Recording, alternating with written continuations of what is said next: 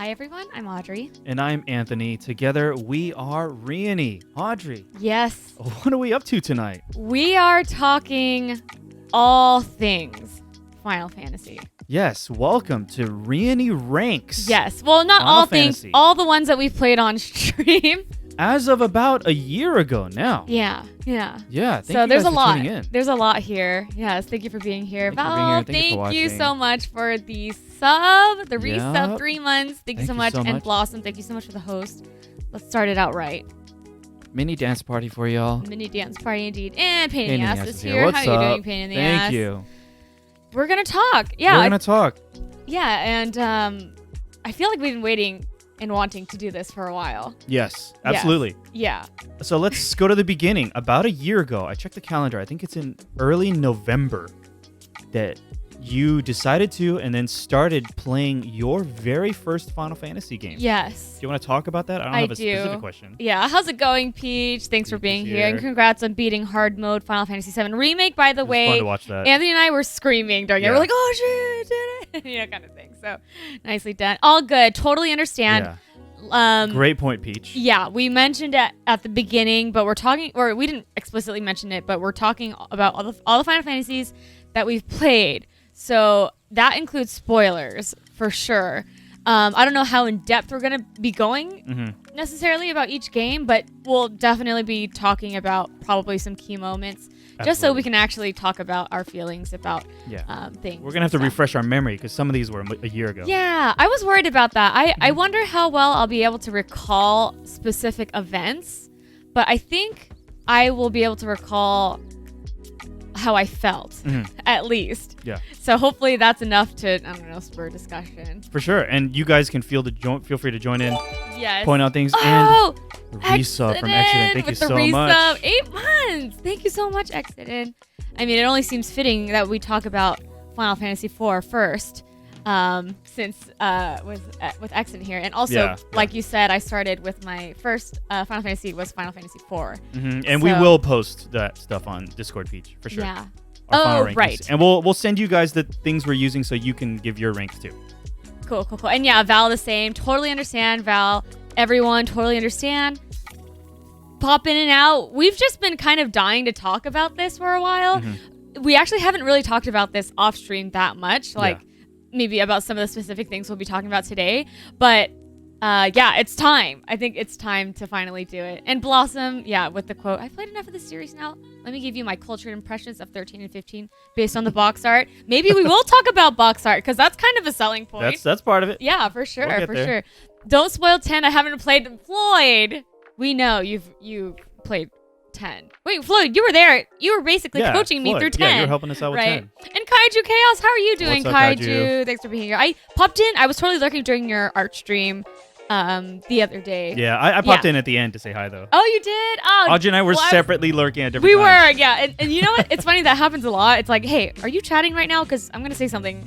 I just want to make sure we're not. We're both separately watching. Yeah. This has happened. Are you already chatting? Yeah. It has happened. Probably for all the people in our chat who are like our streamers. Yeah. We've had this discussion. Oh yeah, Val. I was totally looking during that as well. And you did it? Yes. Congrats, Val. I kind of feel like I might want to take on that boss at some point. We'll see, but it's on my mind. It's on my mind for sure. Also, a lot of the secret bosses for all the games that I played. Yeah. Anyway, getting back to your question. Yeah. Sorry, what was your... Tell us about the beginning of your Final Fantasy journey around October, November, end of last year when you started. Yeah, I was trying to think of something. Oh my gosh, I'm sorry. Tofu was on my lap and he decided he didn't want to be here anymore. Can you get down? I don't know if he can get down. Excuse me. Oh, Tofu. So Audrey had just come off of playing a bunch of Metroidvanias back to back, right? You were playing Ori and the Will of the Wisps. You played You played Bloodstained, Symphony of the Night, Super Metroid. Yeah, and I had always had a superficial love of Final Fantasy without having played it. I don't know. That's the best way to describe it. Like, I love the look of the Final Fantasy was a poser. Game. I'm just kidding. No, I mean, that's pretty fair to say. I hadn't played any of the Final Fantasy games. Sure. So I mean, I had read about things here and there, and hey, I had Alvic, seen what's up? all the cutscenes. Hey, Alvic, how's it going? We were talking about the Final Fantasy games and how I started playing them last year. And so I was like, I think it's time to make a concerted effort to play one in full. Because I've dabbled here and there. Sure. And since we started streaming, I was like, you know what? This is a good way for me to focus on something like for however many hours at a time and just fully devote myself to something. Yeah. And so I decided to play Final Fantasy IV. Can I ask? Yeah, so I was going to ask about that. Why 4 as your first one? I think Cher's asking the same thing right now. Yeah. Hey, Cher. How's it going? Yeah, I was surprised you jumped right into 4, considering that it doesn't get mentioned that often. One of the things that I love before playing the games, one of the things that really made me feel like I loved Final Fantasy is the music. And I don't know if this is necessarily the reason, but one of my favorite pieces out of all the Final Fantasy games is Theme of Love, which comes from Final Fantasy IV. And I don't know if that was necessarily reason enough, but that was a reason. I think also I was like, it seemed like it was, like you said, not one that wasn't mentioned that often, but it was one that was mentioned enough that it was on my radar. So it was like not, I don't know. It's not. You think it was like maybe one of the more simple games too, like not too many modern gameplay mechanics? Oh, was that a factor? I had considered that about all the kind of older Final Fantasy games. I don't know if I actually considered. So that wasn't necessarily a factor. I actually did not consider gameplay as a factor. Oh, for, sure. Okay. For them at all. But I think, just it was weirdly like not, didn't sound, I don't even know what I'm trying to say, like talked about too much, but not talked about too little. Yeah. So I kind of felt like it was like a good in between for me. And I was like, okay, let's just try this one. And so I decided to jump into 4, and yeah, that's kind of how I picked it. I think I hadn't really rationalized it, I don't think, but that's probably where my mind went. Thank you for that introduction to the beginning of your Final Fantasy adventure. I want to segue into the next section with Final Fantasy IV. However, let's give a brief outline for tonight. So we have some structure. Yeah, we do. I genuinely wish we had more time to prepare. Yeah. But this is how it's going to go. We're going to actually do a little bit of show and tell, but at the same time, just recap our feelings about each game. We brought out a bunch of copies of all of the games that we're going to be talking about right now. A lot of duplicate copies. Yep. And then we're going to go into a couple of tier makers that I've prepared. Where we're going to rank a couple things that'll help spur conversation. Pretty much everything is just going to help spur conversation. Yeah. And the resub from Pain in the Ass, thank you so much. With the 8 month resub, thank you. I think Pain in the Ass, joined during 9. During Final Fantasy 9, which I'm excited to talk about. So yeah, we're gonna do a couple tier makers, and then we straight up have ranks. Yeah, we're gonna rank the games across a couple of different categories. Yeah, and this is a joint ranking. Yes. So we have not talked about this at all. Yeah. So I'm really curious where we're gonna align, and maybe have to compromise. Even. Yeah, where we're going to have to compromise. And the way that we have the ranking structured, we may or may not just come up with a couple more categories to rank on the fly, depending on how things go tonight. We don't want to go too late. We're not ranking Final Fantasy hair today, are we? Unfortunately, that's going to be a long discussion. Yeah, hairstyles. That was that was a suggested one from Kessler. Yeah, I saw that such a good in category. the past for 7 Remake when we did our 7 discussion. And I was like, that's such a good one. You might want to do that again one day. Definitely in the future. So Kessler, thank you for that suggestion. Yes. Scrolling back a little bit in chat. Yes. Theme of Love is one of the best, Blossom says. And Val remembers that was the music that you proposed to me too. That is correct. That is one reason that I love that piece. But I already had loved it before, of course. Floyd. Blossom brings up 4 seems to be framed often as it's really good, but don't make it your first. Sure. Floyd disagrees and say don't make the DS version your first. Funny you mention that because the 3D remake for DS. Pain in the Ass with a tier 3 sub upgrade. That I played. Oh my goodness! Thank you so much. Thank you so much, Pain in the Ass. Oh yeah, let's go. Thank you so much. Thank you so much. Thank you. But yeah. Shall we just go into it? Yeah, let's do it. So yeah. So what version did you play of Final Fantasy IV? Audrey? I played the 3D. It's called a 3D remake, right? It was a for 3D the DS. remake. The reason is that at the time, it was the easiest version for me to stream. Yes. And in general, for us, I would say, the lower the barrier of entry, the more likely it is. The more likely it is we'll play it. Now there are, I think, more options for playing it. But at the time, this was the easiest. And I was like, sure. Yeah. Of course. You were playing it on Steam. Yes. So technically, this is the original 3D remake on Nintendo DS, ported to mobile. And then the mobile one was ported to Steam. Had the original version been available, that would have been my first choice. And we had talked about this before jumping in, actually. Yeah. But at the time, I was like, I just want to play it. We have the means now. We do have the means now. Hey, maybe that's worth a replay. See how it's different. Yeah, not only that, people have mentioned this version, Final Fantasy IV Complete, the PSP version. People vouch for it for sure. Complete. How does that... Does it have the after years? It has the after years, and it added what is it called? Interlude? As I was playing 4, there seemed to be a meme about the after years. Mm-hmm. Absolutely, there was. That just like the pinnacle of Final Fantasy. I don't know, the height of Final Fantasy, but never got around to it, unfortunately. Blossom said they liked the DS version a lot. Maybe the augment system was a little bloated, but other than that, I love it. That's right, where you could take job actions as you acquire them throughout the story and apply them to other characters. You guys are going to have to... So throughout tonight's stream, feel free to remind us about story elements we've likely forgotten, characters, gameplay mechanics, just to refresh our memory. Yeah. But yeah, maybe you got like Young's kick or something, and then you could apply that to another character. Right? Oh my god, like I remember this. We were trying to optimize it for a second playthrough, but we didn't even do a second playthrough. And I remember I gave...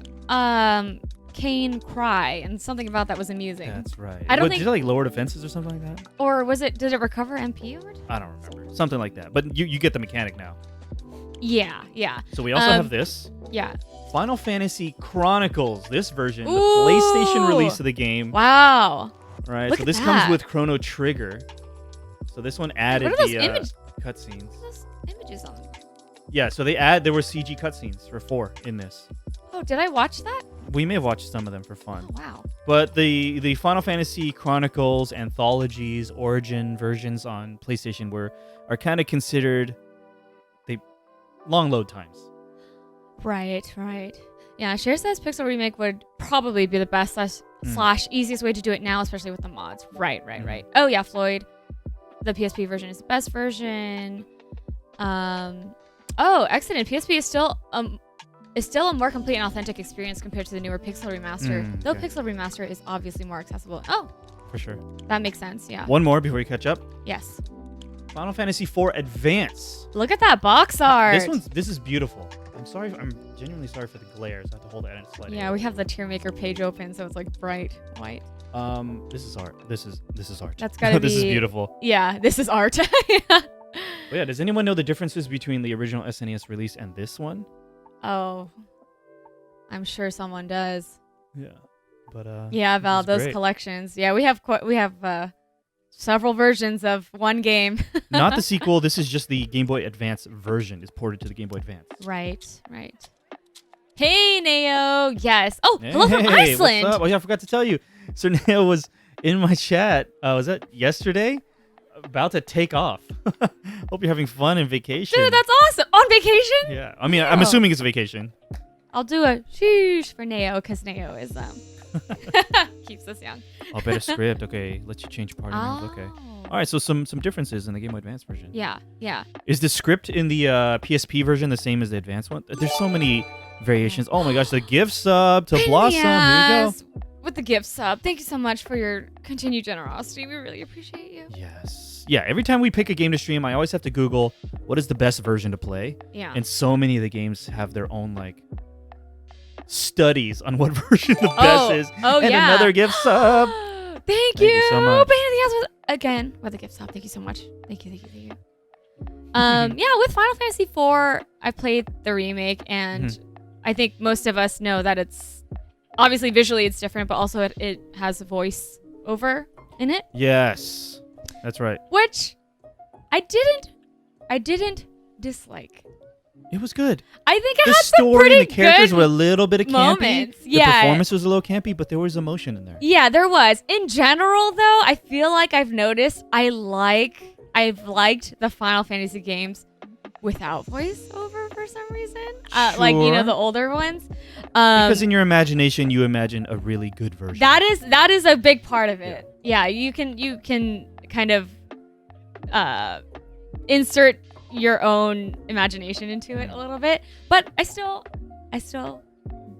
enjoyed. It had its moments. Like it did. Lots of great screams. Yeah, absolutely. I love hyper dramatic anime scream. Yeah, I remember there was a particular scream when we meet a character. It's like, no! Be explicit. Spoilers are okay. Oh yeah. Spoilers open. Maybe you don't remember that. I remember it's one of the main characters. How come I can't remember? Rydia, thank you. I was like, it's not Terra. I'm getting confused. See, I'm terrible. I'm terrible with names in general. Green hair. Rydia. Yeah, you mean her? She's like, no, and then like it kind of transitions to in a fight, and she's like smiling, all cute. Yeah. It's like no. Yeah. Kind of thing. So let's move it along. We got sorry. a ton of games to go through. Yeah, we have a lot to talk about. Is it okay if I just? Yeah. Go ahead. Yeah, move I it guess along. just hop into the next Yeah, one. you're gonna have to tell me. Wait, should we do this in the order in which you played the games? Oh no. Oh. You've already laid it out so nicely like this. Well, it doesn't matter. I can reach them all. Oh, whatever's fine. We'll go in whatever order. So you'll notice we don't have the SNES version. That is on the wish list for the collection. I want a complete in box. Oh, yeah. Final Fantasy II. That must be hard to find. Same thing for Final Fantasy VI. So Audrey played Final Fantasy VI using our SNES Classic. It was the original SNES version of that game. We heard a lot of opinions and preferences and retranslations of this and that. But Audrey just went straight with the OG SNES Classic one. So it didn't have the retranslated spell names and item names and things like that. Oh, that's so right. What did you remember from that? Well, it was like Bolt 2, Bolt 3. Oh, I'm not gonna remember. Or am I thinking 7? Something like that. I'm not gonna remember, hey, but I understand the sentiment. sentiment. Hey, Savage Music Man, how's it going? So we don't have a lot of Final Fantasy VI. We have this. This is PlayStation 1's Final Fantasy Anthology. And this would include Final Fantasy VI and Final Fantasy V. Yeah. Yes, yeah, Music Man looks so good. And we are talking about Final Fantasy today. We're just kind of showing a little bit of our collection, about the games that we played over the past year. And we also have this complete in box Final Fantasy VI Advance. This is just ported to the Game Boy Advance. Nice. Yeah, Peach, you guys have so many hard copies. I literally have 2 PS2 games. This has been an ongoing project for Anthony over a while, so it's my dream. Yeah, it's really the dream, trying to collect all these games. Mm-hmm. Yeah, okay, Music Man already coming in hot with the favorite. Favorite is 7 because of the nostalgia. Nice. Nostalgia is a huge factor. A huge factor for sure. Yeah, I just started playing them for the first time last year. However, I do feel some sense of nostalgia because you're aware of them, music. Listen to the music, and you've seen characters. Yeah, seen characters, read things here and there. You saw the characters appear in Kingdom Hearts. That's right. That was my first in-game exposure to Final Fantasy. A lot of these characters, yeah. Yeah. Any quick remarks on Final Fantasy VI? Pretty big jump from 4 to 6 in terms of story and storytelling, don't you think? Yeah, definitely. With 6, there's definitely this like theatrical theme and type of storytelling throughout the whole game. I mean, there's also literally a moment where we go to the theater and have like a whole thing. A lot of comedy, really expressive comedic character sprites. Yeah. I think throughout my playthrough, everyone in chat, and I saw it for myself, just continually praised the cast of characters and how they all kind of have a moment to shine. Yeah, and I think there's been kind of like discussion about the protagonist and how they all kind of have this moment, or not all of them, but many of them have their own moments. So it's kind of hard to really pin down a lot of them have very valid arguments. A main protagonist, yeah. So yeah, those are just some thoughts. With the theater thing, they carry this theme throughout to the end. And I was thinking about absolutely. this before. Like, the credits scene even is like a curtain call for like a musical. Like, everyone goes up basically to take a bow in the way they present the... It was beautiful. It's not literally like that, but it's a kind of a moment. I need to play it myself one day. I didn't... Yeah. I wasn't 100% present for your entire playthrough, but enough to really see what makes it special. Yeah. Yeah. One of the... I feel so weird about talking spoilers. It's just like, I'm like... We got her. I mean, not just mid-game, like, the worst thing happens to the world, and I didn't know about it. I was like, where do we go from here? Did you know that? No, I didn't. It was spoiled to me years ago. I remember you told me, like, literally after it happened, Anthony was like, I knew this. And I was like, oh, damn. Yeah, so a friend of mine, yeah, Mutt with a resub. Yes, excitement Thank you time. so much. Thanks for being here, Mutt. So I was just hanging out with friends, and we were talking about video games and talking. I don't know exactly the conversation, but the friend said, "Oh, but Final Fantasy VI, the villain, it's like the only villain I can remember where he got what he wanted." I was like, "What? He destroyed the world." I was like, "What the? I haven't played it." Yeah, I don't know why. It like completely subverted my expectations. I was like, "Oh, they did this in this game?" Yeah. It just felt like weirdly advanced. Yes, like, absolutely. In terms of storytelling, I was like, whoa. You just had it just sinking feeling in your stomach of like, where do we go from here? Yeah. When does when else does the game do that for you? Right. Hey, Kimpy, welcome back. Kimpy, how you been? Hey, how's it going? Kimpy says, I started playing 6 like 3 times, never got further than 6 hours in. Wasn't possible to love it without nostalgia. Oh, you think so? You think so? Okay. We appreciate that perspective. Definitely. Cher saying, I feel like 6 is the most complete and representative of what makes the series so good. Oh, series good. I can see that. I can see that as well. And I feel like I've heard this about 6, and 6 is definitely highly praised. Doing a lot with a little. Like the limited sound fonts, the limited sprite art. I keep having that feeling while I'm playing these retro games, just like, how do they do all of this? How do they convey so much? I mean, at the time, this was like the height of their technology, but I just feel like it's like, you did all this with the limited technology. I mean, if you compare with then and now, it's like, wow, you were able to do all this. It's pretty amazing. Yeah. Yeah. Moving on? Yes. Sorry, you can catch up. Go ahead. You can go ahead and continue. I want to say Valborn's message. I kind of resonate with this. Wish I played Final Fantasy as a kid. I only started playing Final Fantasy last year, so I never had any collections. Oh. Yeah, I totally understand this sentiment. It's weird. It's like, on one hand, I wish I played it back then. On the other hand, I feel like I'm like getting a pretty great appreciation for these games, playing it as an adult and streaming it. Yeah, because I don't know, something about streaming it, I'm able to just like 100% focus on the game. Yeah. I mean, of course, there's chat, and you're kind of putting on a show in a sense, but like I don't know, it's really changed the way I've been playing games, and it's been pretty cool. Yeah.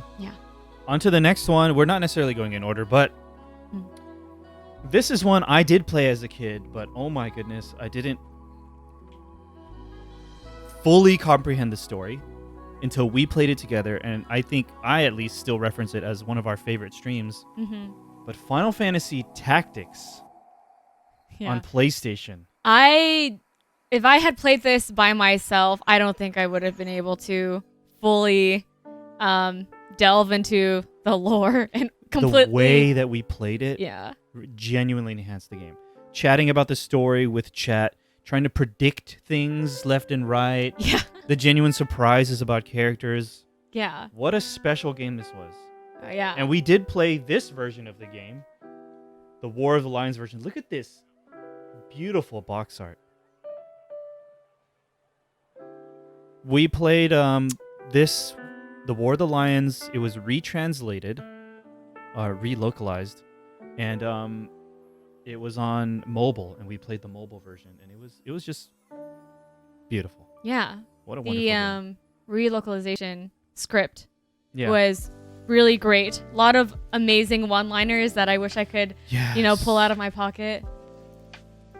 Dude, and I don't know what it was, but I felt like I've watched back on those VODs, and I feel like when we ended the game, it was like an A+ for you.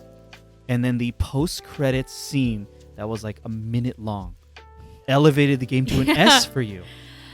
I could see it in your face. It felt like it. Yeah, that's fair because this is another one of those games where I'm like, I don't know. I didn't expect it to go where it went at every turn. We keep referencing this, but throughout, especially the first couple streams, Audrey kept trying to categorize characters. Is that a good guy? Is that a bad guy? Yeah. And then what happened with that notion, that endeavor? Pretty much, no. I mean, like, yeah, it's weird. It's pretty gray. Everyone's gray as heck. Yeah. Different shades of gray. 50 Shades. Okay. All right, moving on. That's a different game, but yeah. Floyd. Oh, last save point. Last save point. Thank you very much for the. Thank you so much. Time does fly. Thank you. Yes, 7 months. Thank you so much. We are talking about all the Final Fantasy games that we have played on stream. Thanks for being here. Last save point. Spoiler warnings for a ton of games. Yeah, a ton of games. Floyd, I don't like tactical RPGs, but that's just me. Yeah, I didn't actually get my hands on the game itself. I was kind of along for the ride while Anthony was playing it. Yes. But I was able to kind of backseat with you. We didn't play the game in a normal way at all. Yeah, but I don't know how I would fare playing a tactical RPG like that by myself. It was nice. Though? I'm sorry? Curious, though? Curious, but the stakes. Something about when you were in a battle, it's like, buckle in. This is going to be at least 20 minutes. Yeah. And if you fail, you're going to have to start from the beginning. Yeah. Luckily, you did a ton of work off stream so that when we got on stream, it was pretty, everything went pretty smoothly until, freaking chocobo. The chocobos, because the way the game scales, I think the monsters actually scale with you. Is that how it works? So we got destroyed. So Anthony would do all this grinding, and then we backfired. It completely backfired. Was that the first game on our stream where I started doing that, the off-stream grinding? Yes, because I think that was our first like long form playthrough as a duo stream. So the stakes are high, but it is definitely like engaging. Yeah. It's like mid-battle dialogue too between the characters was pretty. That is very sweet. Calling each other out. Yes, definitely. Moving on to the next one. Let's just hop into this. All right. Oh yeah, let's do it. So this game is special to me. This is not my original copy. My original copy, I think, is at my parents' house. Nice. Final Fantasy VII. This is my first Final Fantasy. I've told this story, but when I got my PlayStation, my cousin gifted me this game, and it changed my life. I didn't beat it right away when I had it, but I eventually beat it throughout my childhood. And along with 8 and 9, those 3 Final Fantasies I've replayed over and over. But there's something about watching Audrey's playthrough that elevated my enjoyment.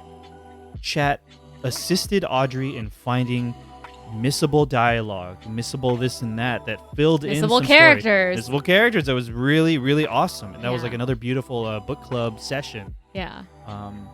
So Audrey actually played this version, right? Yes, the Switch version. The ported to Nintendo Switch version. This one is from Asia region. I don't think it was released physically in the US, Final Fantasy 7 and 8. QB said, I replayed most of the Final Fantasy games during COVID, and it changed my inner list I had for years. Whoa, I am so nice. Curious, Kimpy. If you want to... We'll get there when we start ranking them. Yeah. Or if you want to like prepare it now or even send it now. I mean, totally curious. We also have this copy. We showed it off before, but boom, who had this box? The trapezoidal PC release of Final Fantasy VII. Check out this weird as heck box. Is it even fitting on the stream? Yeah. Look at this. Isn't this sweet? One of the best role-playing experiences ever. Is that what it says? At the top, a huge quote by a PC gamer. Look at this, that dude. is really sweet. That reveal was... The 7th time is a charm. Fantastic. Newsweek. Incredible. Yeah. Iconic. Yeah. After playing 7, I was able to see why Sephiroth is such an iconic villain. Or considered a villain. Yeah. Move it along? Sure. Let's move it along. Oh, which way do you want to go? Let's go. Yeah. Okay. This one, Audrey and I streamed together in a duo stream. My goodness. What the heck were your expectations going into Final Fantasy VIII? This game was special to me. I pointed out before. Something about the emo-looking and sounding Squall and the romance with Reyony just resonated with me at that age. Yeah. I didn't fully comprehend the story at the time, but the look of the game, the characters, just clicked with me. It was explicitly marketed as a love story. Yeah, it says it right here, right? An epic story based on the theme of love, set in a massive new world. Have I told the story about? No, I don't know. Okay. At school, we had a project. I think where everyone had to bring in a piece of music, play the song for the whole class, then talk about it. I was a super shy kid, and I was not into like popular music at all. I was like, the hell, I put on freaking classical music radio. That's all I really listened to. I think I was the same, actually. And then I didn't listen to pop music. I was like, because we're supposed to talk about the lyrics or something, right? I was like, teacher, the music I listen to doesn't have freaking lyrics. Teacher. How dare you? So eventually I decided on Eyes on Me. Think about how embarrassing dude. I mean, it's special now, but oh my God, I was so embarrassed. I played Eyes on Me for my class. Maybe one of my friends still to this day was the only person in class who even knew what the song was. Oh, and she didn't even play the game. It was like her brother played it or something. Oh. So I had to play Eyes on Me for the class and talk about it. I was so embarrassed. So cute, though. I mean, did anyone think it was like strange? I feel like it passed as like a pop song. All of that is wiped from my memory. Oh, okay. I don't remember how it went over. That's about it. I would love to hear your lyric analysis, though. The lyrics are so that's also here. Unique. Switch. We played it on PC, though. Yeah. Eyes on Me slaps. You were ahead of your time, Anthony. Last save point coming in here. Well, the song's still special to us. Yeah, Audrey and I did our first dance at our wedding to Eyes on Me. That we did, yeah. And we sang it for our charity stream. That's right. Why did I forget till now? Yeah. Who was here for which stream was that? That was one of our charity stream. Survive to 5. Survive to children, 5 right? goals. We finished that stream and Audrey and I sang together. The VODs are out there on our YouTube. Yeah. We sang Eyes on Me. We did. Then we ended the stream. Yeah. Hey, we got this too. This is really sweet. Yeah. More traditional box shape, but it's like holographic. I showed this off before. PC physical copy of Final Fantasy VIII. Look at this.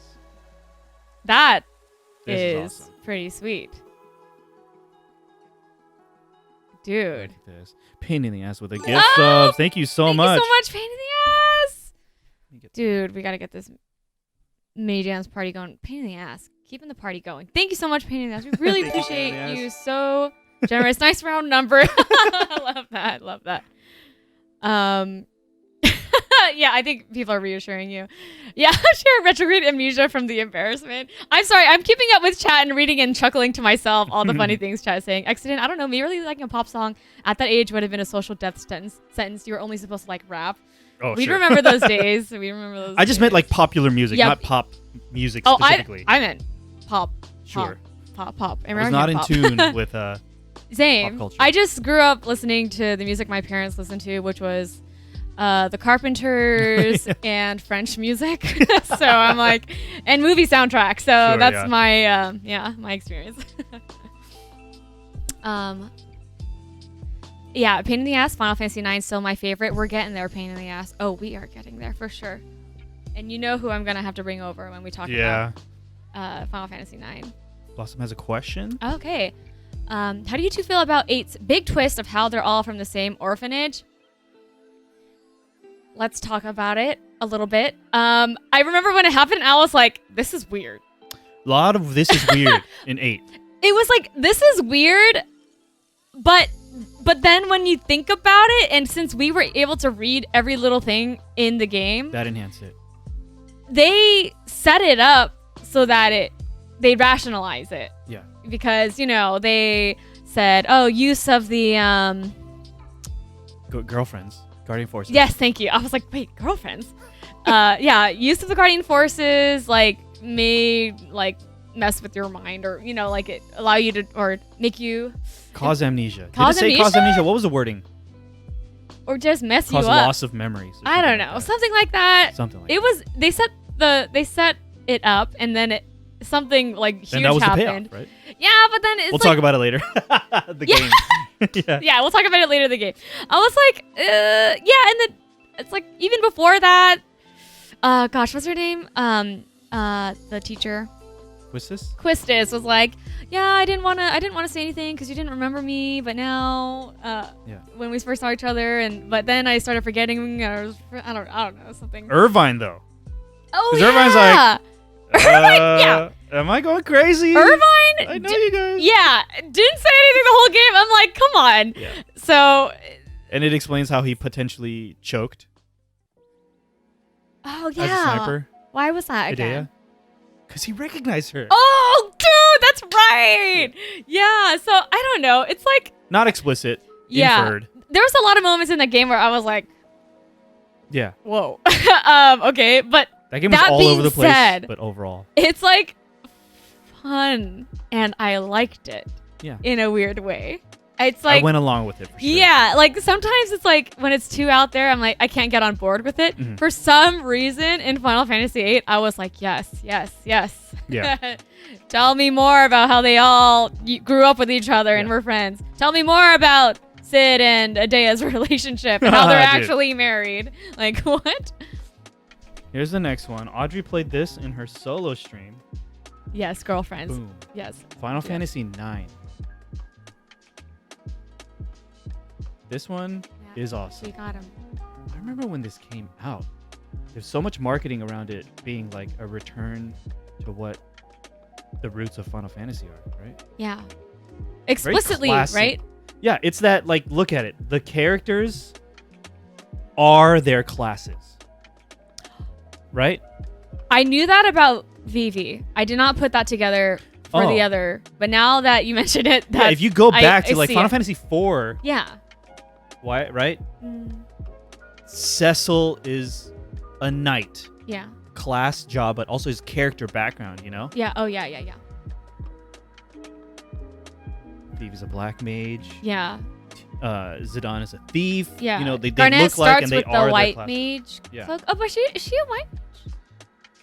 She's a summoner, ultimately. Summoner. And that's part of the story. Oh, that's right. Oh, yeah, the summoner horn. I really like this box. This is the Nintendo Switch version, which is the version Audrey played. Yeah. The summoner horn. Yeah, the summoner horn. I don't know. Oh, you grabbed the VV. About Ku. No, not Ku. Quina? Yeah, Quina. That's right. Yeah. Vivi the best. Oh yes. The play online stuff did annoy me at the time, Mutt. Play online. It's the strategy guide. Oh remember? yes, half yes. of it was online. I didn't know about that until someone mentioned it. That is pretty amazing. Oh, there's a lot of references to 4 and 9. I think maybe some of the references were pointed out at the time. I can't remember them. Yeah. Oh, I didn't know about that about the marketing Blossom, but I did know that they were developed side by side. That's why they came out only like a year apart. No, it's the same development team, you know. Yeah, about 8 shares is definitely ambitious, despite the swings maybe missing sometimes. Yeah, ambitious is a good way to put it, for sure. I mean, how do you follow up Final Fantasy VII, you know? Oh, were we talking about 8 at the time? Yeah. Okay. Yeah, how do you follow 7 with, I guess 8? Yeah. Kingdom Hearts, fun times. Where do we go now? Thank you, Kimpy. We have an amazing collection, Kimpy says. This one I streamed, but then Audrey watched a playthrough later. Crisis Core, Final Fantasy VII. Yeah. I streamed this, what, was that this year? Earlier this year. Yeah, it must have been this year. I played this game late. I didn't have a PSP when it first came out, but I eventually got one. I eventually played it. And then I replayed it later on in my life. And then I played it again on stream. Fun game. It has a lot of really dramatic moments. I know it's divisive in our community and the community at large about the compilation of Final Fantasy VII, whether or not they really add much to what made the original game special. But Audrey knows this about me. I will endure a bad show, episode, season, and I can feel that it fills out a whole. It's a puzzle piece in a big picture that I overall enjoy. I get this. That's just me. I get this. Yeah. I mean, this exists in other things like Marvel, Star Wars. Like people, if you get invested in a thing, you will eat up everything about it, no matter what it is. Yeah. And I get that. I get that about 7 as well. Yeah. That's just how I am. Yeah. Oh yeah, 8. Final Fantasy VIII is Kingdom Hearts before Kingdom Hearts. Yes, Floyd. That's a great way to put it. Yeah, with the Nomura's craziness. Here says, yeah. Here's this. Audrey played this for the first time right after finishing the original. Final Fantasy VII Remake. That I did. Boom. I didn't grab all of the Final Fantasy VII Remake stuff because we also have the First Class Edition with the Hardy Daytona Cloud figure, oh, yeah. the deluxe and everything. But I do have the freaking steelbook it came with. Yeah. Sorry for the glare again. I have it in a box protector. Yep. Yeah. Floyd watched the 5-hour movie Crisis Core. Same.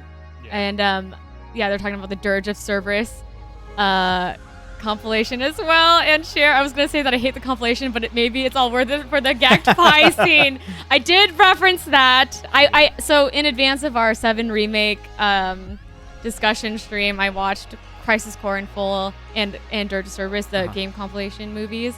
And yeah, there was just, I didn't know how to describe it. There's like this, when like a Power Rangers moment, everyone's on the screen and they're like, go! And then it's like, yeah, and then it goes, kind of like gacked. Motivational. Rock scene. Anyway, we're not talking about Dirge of Cerberus today. We also did, Audrey actually played this version. So I played the PS4 version. When Audrey streamed it, she played the PS5 Intergrade version, which included the Yuffie DLC. Hey, Colin, how's it going? And here's the steelbook that came with that. This is awesome. Yeah, pretty sweet. So for someone who hasn't played Remake, where is it up to right now? I think I read DLC has Fort Condor. Correct. Not in the way that you're thinking of. Not in the way you're thinking of. Yeah, maybe we won't say any more than that. Oh, no? I mean, unless you want to know, Blossom. Oh, okay. Because if you're thinking Fort Condor, you're thinking a little later in the game. Sorry. Yeah, it takes a different form. Yeah. It's not Peach. We know you like Sonon. Similar but different. What was it? Oh, Peach. Yes. Peach, so funny. We were there. Yeah. Peach said, and I quote, "Not me simping over pixels," or something like that. I was like, somehow that's so relatable when it comes to the Final Fantasy VII characters. They know what they're doing.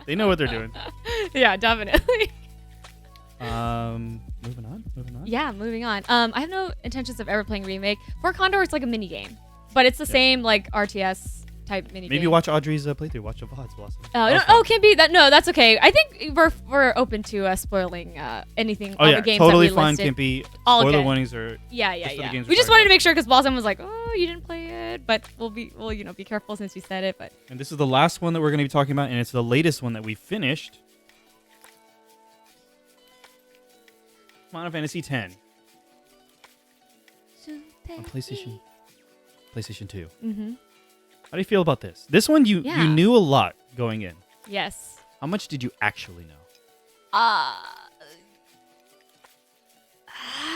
We played the Steam version, by the way. Less than Final Fantasy VII, so it turns out not very much at all. Sure. I had imagery in my mind. I just didn't know. Again, I didn't know the context for it. Mm-hmm. I set this at the time when we played 10, but at the very end of 10, I was like, I just pretty vividly remembered like a big summon battle.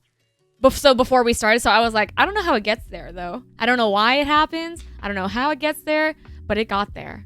And yeah. Any other remarks? I have a ton of copies of this freaking game. Final Fantasy X. Show off. I think it was first one with full-on cutscenes. Yeah. 3D environments and 3D character models. Mm-hmm.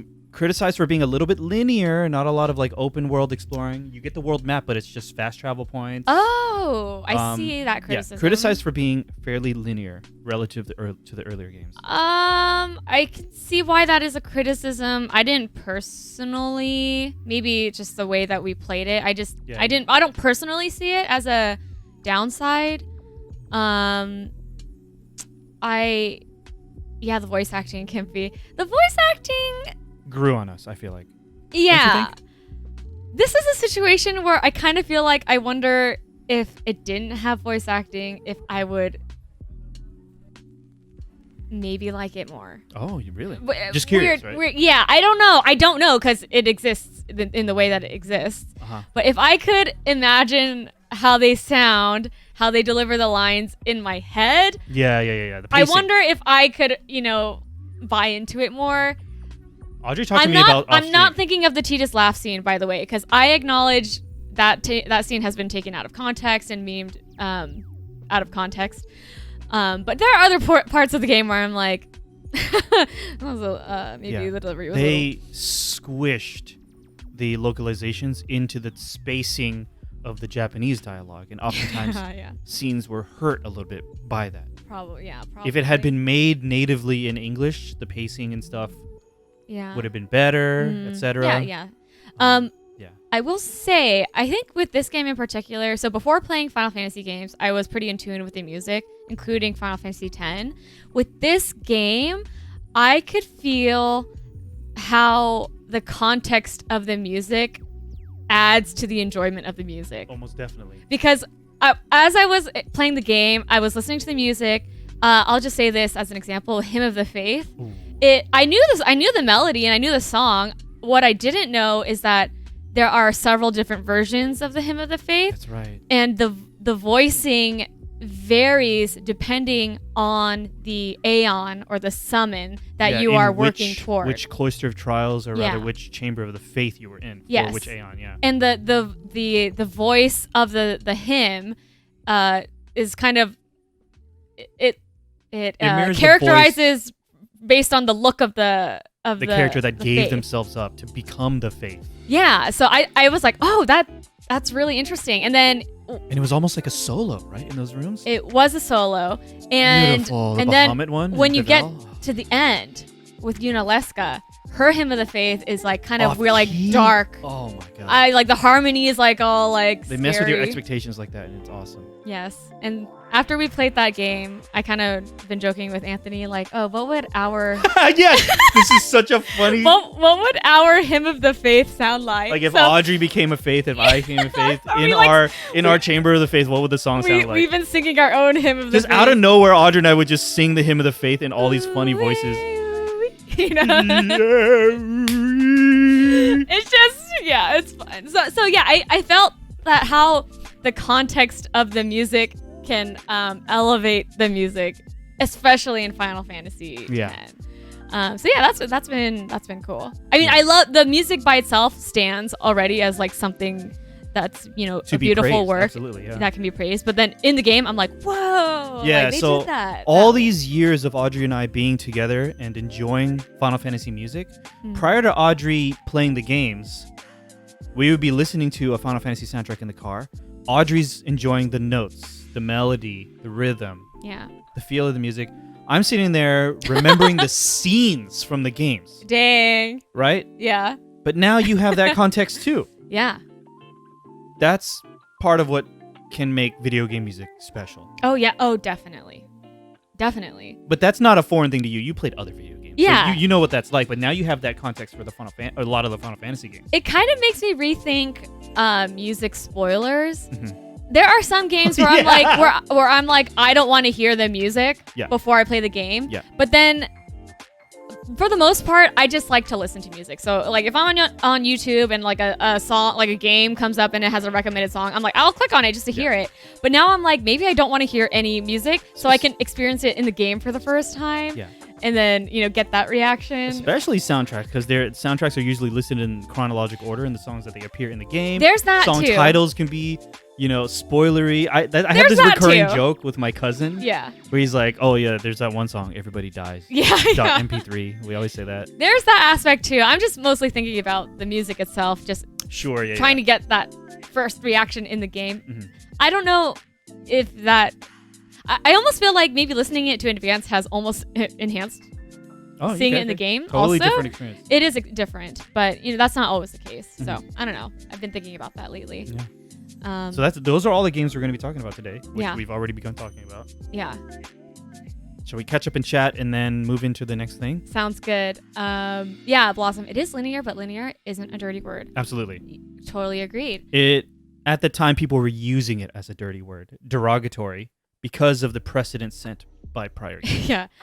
I take all the VA out of the game just so that I'm annoying, huh? Wouldn't play during a dramatic scene. What was that? That was when we were in home, the Albed, in the desert home, and the alarms kept blaring. Oh, and it just sounded like I'm annoying, huh? I forgot about that. Yeah, it wasn't saying that, but it sounded like that. It was like playing through the cutscene. That was definitely a miss. Yeah. Yeah. If you consider that part of the voice acting, I would probably rethink that. Also, I was looking back at the end of Final Fantasy X, and when Tidus and Jack are having a moment, and Tidus is kind of like, sad seeing his dad, and Jack is like, "What, you gonna cry? You gonna cry? You gonna cry? You gonna cry now?" Yeah. But that's just you. That's just your sense of humor. I don't think the game did that. Like did that. If I was standing there, no, the voice acting was like, "You gonna cry? You gonna cry now? That was just the way little he baby speaks. Gonna cry." Yeah. But if I was standing there, I'd be like, "Damn, Jack." Oh. Sick burn. Did you laugh at that? Like, I don't on think stream? I don't remember. I don't think I laughed at that at the time, but when I look back, I was like, "Oh my god, what's wrong with Blossom, I 100% agree. Yuna's wanna scream is always cute. Yuna's voice acting really grew on me. The more you learned about her and her resolve and how early she had that resolve, you understand. I think I like the voice actors and the tone that they took with the characters. For the most part, the jury's still out with Seymour for me. But for the most part, I do like it. Mars with a raid. Thank you so much, Mars. Thank you so much, It's a mini dance party. How are you doing? I was Silent Hill 4. Yeah. Welcome to Spooktober. Yeah, welcome. And we are talking all things Final Fantasy today. Just kind of looking back on our year, or mostly my year of streaming Final Fantasy games.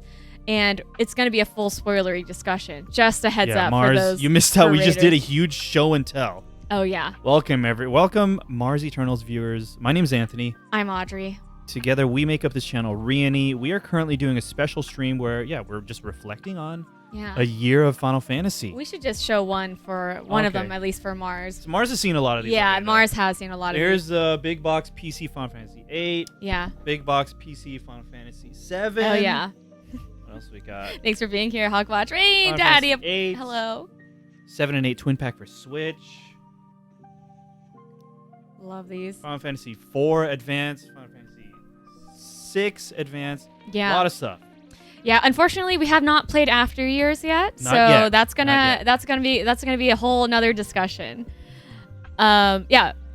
Continuing with what Blossom said, Yuna's Wanna Scream is always cute. Also, Yuna's Jose during 10 remains in my mind for some reason. Yuna's a true main character there, Kimpy says. A lot of strong arguments for that. Yeah. I can see that. Although I think I'm probably in the camp of Tidus being the protagonist. For sure. Yeah, sure. Using your final words before you die to bully someone is definitely a choice. Not just anyone, your son. I was like, damn, Dad, but all right. Oh, yeah. Mutt, it's in English. This twin pack physical release was only released, I think, in Asia, but the entire game and everything is in English, including the box. I do not remember my 7 for PC being that shape of the box. Do they have different versions of the box? No, I think a lot of people who are like reselling their used copy are only selling what's inside this box.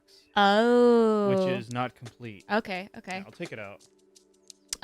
Yeah, Illegal Leonard, one of Mars's favorite games is Final Fantasy X. So this is inside that big trapezoidal box. Maybe Rain Daddy is familiar with this. sleeve. I hope nothing falls out. But it's like this. Wait. In here. I need to see that. Can you close that? Are you stuck? Instead of inside, open up the top. Oh, yeah.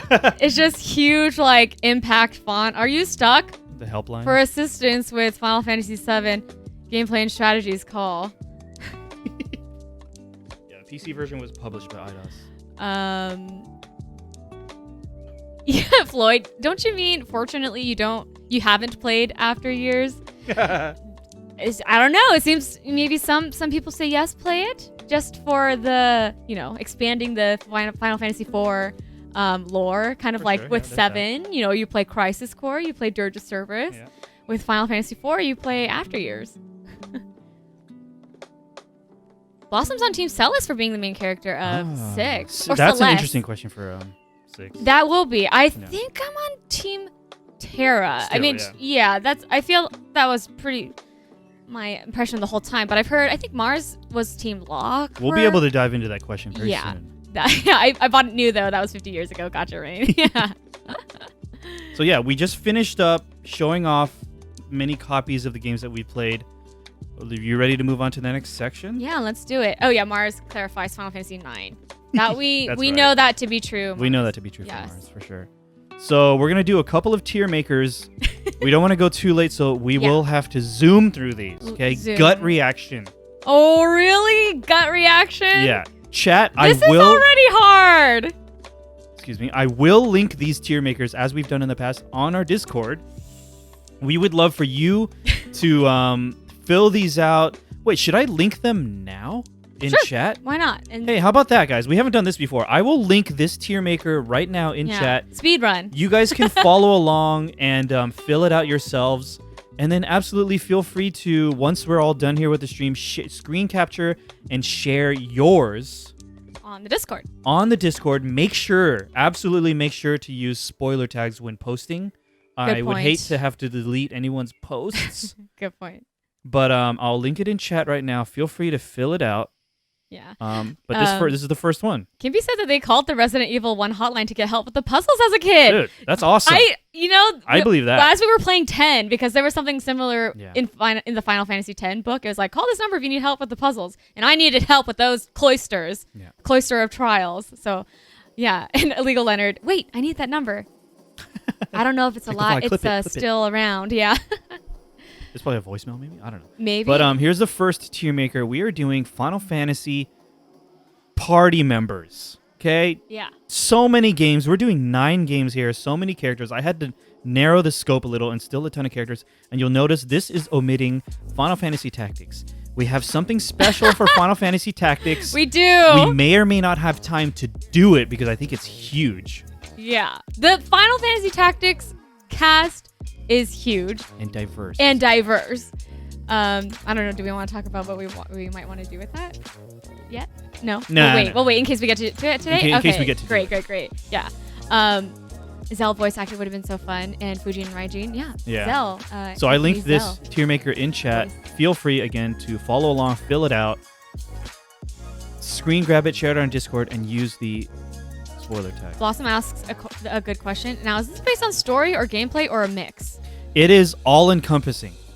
A mix, then. It is up to you, your own personal criteria. If you want to post it and share it on the Discord, maybe give a little context, too. Say, I was weighing things based on gameplay or something like that. It's totally up to you. Right. I always felt 10 would have been a fantastic game without the voice acting. I also felt 8 would have benefited from voice acting and been better received. Interesting. Yeah. I kind of curious about 10. Remake them all. Yeah, there you go. You heard it here first. Okay, lightning round. Hot take. Okay, so at the same time here, if you need some elaboration or reminders about the characters, I will do my best. I'm bringing up a wiki to refresh my memory of all these characters. A mix. You can go all over if you want. You don't have to necessarily go in order. This is just the file name order. Okay, yeah. A Final Fantasy character as like functionality and personality. And you can think of epic moments of that character from the story. And epic moments. Or overall character arc, this right? Is impossible. Like, I remember you had criticisms of, I'm just going to bring up an example, like Barrett had some great moments, but then like halfway through the story, he lost relevance. Right. Things like that. Okay. So consider it all encompassing for the purposes of our stream. Let's just rank them as friends again. That was fun. This is too hard. Okay, let's go. Let's start. Zach from Crisis Core. From Crisis Core specifically. Yeah. Embrace your dreams. Embrace your dreams. He was always positive. He is the positive protagonist. Yeah. A pretty stark contrast to Cloud's character, intentionally, probably. Mm-hmm. And I'm so sorry. We are very likely going to fall behind with the chat, guys. Oh, yeah. We'll do our best. Zola coming out saying S. Oh.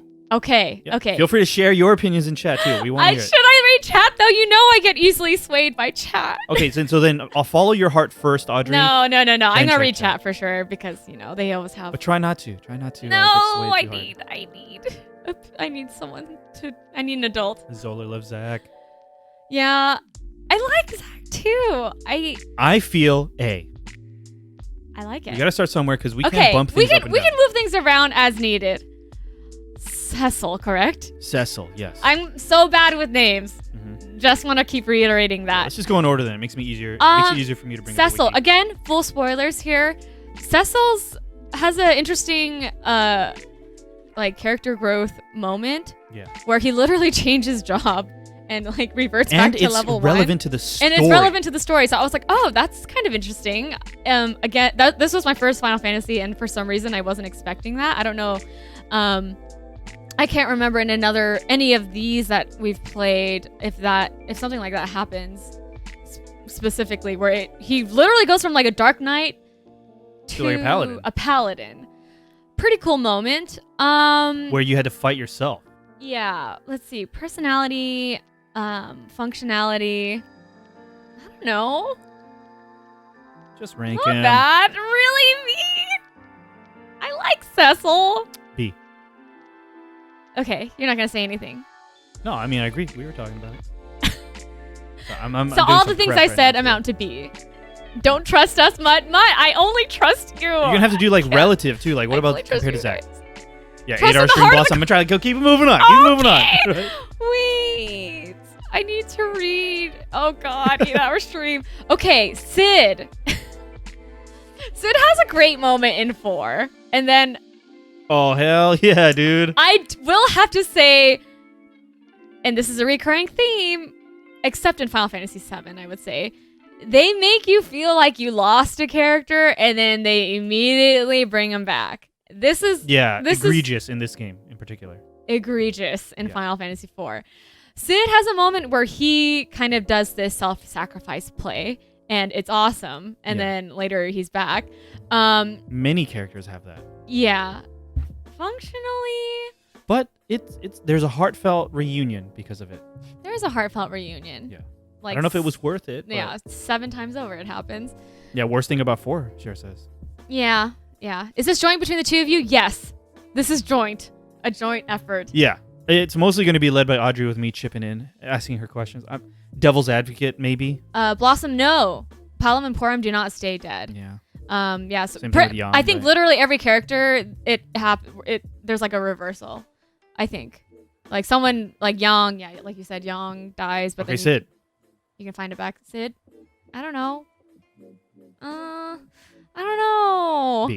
B. Okay. Yeah. Okay. I'm just saying it. I'm not locking it in. I'm just saying it so Audrey can react to a score. I don't know. This is so tough for me. I'm gonna be honest. Yeah. I've been mulling over all these games for the past year, and I still haven't made concrete opinions. Only Tella and his family actually die. That's right. Yes. I completely forgot about Tella. So it kind of hurts a little that we're spoiling stuff, but we totally know that we have to. It hurts. It hurts. It's very strange. Yeah. Hey, Doug. No, they got right. Palom and Porum get unstoned and don't really do anything after losing them. Yes, correct. Yeah, Floyd. Yeah, exactly. Keep coming and going and didn't really stay long. I don't mind something like that. Yeah. I personally feel like that's something better than a character overstaying their welcome. Okay. Yeah. Shadow? Whoa, dude, wrong game. This is Edge. Sure. It's a ninja. Wait, don't tell me. Edge. He was like super womanizing. He was a prince. Right? I know the character. I just didn't remember the name. I'm sorry. Do not hang me. It's been a year. Please. Audrey's learned so many new character names. Oh my god. Burn me at the stake, please. I'm sorry. Edge the Edgelord. Yeah.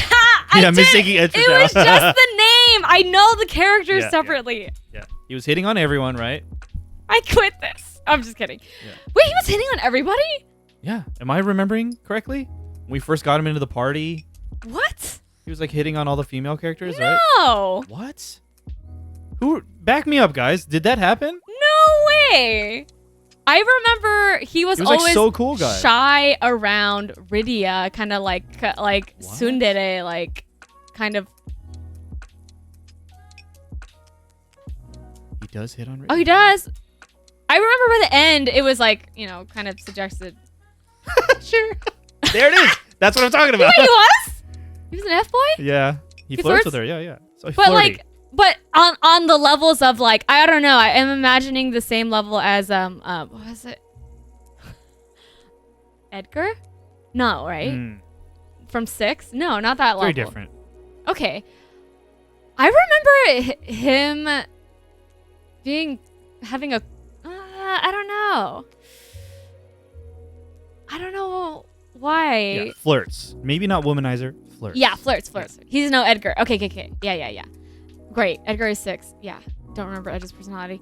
I mean, being a ninja, I feel like almost gives you a little bit of a cool factor. Okay, yeah. Ninja by run. Design. Audrey loves a good ninja run. I love a good ninja run, yes. Oh, there's differences in versions, Floyd is saying. Oh, we gotta move on. Do you have a gut reaction for Edge? See? Sure. That's fine. Do you agree? I don't know. I don't remember particularly liking him. I remember even at some points, maybe the F-boyness. I think I remember a little bit, and I was like, yeah. Oh gosh, I don't tell me. Edward. Okay, yeah. Yes, Edward. Because I remember every prince is named Prince Edward for some reason.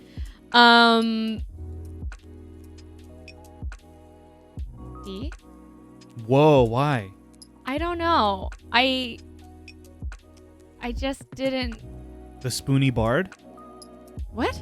He's not the Spoony Bard. He's the Spoony Bard. Oh, he's the Spoony Bard! Tella calls him Spoony Bard okay, because... well, Spoony Bard, I feel like is a nice moment, and it kind of puts on. Because he was in love with Tella's daughter, Anna. I remember this. I don't know, though. I just felt like... I just didn't feel... Doug, Edward is F tier. Okay, Doug. F? We don't even have an F tier. What about... Yeah, I feel like...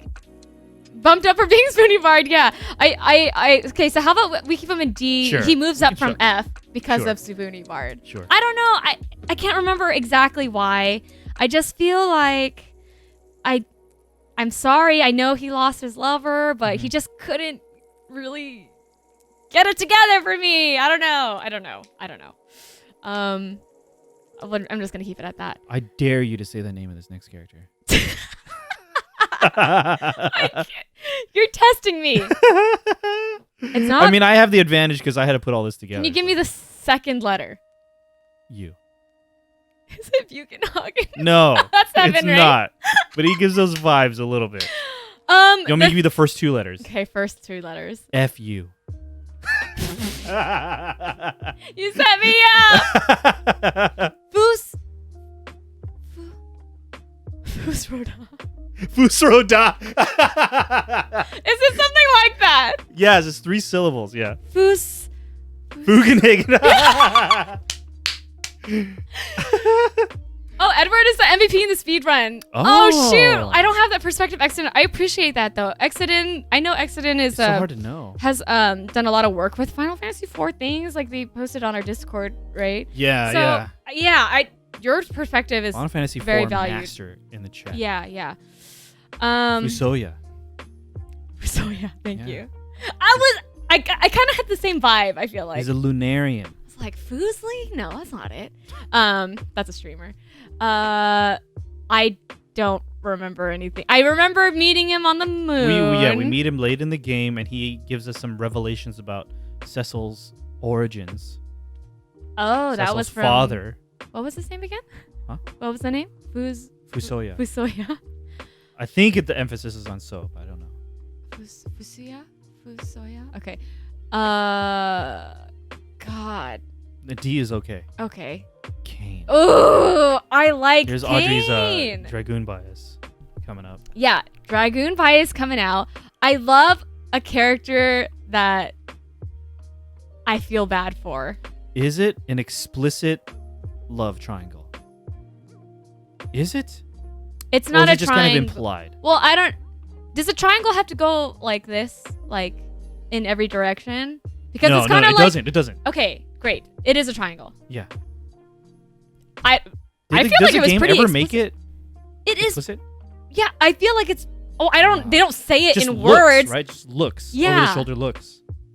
Yeah, over right? the shoulder looks. And the dots. You know, Dot. like everything is the conveyed. ellipses and the in over shoulder looks is enough. And yeah, you know, he does all that stuff to like kidnapping Rosa and stuff like that. All mind controlled. But he confesses like Golbez. there was a part of me that wanted to do this or something. That's right. right. Oh, I remember that now. Yeah. I really like Kane. Boom, right there. A. I'm only saying these to get you to really. Well, you're saying react. boom right there. I don't know. It just For feels me, definitive. I'm just trying to go with the gut, and then I'm letting you react. It feels more like Kane's a third wheel on a bicycle. There we go. That is exactly it. Like I can see that. Rosa and. But it's like the coolest armored, decked out wheel. It looks so cool, dude. It lets you jump. It lets your bicycle jump, dude. Yes, that is Kane. Yeah, it's pretty like Rosa and Cecil are strong, and then just Kane's trying to, I don't know. Anyway, Kane is the OG Dragoon, though. He made them cool, absolutely. He looks. Oh, so you think? cool. Oh, is that like Kane is the? Speaking of triangle, he's right here on the front of the box That's on what I'm saying. the Game Boy Advance version. But really, Kane made Dragoons cool. Like before that, was there a like Dragoon character? Yeah, was Dragoon one of the classes? That was in kind of like even. I don't know. I mean genuinely that don't know. I love that for Kane. Yeah, Kane's a pretty interesting character, especially considering how old that game is. For sure. I knew from the beginning. I was like, I love this brotherly relationship, and then suddenly, something happened. Kane's flipped, and then we find out he's mind controlled. Mm-hmm. Twice it happens, right? He like knocks out, he gets out of it, and then it happens again. He's back in. Got him. Yeah. So. And Red Blossom, we'll see right now. Palom and Porum. Okay, Palom and Porum. Which one's which? Are there going to be different tiers? Oh, gosh. Palom is this one, and Porum and then Palom, left to right. No? Great question. You don't even know. I mean, for me, they're equivalent in my mind. They have different personalities. They have different personalities, but they're kind of the same note. You can be a different personality and have like the same. You fulfill the same. I think Porum's on the right. Okay, then I got it wrong. I like them, and they have. It's like you get the perspective of a kid, and they act like kids, but then they're also like weirdly perceptive and smart, and yeah, there was some wisdom to them for sure. They were able to see through a character's BS before. Like someone was like putting on a facade. I don't remember exactly, but I remember Palom and Porum were like, we're kind of like playfully like calling him out, like, hey, should we, you know, like, I don't remember exactly, but I just remember that moment. And then that sacrifice play was like surprisingly powerful. I don't know. So there was a moment where these walls are closing in, and then they turn themselves into stone to stop the walls. Amazing. Yeah. And then we can't get them out of that until much later in the game. Yeah. And I was like, oh my god, that actually happened. These little kids gotta leave them behind. Knew exactly what they needed to do, and I forgot who they turned to, but they were like, hey, we got to do this thing. You keep doing what you got to do, and good luck. Maybe? I don't remember, but I remember thinking like, damn, that was like a pretty cool moment. Yeah. That being said, B. Sure, yeah. For both, I like them though. Yeah. They're cute. They are cute. Yeah, so it looks like we're in the chunk of Final Fantasy IV characters. These images are from the 3D remake, originating from the Nintendo DS. Oh, Floyd, thank you. Pelham was arrogant but funny. His sister was confident but serious and always smacking her brother. Yeah, that definitely the spunky little brother and then the more mature older sister vibes. Yes, that dynamic was fun. Thank you for summarizing that. Thank you. Rosa.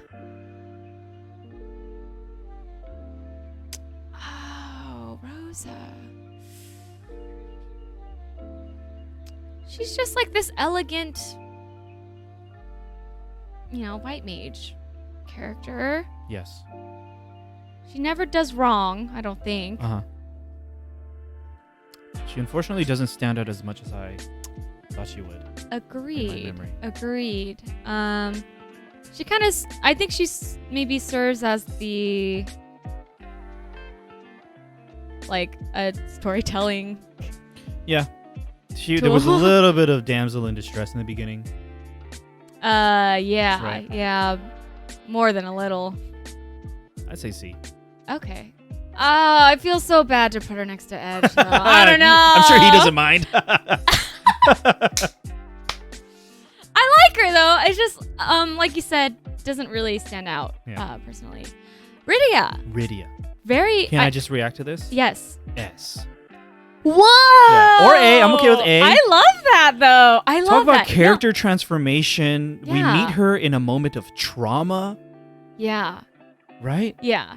Rydia has the wildest character arc, I feel like, of all the characters. Literally... We sort of, like, kill her mom? We kill her mom. Yeah. I mean, it was inadvertent, but... Yeah. And it wasn't really our intention, but we kind of inadvertently kill her mom. She joins her party, is clearly meant for great things, gets knocked off the boat. She goes through some time business. She lives with the, what do they call them in this game? Summons, espers, aeons? I forgot what they call them in this game. I forgot. Oh, no. It was a word I kept pronouncing wrong. Eidolon. Eidolon. Wait, do they use that in 9 as well, huh? No, I don't think so. Do they? Eidolons in 9, right? I don't remember. But did they use that in 4? I don't remember. Maybe Jack can correct us. Yeah, and then they find a way to time skip her. She comes back. She's gone through this. She has like these gnome friends. Yeah, like hyperbolic time chamber. Like except she comes out older, powered up. Pretty cool. Yeah. Oh, Eidolon was 9 and 3 version of 4. What about the original version of 4, Accident? Oh. Were they just maybe called summons? Oh, it was Eidolon. Eidolon? Please tell us how you guys pronounce it. I kind of love that your gut reaction was to say S. So I think one of the coolest characters. Yeah, love that. Tella. Thank you, Tella. Soldier Boy Tella. I'm sorry. What did you say? I didn't hear. Soldier Boy Tella. Oh no. Why did you say that? Why'd you make me say it again? I didn't hear you the first time, and I could tell it was some joke. Anyway. Spoony Bard. Dude, he's pretty intense. Didn't he have that spell like 99 MP meteor or something? Yeah, and they tease you with it. It's usually because you didn't have the max MP to even cast it, right? Was that what it was? Yeah, I think but it was just right. on there. They kind of do that later in Final Fantasy IX with Garnet, right? Where she has these summons. Yeah. But Tella, then story-wise, when he uses it, done, right? Yeah. He's done. Oh, that was pretty cool. Pretty cool. Yeah, and he was just trying to avenge his daughter. Yeah, pretty vengeful, which made it more interesting. Yeah, a vengeful father character is... Oh, excellent. Thank you for that. Didn't really use a word. Gotcha. A Land of the Monsters. Gotcha. Thank you, Exodus. Tella. I can see my B. Cool. Yeah, dude. Here's the beginning of the monk bias. Which is stronger than the dragoon bias, I feel like, for you. Oh, you think so? I think so. Audrey likes the monk characters. Well, we'll talk about Sid in 7, but for dragoon bias. Yeah. I do. I don't know why exactly. I don't know if it's just a me thing. I really like Yang. He's just poised. Ready. and he's ready. He has this hilarious dynamic with his wife. Who he respects, and she's like kind of this, I don't know, like she's just like a strong personality, and is kind of funny, playful, and it works somehow. And he also does like a self-sacrifice play. I feel like I had some like funny, like Yang has some maybe funny moments. It's like this kind of character you don't expect to make jokes, but when like a funny moment happens, it's like kind of funny. Maybe it's funny because it's also an extra layer of funny because he's like being funny, which is unexpected. Yeah, maybe it was a dynamic with him and his wife where I thought it was funny or something. Yeah. I don't know. I like Yang. Do you like Yang? Yeah, I like him. And he was, he stayed back in his kingdom to try to like save his. That's right. His like it's not a monastery. I don't know. Whatever their stronghold, their kingdom. Eh? Yeah, I'm okay with that. Okay. Oh, okay. They just made up a new word to translate Genju in each game or something. Okay. Genju. Interesting. Is it just always Genju? Is you're saying in the entire franchise it's always Genju? Blossom, wait, you can actually make a dragoon in Final Fantasy Tactics that has monk abilities. Yeah, Blossom's going through Final Fantasy Tactics. Rufio with the resub. Thank you so much. Yes. Rufio. With the Love fire. that. Yeah. Cloud belongs in C tier. Sephiroth in S tier. Auron in A tier. Tifa in T tier. We're going to add a T tier. Controversial, Rufio. And you know what? I'm just going to hydrate because Rufio's here. Rufio didn't redeem hydrate. We were talking about that. Was that yesterday, Rufio? Rufio was like, I don't even have to redeem it anymore. It's true. It's true. I just know. We just know. It's like maybe Rufio's kind of trained us. Yeah. When Rufio enters the chat, it's like, I feel thirsty. Like clicker training for like pets or whatever. All right, here we go. Final Fantasy VI. Wait, what were we just talking about? We were young. Genju. Tactics. Blossom. Tactics. Yeah, Blossom's playing through Final Fantasy Tactics right now. Oh. I hope you watch our playthrough eventually because I do some crazy stuff with the character builds. Dragoon and Monk in particular were. Monk is quite strong. Yeah, but the traversal with Dragoon, like the range, the jumping around everywhere. Yeah, the jump. I mean, absolutely sweet. Pavlovian response time. That's what it is. Thank you. That's what it is. Oh, Esper. That's in 6. Yeah. Here we go. Speaking of, here we go. Celeste. Celeste. I like Celeste. Celeste is awesome. She is awesome. And her ability, I remember her ability that absorbs magic. Yeah. Came in so... Was it runic or something like that? I think you're right. Is that what it is? Came in so clutch, and there were some really sweet moments of using that. Celeste, I really like her. Oh, man. And she has her story is pretty interesting. She starts working. I mean, she was an experiment as well. That's right. Did some sort of Esper magic transfusion business with her. I think she was the first, maybe, alongside with Kefka, supposedly, or something. I think so. It sounds familiar. I remember the room. Yeah, she worked for, I don't know, the government or whatever. Kind of sees through the BS. Joins our party, kind of. There's a little bit of tension there. We think she betrayed us. Kefka breaks the world. She goes in this downward spiral, thinking everyone's dead. I think attempts to self-harm. And there's a little bit of romance with Locke. Yeah, definitely romance. She plays a part in the opera. She does. Yeah. Thinking back, Celeste is a really cool character. She has a lot of great moments. Yeah, and she's a paladin. Oh, Cher says, I think it was something like they screwed up with Kefka first, then they made her without problem. Oh, and great. Sailor Jimmy redeemed Audrey. Recommend me a manga. Oh, yes. Something cute with mermaids, Sailor Jimmy. I'm going to have to think about that. Yeah, Audrey will get to that as soon as she can. Yes. Thank you, Sailor Jimmy. Yeah, thank you so much for being here, Jimmy. We're in the middle of ranking these Final Fantasy party members right now. Let me finish my train of thought, and then I'll think about your recommendation in a minute. If I don't get to it today, we can refund your points, or I can do it again in the future. Sure, definitely. Thank you for being here, and thank you for having so many channel points. What do you lean toward? I don't know. Celeste might be my favorite character from 6, but then again, I didn't play it. I was watching your playthrough, so I didn't have hands-on with the entire game. My inclination was to go with A. I like that. Okay. Cyan, dude. Thank you, Cyan. Loyal. Yeah. The moments with his family. Do you remember on the Phantom Train? Before that, when his family gets poisoned and dies. Yeah. Oh my god. Yeah. And then the moment on the Phantom Train, of course, when they... Yeah.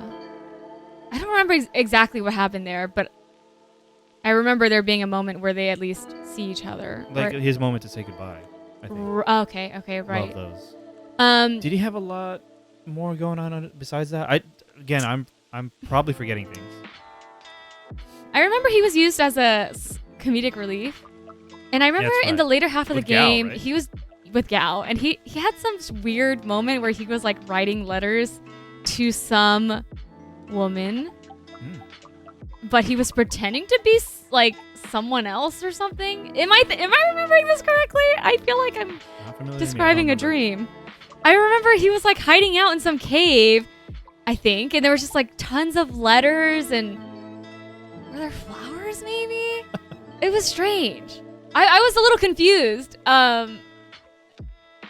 What class is he? I remember. Yeah, what class is he? I remember kind of his his like mechanic.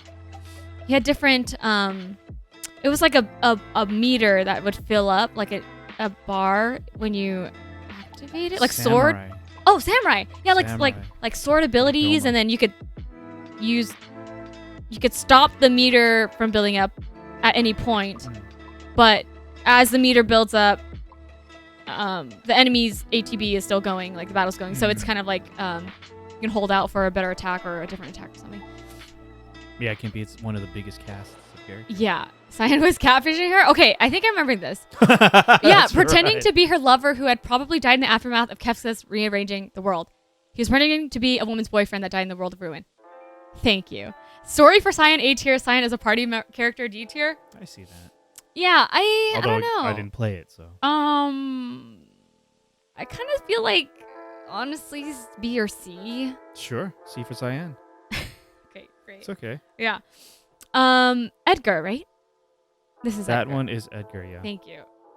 Edgar. We're gonna have to keep moving. Shoot, should I just go? Yeah, I mean, say a little something, and I'll chime in when I have something. Edgar, king, womanizer, tries to reinvent himself later as Jared, right? Oh God, what else? Mechanic. Tools. Really, really strong. Yeah. B. Okay. Gao. Why are the whites of his eyes always red? Because he's just feral. He has rabies.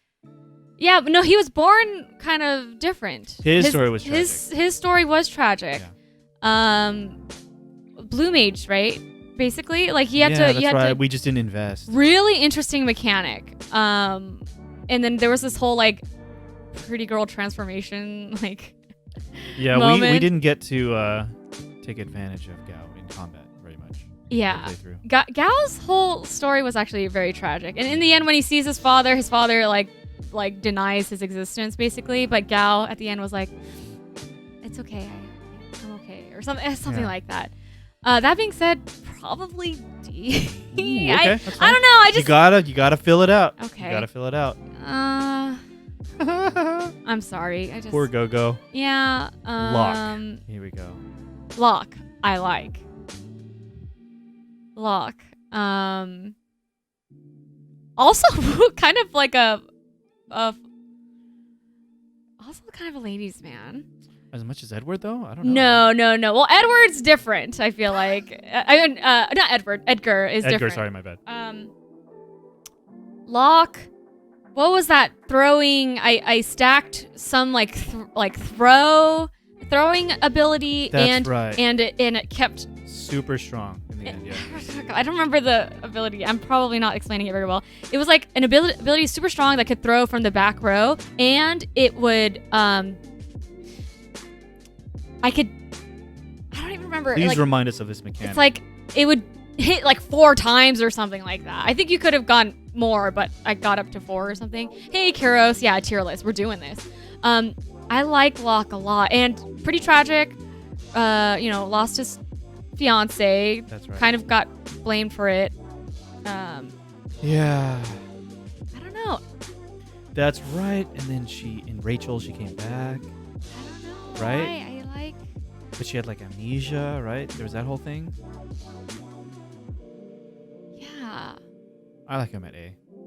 A? And Cher, I think I agree. He seems more like a hopeless romantic than a ladies' man to me. Yeah. Love that. I think, at least initially, for some reason, when Edgar and Locke both meet Tara, I just felt like there was like this weird, like, everyone loves Tara moment. Sure. So I don't know. I just kind of pinned them as like, being kind of flirty in that way. Just moving along here. Neither of us have played Final Fantasy V, Floyd, but it's on my radar for sure. Oh yeah, it is. Go-Go is only good if you pair him with someone else. Yeah, I remember Go-Go being just interesting. Yeah. Just the way that Audrey and I have been playing games, not really min-maxing things like that. Realm, dude. pretty cool. Mm-hmm. B? No. C. I can see C. Okay. Oh! Sabin. How did you pronounce it for your playthrough? I think Sabin. Sabin, okay. Sabin? Nah, I don't remember. I mean, here it comes. My monk bias. You suplex the train. Yeah. Kind of like simple-minded. Yeah. But endearing. Definitely had some like comedic moments. They do some like physical comedy with Sabin somehow, like in the game, if there were such a thing in a pixel game. Dude, like, and I remember having fun actually trying to do the inputs for Sabin. I struggled a lot with that. Called? I forgot. The simple version? Dad inputs? Dad inputs? No, but just like the whole mechanic. Oh, the whole mechanic? I'm not sure. Hey, Albert. Blitz techniques, yeah. Oh, Blitz, thank you. Yes, tier list. Haven't seen this in so long. Yeah, we're trying to rank these party members here. He can suplex a train. Yes. That's right. Yeah, and Blitz. Iconic. Thank you. A tier. I was kind of leaning toward A tier as well. Yeah. This Setzer, thank you. Dude, he's in Kingdom Hearts 2, dude, right in the beginning. Yeah, I don't remember him in the struggle. What he was like. I remember where he was, but I don't remember why he was, really. His mechanic, I don't think I ever really took advantage of like his the gambler. The gambler dice thing. I know there was probably opportunities there. He kind of had a cool moment. One of the coolest moments of the game when we're descending down. Wait, was this? Am I thinking of the right character? Yes, because he has the airship. He were descending down into the airship that he and his old colleague or friend or something that's right. had, and there's like dark in the background while you're walking down these stairs, and it's kind of going through this past thing. That was pretty cool. And then good storytelling. And that moment, that's when the airship like jumps out of the water, and then Searching for Friends plays, I think. Right. Yeah, that was a pretty cool moment. And I associate it with Setzer because, it was his airship. But he was trying to kidnap. So weird. Trying to kidnap Maria. Yeah. And kidnaps he got us instead. Celeste, and then it's kind of just like, all right, I'm in. Like, weirdly. I'll put him in C. Is that fair? That's fair. I'm fair with that. I have not been reading chat. Is chat yelling at me yet, or? They're constantly yelling. Yeah, and then apparently after that, he became a woman of victory. He is yelling. Yeah, Setzer and Cage 2, not one I'd assume would cross over. Looking back at it now, yeah, interesting choice. Yeah. Shadow. Searching for Friends makes me tear up every time. Blossom, I feel you. Shadow. Stop. I feel so bad about it. Shadow, one of the most interesting storytelling methods in a game that I've ever experienced. I can't forget Interceptor. Oh, Interceptor automatically bumps it up. Why is Interceptor not a character in this? He's standing right behind Shadow. Right. Yeah. Like the method of discovering Shadow's story was really interesting. I think I got lucky in that he never left me, so I never felt abandoned. Sure, yeah. And I don't know. I think I remember Shadow being a really great party member as well. Mm-hmm. I'm just saying it so that you can react. I want to say A. Because your reaction to the letter that I say maybe helps inform I want to say where A. you truly want it to be. I want to say A. There it is. I really like Yeah, Blossom, Shadow. that was a thing that Chat and Audrey and all of us were trying to like really infer in the way that the game tells us all this stuff. The ambiguity was really fun. Sailor Jimmy asked, why is Edward in D tier? I think it has to be yes or no question, right? Sure. We have this? Yeah, it kind of has to be a yes or no question. Shadow's a really good character. The tragic conclusion too. Oh, you're bringing back all these memories. I love this. So lie detector question from Jimmy. Yes. I also love that they never explicitly say things about Shadow. It's like kind of all inferred as like the whole realm being the father thing. It's like, oh, you kind of have to get there, or I mean they kind of. No. Oh, sorry. Shoot. So it's up to you. I like when it's up to you to connect the dots. Do you like? You feel like you earned that story. Do you like Edward? Yes or no, Audrey? No. Oh, sorry. It needs to recalibrate. Not particularly. I mean, I don't dislike, but I don't particularly like. So this is a lie detector question. Sailor Jimmy has redeemed channel points for, and Audrey has to answer yes or no question, and then the device will tell us whether or not Audrey's lying. And if she's lying, it will zap her. Yeah. Hold it up to the camera. I don't particularly cared for Edward. Sorry, I was telling the truth. She's telling the truth. Don't say sorry. That's not to say I dislike. You know, it's just neutral. I feel like if you don't like love something, then you hate them, but that's not true. I just neutral for the most part. That's why Interceptor always keeps her safe. I mean, just for Interceptor alone, I feel like he should be an S. But we'll keep it an A. That was kind of a joke. With an S. Really? If you feel it. I don't know why. I just S for Shadow. Love a good mystery. Well, we can think about it. I don't know why. I sometimes you don't have words. We consider it later. If we can see, we can look at S. A completely subjective thing. Yeah, absolutely. I just Strago. Oh. Okay. Tara. Ooh, I like Tara. I like Tara a lot. The end where she lets her hair down. Such a great moment. Yeah. She's free. She starts free. At the beginning of the game. She becomes her own person. Yes. The game, I remember Chat talking about this throughout the playthroughs. Like they just keep teasing that traditional romance for her, but she finds love in another way. Yeah. In a very non-traditional. You can argue that she's the main character, but she does not have that like love interest, the traditional love interest that makes her a much more interesting character. And I love that for her. Yeah. Self-actualized Tara starts being controlled by a crown. Ends the game letting her hair down. Free. Yeah. Beautiful. S tier. Yay! I feel it. Yeah. I don't know. I like Tara. Dude, Umaru. I don't. That's it. Final Fantasy 6 is done. Let's keep going. We're like, what? Not even halfway. Oh, this is where it gets hard. Okay. We gotta go. Feel free to stop at the ones that you really want to discuss. This is where you should start maybe being more vocal. And I will take a back seat here. No. I don't want to take a back seat. We can talk about it together. Aerith. So fun. Yeah. Great, fun personality.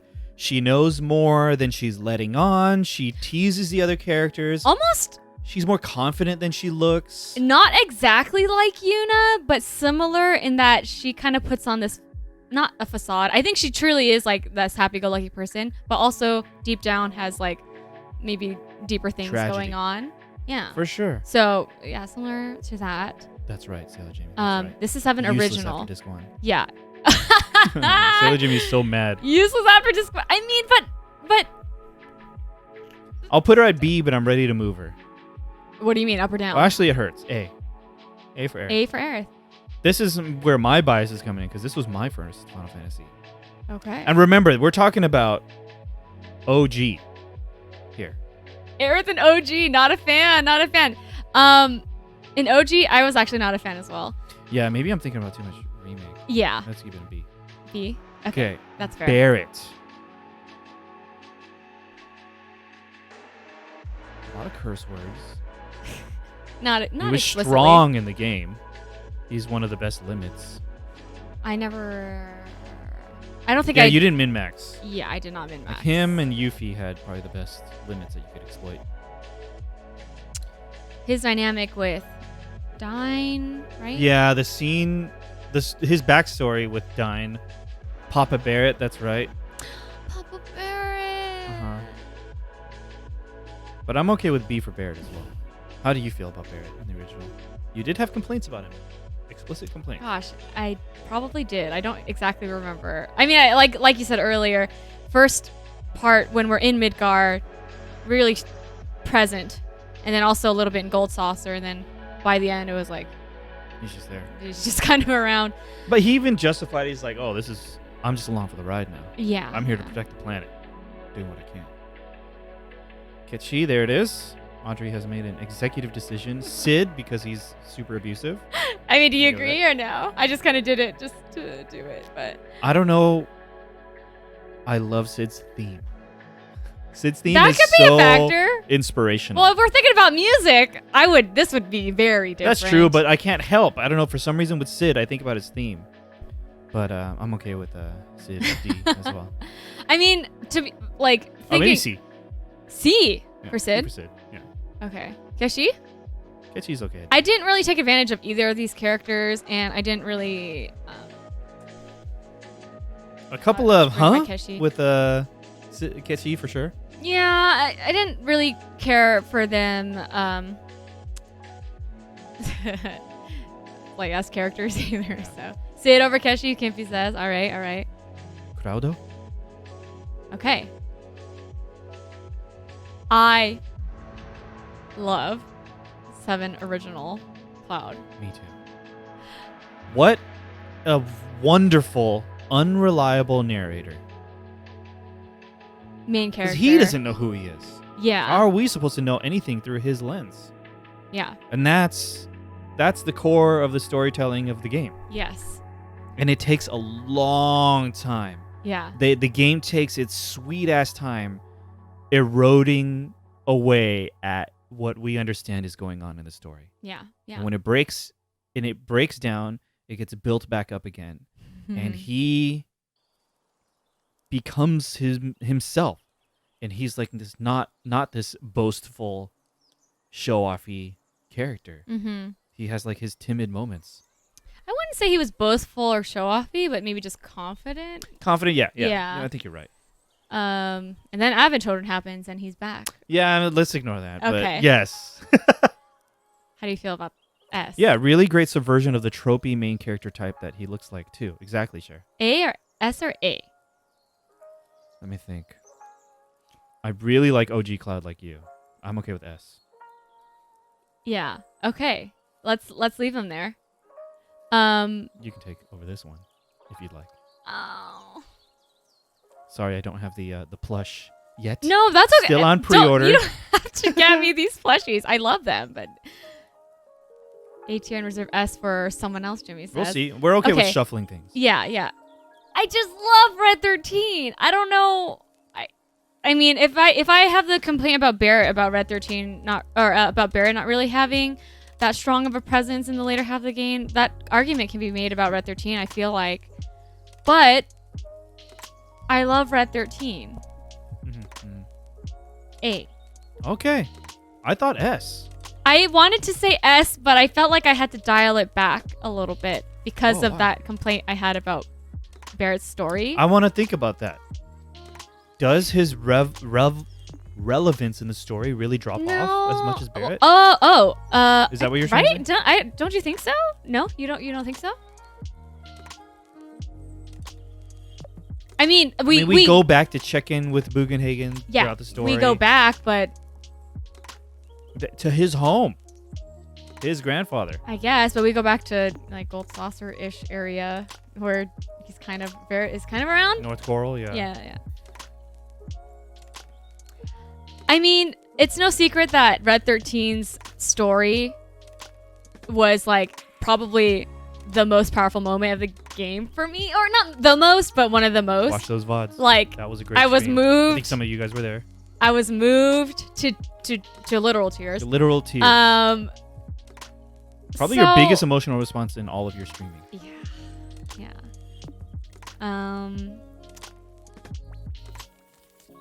A. Okay, so you feel pretty confident about A. I love Red 13. Okay, yeah. I mean, he does have the last cinematic scene in the entire game. Yeah.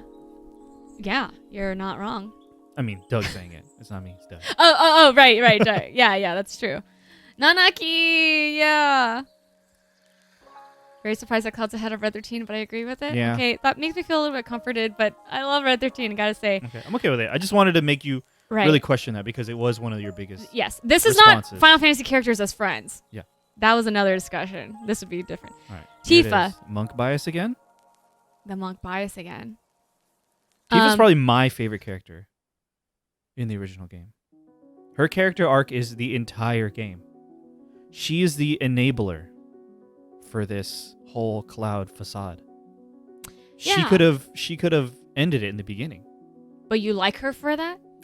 She's trying to figure herself out throughout the entire game. Yeah. And I like that weakness. It almost feels like Tifa always has it together. Like she's like the mature kind of mature. She feels relatively mature and composed relative to her other Avalanche crew. Mm-hmm. But then she has this weak point where when it comes to Cloud, she doesn't really know what to do almost. Yeah. And she doesn't want to like mess him up or I don't know. Yeah. I don't know if I think it's interesting for sure. And she's a monk. Tifa's fake it till you make it just as much as Cloud is. Yeah, I can see that. Tifa wants Cloud nearby because it's all she has left. Yeah, that's right. Yeah. They're survivors. She's wondering what the hell's wrong with Cloud. I do like her. I would like to have her in S tier, but if you don't, that's fine. Let's do it. All right, there it is. Vincent. Vincent's cool. I don't know. Very high cool factor for sure. We're not thinking about Dirge of Cerberus right now. Yeah. But I can't help but it has colored my perception of Vincent. Does Steve Bloom voice him in Dirge of Cerberus too? I don't know, but probably. I'm not sure. That's right. Former Turk. We do get some backstory. True. Experimented upon. Yeah. Lucretia. Yeah. Hojo. His whole thing was pretty cool. Do you think if I follow along with your journey, I will meet that man, Hojo? Yeah, dude. And yeah, I remember Vincent having some pretty cool lines. Yeah. Boring. Sorry, I had to remember that. Of course. Yeah, we'll get there. We'll get to Yuffie. I think he's interesting. I think it's interesting that he's a missable character. Mm-hmm. I like that how in the original we just get visions of the past. We don't actually get the reason why he is the way he is. Sure. I mean, I don't need all those details to feel invested in a character. Yeah, it's like you just see moments shrouded in mystery. But that kind of, I mean, Dirge of Cerberus undoes all that. I don't know. I'm gonna go with B. Okay. Here we go, Sailor Jimmy. Yuffie from original. Yeah. You answered her questions wrong at every opportunity. You took like the maximum number of attempts. I think I got one of them. No, I think I got one of them right. You went straight to the save point. So what? That was the first mistake. You think everyone... You don't think people who went blind didn't do that? Because it was so funny. Oh my god. Yeah. At that moment is when I knew I had fucked up. But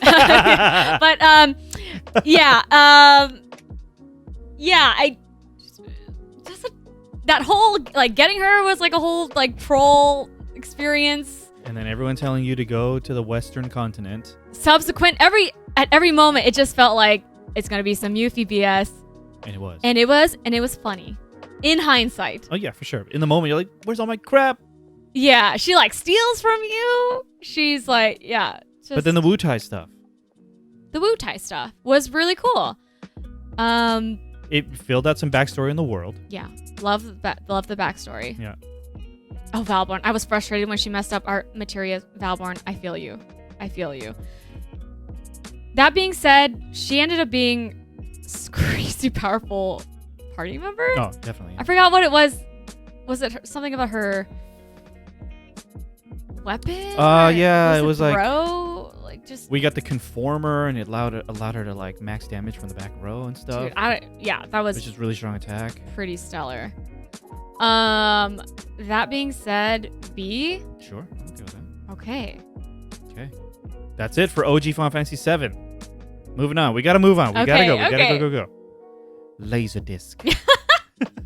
I don't know why when Irvine showed up, and Audrey was gonna voice him. I was like, I kind of see an Australian accent, and then that locked him in with an Australian accent for the entire playthrough. Was that? It was really fun to have you voice him with an Australian accent. Well, that was a challenge. I had never done that before. And if you don't know and you weren't there, Audrey's calibration phrase for an Australian accent was Laserdisc. Laserdisc. I don't know why. I just heard it once and I was like, oh. It just that's Australian. Yeah. Oh. Right. This is hard.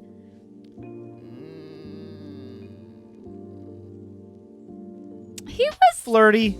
Yeah. Flirty, fun flirty. Relatively harmless, I think. Gameplay wise, clutch in the end. Remember we had like the pulse or the plasma bullets? Dude, yes. Just spamming it? Yes. That was wild. We probably had a crazy, like, maybe it's time to try this. Yeah, his limit. It was his limit. Yeah. And I was just, it was like, like quad nines or something. It was some crazy. Everybody's a background extra. Kippy didn't like that guy at all. Yeah. A tier limit. I feel these. Yeah. Kippy doesn't like him. Yeah. I can see C. Yeah. I didn't hate him. I didn't hate him either. Yeah, sorry, I didn't put Laguna, Ward, or Kyros. We can talk about them briefly. We can talk about them. I should have, but I didn't think about it. Quistis. Ooh, she was there with us from the beginning, essentially. She's the role model of all the students. Yeah. Everyone looks up to her. She has a fan club. But she has like imposter syndrome. So that's has like imposter syndrome. Is a teacher and kind of weirdly flirts with her student, but she's only like a year older than her. Yeah. Well, I guess I mean, she's still coming from a position of authority. Most definitely, but there was more to it. She elaborates later that she's drawn to him because she had vague memories of him more than it wasn't necessarily just a romantic thing. But also it was romantic. But also, yeah. Was she like a blue mage? Blue mage, definitely. Love a blue mage. That's pretty sweet. Her weapon is a whip. Love the Quistis is like Tifa light. I can see that. Fair. I think maybe you brought it up at the time too. It feels like a little bit insulting for some reason to be like the budget character, like budget version of Tifa. Or something. I wasn't thinking budget, but sure. Starts annoying but gets way better later. Great value. Yeah, I get it, Doug Dimmadome, about blue mages, but I mean the gimmick is cool to me personally. How do you feel? Great value, Tifa. I'm gonna say B. I'm okay with that too. For Noah. What was the phrase again? Our manic pixie dream girl. Yeah. Just kind of which was like perfect. Always trying to open up our, reclusive main protagonist male. Mm-hmm. Middle of a battlefield. Can I see your ring? In the middle of one of the most epic blends of real-time rendered graphics and pre-rendered background. What are people gonna think for wearing the same jewelry? Does it have a name? Did you name the ring? We're fighting for our lives right now. I think we need, It's like some Final Fantasy VIII abridged. Yeah. See, because she has a dog. That's right. We can't forget about dear Angelo. Yeah. Oh yeah, when Angelo just walked into that scene, Audrey just busted out. Like, what the heck? There's just a dog. And the way she shoots him. Dude. Angelo's pretty sweet. That being said, I don't know. Do you like her as a character? she's fine. I mean, she's definitely not my favorite. Sure. She definitely has some moments, like cringy moments like that, Sure. like you were saying, kind of weird and out of place. Uh-huh. She's kind of fun, but maybe because I feel like she kept trying to do. Everyone was trying to bring Squall out of his shell. Although that's true. I don't know if I necessarily feel like that was, B. It's gonna be a lot of B's. B, you think? Yeah. I almost lean C. Is that too low for you? Think about it. How do you feel about her as like the female lead? I guess the the romantic interest of this love story game. Across from Squall, I like it. Maybe not them individually. I don't know. I mean, her highlights are nice. So let's remember in the end when we realize the element of the romance across generations. I that factor? love that aspect. It didn't even click with me until I think you Chad mentioned had to help it. us out. I was like, that moment in the stream was really beautiful. The children of Julia and General Caraway, and then Laguna and oh my gosh, what is her name again? I can see her with the headband. Yeah. Laguna and what is her name? Say it, guys. I can see the proposal scene. Rain, there it is. Thank you, Rain. And originally it was, Laguna and Julia had it was an amazing scene at the Galbadia Hotel in the hotel room. And we don't get any follow-up after that. Oh, and they're that was never her inspiration in the for same, the song Eyes on Me. They're never in the same room together. And then the next scene we see with Laguna, the next dream sequence, he's already in Windhill. And like you said, it felt like that last scene was a lifetime ago. Yeah. When it was only a year ago. Yeah. Yeah, sure. But that's cool more because of Laguna and Julia / Rain than because of Squall Renoa, in my opinion. Completely agreed. I feel like it has to be addressed. It's part of who they are. Yeah. That being what they said, mean to the story. I still lean C. I'm okay with it. All right. I'll allow it. Okay. You gave me Tifa S. I'll let you have Renoa C. Hey, I think I agree with Tifa S. Selfie. Selfie. Is this Yuffie light? A little bit. I mean, that was everyone's reaction when 8 came out. I can see that. Woohoo! What did she always? She wanted to be the garden festival committee, right? She was writing the blogs about Sir Laguna. That's right. Right? Yeah. She had that whole like intranet like blog thing. Selfie stick. That's right. Yeah. There it is. Which is perfect though, because I can imagine her walking around with a selfie stick. Oh, guys, let's take a picture. Mm-hmm. I didn't dislike her. I didn't either, but I'm trying to think of moments where I felt like she. Dude, going back to Trabia Garden. Yeah, that was. All her friends there. All the death and destruction everywhere. Yeah. See? Sure. Bummer, but sure. She had an Angel Fire blog? She did. Dude, life journal. I think Selfie becomes a C because she is the ground that keeps the party from getting lost emotionally. I see that too. Oh. Big thing he says is, consider this. Use Renoa as a measuring stick. Do you like Selfie more than her? Great question. But I like Quistis more than Selfie. Then I think they're fine where they are. Squall. Senka Gang. Oh my god, Blossom. Throwback. Yeah. Squall. This is interesting, man. This is really interesting. It's so hard because we know that they didn't do justice with the localization. How they just grouped they just standardized all of his responses to whatever. Whereas in the Japanese, his responses were more diverse than that. It's just we're aware of that, but we didn't get to experience that. So we'll say the way we experienced it. Yes.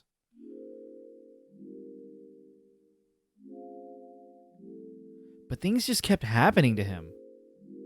All of a sudden, he's in charge of the entire gardens, stuff like that, right? Yeah. Right?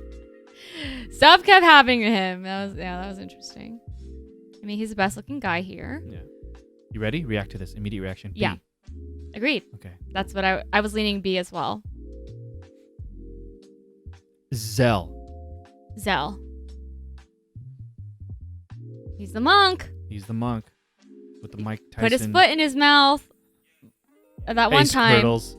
Kingdom Hearts. Yeah, seeing all these characters makes you miss Kingdom Hearts. Yeah. Squirtles. He's also a chicken wuss. That's right. Sailor Jimmy, you're Cypher. I have an image of you now, Sailor Jimmy, you're Cypher. That's right. Yeah. And his hot dogs or his yakisoba pan. That's right. That's right. Can we consider Squall in Kingdom Hearts as well? Solar? Yes. Or Leon, as he's called for some reason. I like Zell at B. I can be convinced to have him at A. No, I think B is probably right. Okay. I mean, he's a fun character. I don't know that he had any. He f's up a lot by yelling his stuff out. Remember in the yes, television station? I was referencing that when I said he put his foot in his mouth because I was like, oh, you messed up, dude. That's it for 8? Yeah. Okay, Amaranth. Also, he kind of has this revelation that he was adopted in the middle of the game. Sorry, Zell. Yeah, and I was like, dang, we're just gonna keep on going. Like, let's not address it. He's like, why did we see me? Yeah. Why was I in an orphanage? Yeah. Amaranth. Here he is. Mars is back. Mars is back in the house. Oh, yes. Welcome back, Mars. We'll talk about it later. Exactly. Amaranth who? Yeah. Amaranth is technically the monk. Yeah. Of this game. Or is the monk. Didn't do it for me. Yeah, he was kind of just like, he just wanted the challenge. He just wanted to fight strong people. Yes. And he had honor in that way. He was an assassin. Yeah. But mostly just looking for a good fight. Yeah, I think so. Okay, I'm going to go with that. Eiko, dude. Summoner. She was the one who educated Zoller. I know we are full spoilers on everything, but I know you're playing through this game right now. And I know that we've allowed full spoilers, but just for you. Oh. Just want to remind you, we're getting into Final Fantasy 9 now. Yeah, okay, I'm going to go hide until Orin. Okay. Understood. Okay, great. We'll be mindful. Eiko. I like Eiko a lot. She teaches Garnet about her true heritage. But she's also like the last remaining summoner in Madain Sari with all the Moogles everywhere. Yeah. Yeah. Eiko. We first meet her. Well, I mean, we get hints of her in that goblin village. We just see her and her Moogle, the ears poking out behind the shop. They're like sneaking about, and then when we eventually find her, she's stuck in the tree. That was cute. That was really cute. She had a lot of cute moments. And there was like Quina was like trying to eat her or something like that. Yeah. There's this moment where she kind of side eyes Garnet because she has a little bit of a crush on Zidane. Yep. That was so which funny is cute, yeah. in that FMV. Eiko has one thing to do, and that's make dinner for her one true love. What a character. What a character. But Kimpy, probably one of the most annoying Final Fantasy characters for me. I was going to say, I maybe don't feel as excited about Eiko as you do. Sure, okay, that's fine. The traditional summoner's horn. She has little Moogle wings. Mog. Oh, the payoff for the Mog. Dude, Mog was pretty sweet. Herbal Remedy with the raid. Thank you so Remedies. much. And Dranikin, no Final Fantasy Type 0. We unfortunately haven't played that this year. Have not played it. It's but not included. It was one that I had mentioned that I was curious about. Yeah. Because I heard the story is more a little darker, maybe. Yeah. So maybe one day, Dranikin. We're only going over games that Audrey and I have played in the last year. Yeah. Hey, Herbal Remedy. Just FYI for Raiders. Thank you so much. Okay, thank you so much. We are talking about all the Final Fantasy games that we've played within the past year. It says them on the screen right there. It says them on the screen in the title. It's going to be a pretty spoilery talk. So just FYI, if you want to avoid spoilers, totally understand if you can't stick around. That's right. Only cute thing is at the end where she says, "Mommy and Dad" to the Royals of Limblum. That was pretty precious. I don't know. Just with the rank. I feel like we've said a lot about her. Yeah. Where are you okay with her? What's the highest you'll be okay with? B. Okay, let's do it. Okay, that's the highest. Freya. I really like Freya. Maybe one of my favorite character themes from the whole game. Ooh, character theme? Actually, maybe my favorite. It's really tied straight up to her. Yeah, I like her. I like her story. She's a dragoon. I like that she's kind of like this, like, elegant rat. kind of esque monster, or I forget, not monster. that sounds creature. Sure. Yeah. I forgot what the name of their race is. Burmesians. Yeah, Burmesian. Yeah. I like her. Tragedy left and right. Love story. Love a love story. Sir, what is his name? Sir. I don't remember. I'm not gonna remember. What is his name? She's after her love interest, right? Yeah. She finally finds him again, but Sir Fratley. There it is, Mars. Thank you. Thank you, Mars. And he doesn't remember. Yeah. Oh, yes. But she doesn't give up. She's like, I will be there for him and help him remember. Yeah. Share, good point. Stops developing halfway through the story like Barrett, too. I can see Very that. good point. Sure. Very good point. That being said, I think I'm kind of on the same page with people in chat. I was leaning A. I really like her, yeah. Great. But then also Burmesia freaking destroyed, right? I was just talking about all the tragedy she goes through. But I guess in the same way with what Cher said in Barrett. Yeah. The story becomes bigger than her, and she just goes along for the ride for sure. Yeah. She does have some cool moments, like her with oh my gosh, eye patch. Eye patch. The character with the eye patch. The enemy? What is her name? Beatrix? Beatrix. Oh, okay, yeah. She has that cool moment where her and Beatrix are like kind of back to back, like, fighting. Just moments like those add up. And yeah, I really liked Dragoon. Again, Dragoon bias. Doug, probably both. We're on it right now. Dagger, Beatrix, Garnet. Yeah. Oh, yeah, both. I forgot about Dagger actually. Yeah. Garnet. Yeah, Lily. I did not know Garnet till Alexandros? I didn't know that first name. Let's see. What do you think?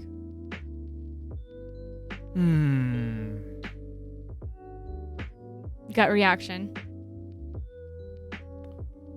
B? At least B.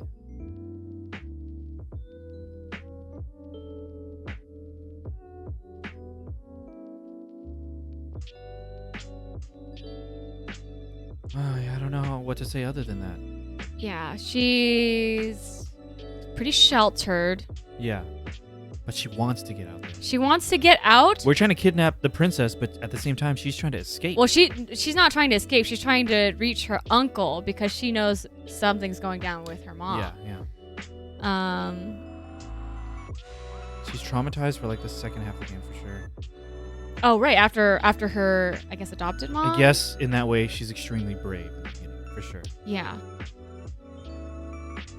Go Dimmadome. Maybe that's how I feel too. A for me. Nothing really wrong with her, but she doesn't quite reach that S tier.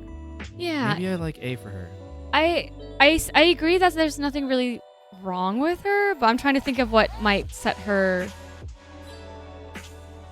apart or make her more interesting than, say, or I don't know. Floyd, you named her Lauren, but you don't know why, so she's Lauren to you. Kind of a trope. I agree. Yeah. Not a bad. But it's done well. Yeah. And her whole thing about her true origins and it being like a core part of the story about summons. Yeah. I like it. Yeah, she's our white mage summoner character. I kind of lean B still. Okay, I'm not sure why though. We can revisit that. Yeah, but I just set it and forget it. Okay. We gotta move on. Quina. Frogs? Frogs. Can I eat? All about food. Uh-huh. Very relatable. Kind of one note. But there were some fun/funny moments of like learn the world by tasting things and traveling. There were some good feel-good philosophical moments with her. Right? And her and Vivi seeing the vision, but the Zidane not seeing the vision of Vivi's grandpa, right? Right. Why was that again? Because they were both Ku or Q. Oh, okay. Yeah. This is tough. Quina is a hot mess, but fun. So yeah. Yeah, she got married with Vivi, that's right. Wait, what? Remember they got married in that goblin? How come I don't remember this? Wait, someone remind Audrey. The only way they allowed us through the goblin place the Goblin Village. I forgot the name of it. Was there supposed to be like a marriage? Then they would allow us to go through? Yeah. Something like that. That's Conte when Petit, that's right. That's when Wallace, what's up? That's when Zidane and Garnett do the fake marriage, right? Yeah. And that's when right before we meet for some reason I don't remember Quina and Vivi, but that's really funny. Was that like a optional active time event Wallace. to see Quina and Vivi? Yeah, that's right. Quina's just like I so oh really? That's precious. Minimum B for me. Minimum B. For okay. I never really took advantage of Quina. Because she's like an optional character for a long time. I think. She's an optional character for a long time. I got her early thanks to recommendations from chat. I think Wallace maybe was the one who suggested.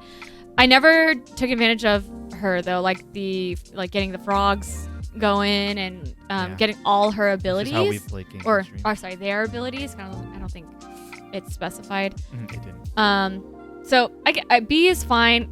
I would probably even put her at a C personally, but I am willing to compromise with a B. There it is. Steiner.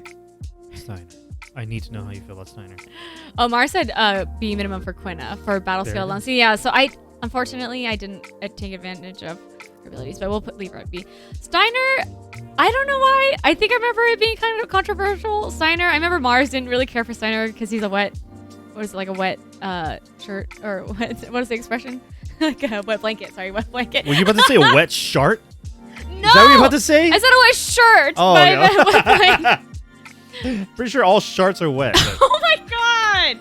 I got my idiom. I don't know idioms very well, but I was not gonna say shart of all things. I heard almost though.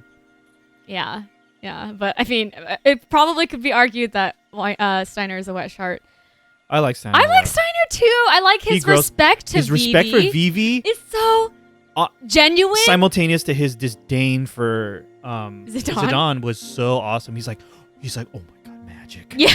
Oh my god. Vivi, can we do a freaking flame sword? Yeah, no, but he goes like, Master Vivi, I have an idea. Master Vivi. I have an idea, and then it immediately pays off in combat. It was so cool. I really like it. Yeah. I don't know. And he clearly cares for Garnett. I don't know. I like that part of him. He has that moment of like questioning his loyalty. Oh yeah. Yeah. There's that moment. I think an early Steiner's like Waka Gimpy. Great comparison. Really good comparison. I can see Steiner being a little stuck in his ways for a long time. Ways. Wow. Yeah, that's interesting. Steiner's a really good side character. I think so. Sure. Yeah. Wallace says Steiner is at least B, but definitely not S. I think I'm cool with it. I'm cool with B. I kind of almost like A. I'm okay with that, dude. I don't know. I mean, I kind of, if I'm looking at the rest of actually Edgar's, I don't know. If you have any impulses to shift anyone up and down, just do it. B feels really mixed. I feel like this needs to be almost split in half and then like redone, but it's okay. Okay. I don't know why though. We got a lot of these to do. I'm sorry. No, it's okay. This was gonna happen. We may have to skip the we'll say tactics B. one. We may have to skip the tactics one. We'll show you. Okay, let's just do this quick then. Vivi. Enough said. Adorable. Great characterization. Okay. I love that. The best thing about Vivi is that he conveyed so much emotion in his body language. We never got to see his face, really. Love that. I love that. I think him falling over all the time, him adjusting his hat. Yes. That adds to his charm. Wonderful character. Wow. It's there's the immediate reaction, gut reaction of must protect, of course, right? Oh yeah. He's cute, he's this thing you want to protect, right?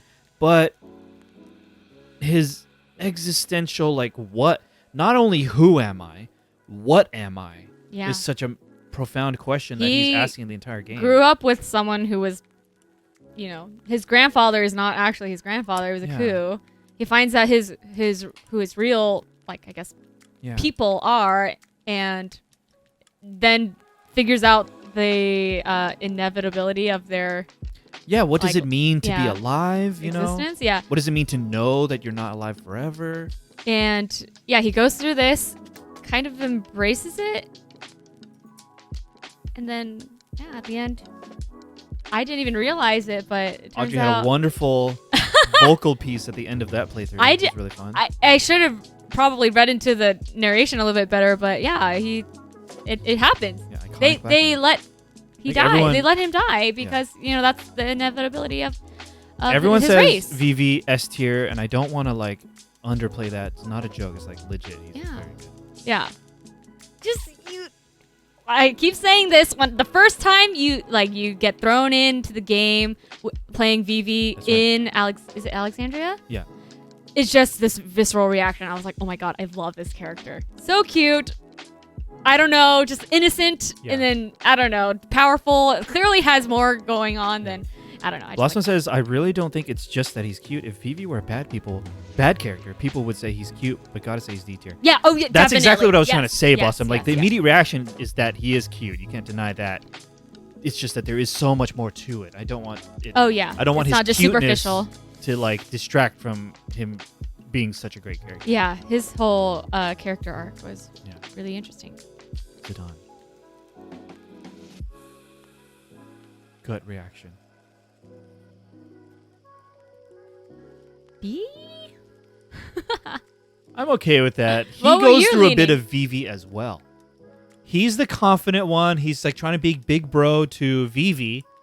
But like, hey, we'll figure out where you're from. We'll figure out where you belong. Yeah. You know, you're always part of our crew. And then Zidane goes through a bit of existential crisis as well when he learns about his origins. That doesn't happen until like much later though. Yeah, it's but kind of interesting. Yeah.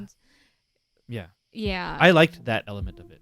I did. I do like that as well. I do. Tantalus, very tight-knit brotherhood. You always love the Tantalus crew. Watch for your bros. Right? Yeah, look out for each other. Yeah. Yeah. What did you have a gut reaction? No, I just wanted to bring up my thoughts. Yeah. Before. I'm Sherry, not you thought it was redundant? Okay. I liked it. In the moment, when I realized it, when Audrey was playing it, I was like, oh my gosh. I think at the time it was kind of like, oh, you guys have more in common than you actually think. Yeah. Or I don't know, yeah, something like that. And yeah, his big brother attitude toward Vivi was nice. Yeah, Kane is the Dragoon, Doug says. And oh yeah. Vivi is the Black Mage. Oh, I love that. The character that represents the class. Yeah. Should we put Kane in S? No, it's fine. What do you think? I'm okay with B. Okay. Here it is. All right, Final Fantasy X now. All right. Zoller, welcome back. Oh yeah, maybe Zoller will come back. It's just Vivi Redux was a less interesting character. I can see it. Absolutely see your point. I might have to simmer on these a little bit more. I feel weird about just kind of grouping them in Good. D. I'm glad it worked out, Zoller. Zoller nice. Okay, Orin. Cool guy. Mysterious. Focused on one he thing. So clearly knows everything, but just won't tell us, dude.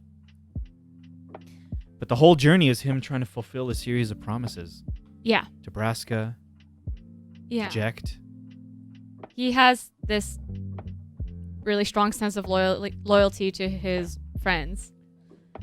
We catch glimpses of the young Orin, and he's so... he's clearly full of regret and trying to right his wrongs. Yeah. Yeah. I like Orin. And he was super strong. His break, his Bushido limit break. Yeah, his limits, yes. Seth is saying the tornado one was really good too. The tornado he was just straight up strong. Yeah. Oh yeah, Valborn, welcome back. Welcome back. Orin is the best out of Braska and Jekt. Yeah, I see what you mean. I think I'll have to agree. As a well, I don't know. He probably could have, been a little bit more transparent. I don't know. What do you think? A? Is that too generous? I don't mean to hurt anyone, but I don't know if I like him as much as everyone. Oh. But I do like him. Maybe I'm taken with the overall design. Something about him is just kind of has this. Actually, a lot of the. Well, actually, no, I won't say that. But B. I'm okay with B. Okay, I'm willing to compromise. I don't know why I like him. Kimari. Kimari, small Ronso. No, Kimari's small, Ronso. You're so good at the Ronso voice. They were just so mean to him. I mean, here comes the Dragoon Blue Mage. Blue Dragoon. Blue Dragoon, dude. I don't know why I like Kimari. He doesn't speak a lot, but I think that's kind of memorable endearing. voice. And like when he doesn't speak a lot, you see him around, and then suddenly you get little glimpses of his past when you see the Ronso at that Doug, that hornless, hornless. When you see the other Ronso at the bar, and it's like, hey, Kimari, what? But then you learn later that he was the one who kind of found Orin, right? And then Orin told him to protect Yuna. Cool moment. We learned why he's with Yuna. Yeah. Functionally, you did something pretty interesting. Since he was a blue mage, you were able to take him into the different... Yeah, I brought him into Riku's to get steel and used, and I brought him into white mage. Yeah. Then I brought him into black mage. So, like, very versatile, which Lord is Taco, great up? if we're going to be considering the mechanic. Hey, how's it going, Lord Taco? Hello, hello. How are you doing? Yeah. Oh, as a fighter, I found him useless, Oler I mean, everyone has different experiences with yeah. Kimari, depending on how I think in the end, I was using Kimari quite a bit. his few lines are always really impactful, though. So I see that. Right. I can't think of a line right now, but I believe you. What do you think? At least B. At least B is fair. Probably other characters. We're gonna have a lot of B's, and I think that's just natural. Okay, B. Lulu. Lulu. I turned around on Lulu. She I gave a in a really good way. strong first impression, and then her character developed a lot. But unfortunately, in a lot of side stuff and missable scenes. But we got there. We got there, I think so. Yeah. I think I misunderstood Lulu in the beginning, maybe. Chapu. But yeah, I mean that pretty heartbreaking. Some of the things she's gone through and her little kind of moments to herself. Or when she's in the far plane. The far plane. Well, she's referencing her previous summoner in the far plane. She says, "Why can't I see you?" Yeah. That was pretty. When we find out what that meant. Yeah, we didn't know at the time, and she was. Yeah. I don't know though. Super protective of Yuna. Yeah, protective of Yuna. Super scolding to Tidus and Waka. Tidus probably he comes around deservedly eventually so. about Xanarkin. About Tidus' Xanarkin. Right, she starts to believe him. I mean, no one believes him except Yuna in the beginning. What do you think? And if you need a belt, Lulu has got your back. Yeah. Yeah, her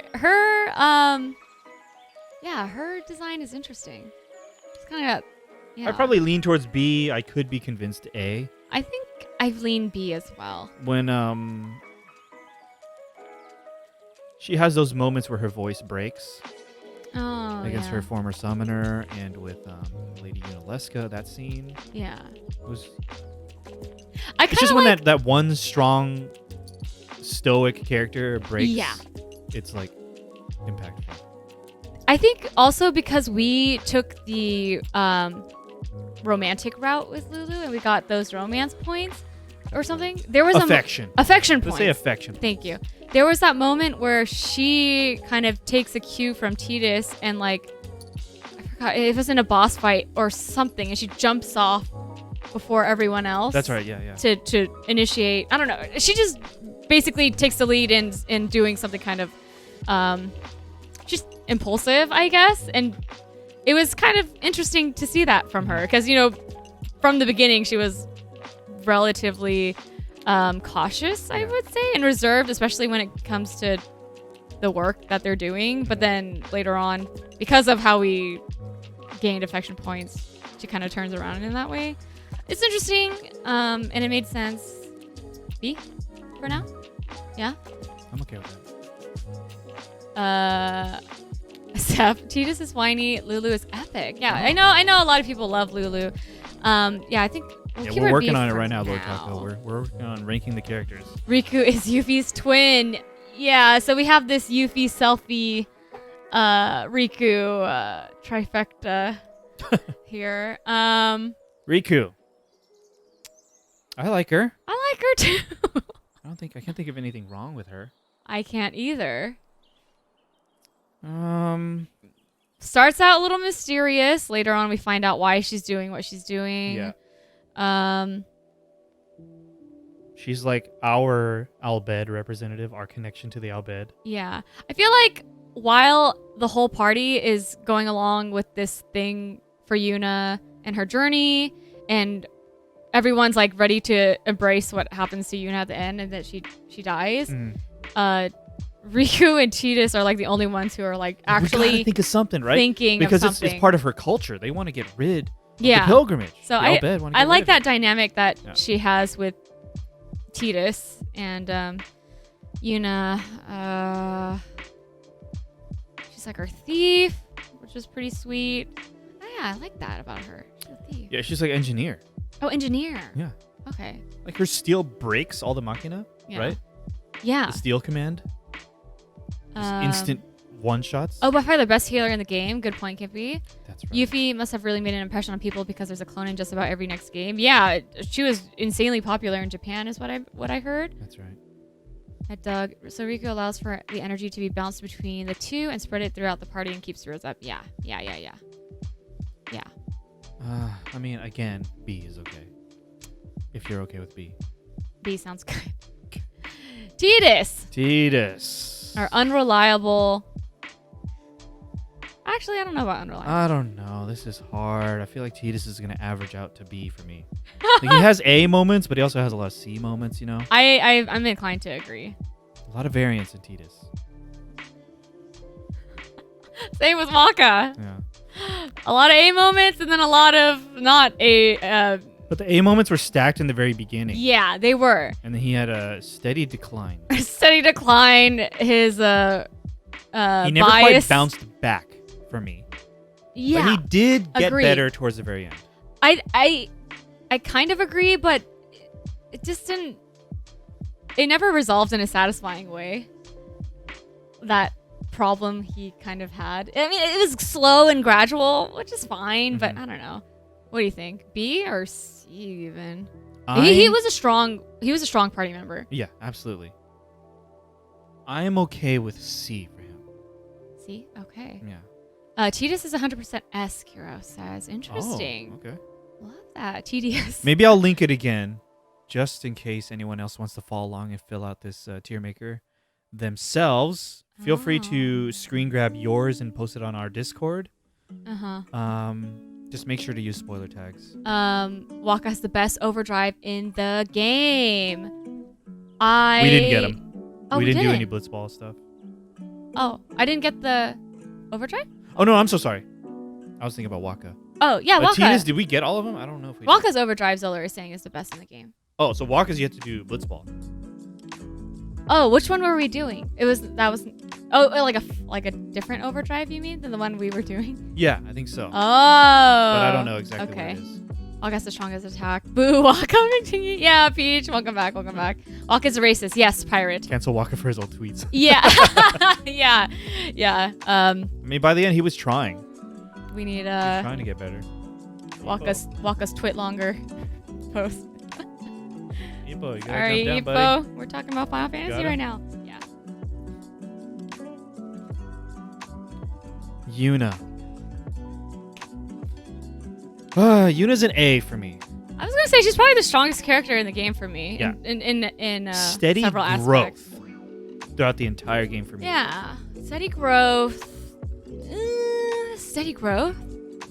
Yeah. I don't know about Really? that. For me, I can see where there is growth. But I feel meant like in like improvement in score. Oh! I thought you meant like a tier maker score. Sorry, Ippo's not ready to talk about 10. Sorry, Sailor Jimmy, we keep disappointing you. Oh no! I was worried about that. I was wondering when Jimmy was going to say something.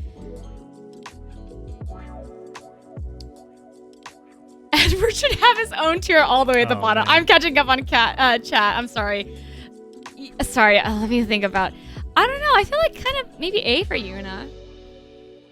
That's what I was saying. Yeah, A. I'm okay with Yuna with A. Yeah. Okay. Remake. Now we're in Remake, including intermission DLC. Aerith. Where is OG Aerith? B? Yeah. This Aerith? Go ahead. At least A.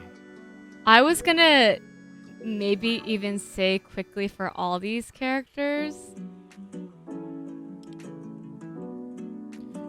Wait, you just want to rapid fire these?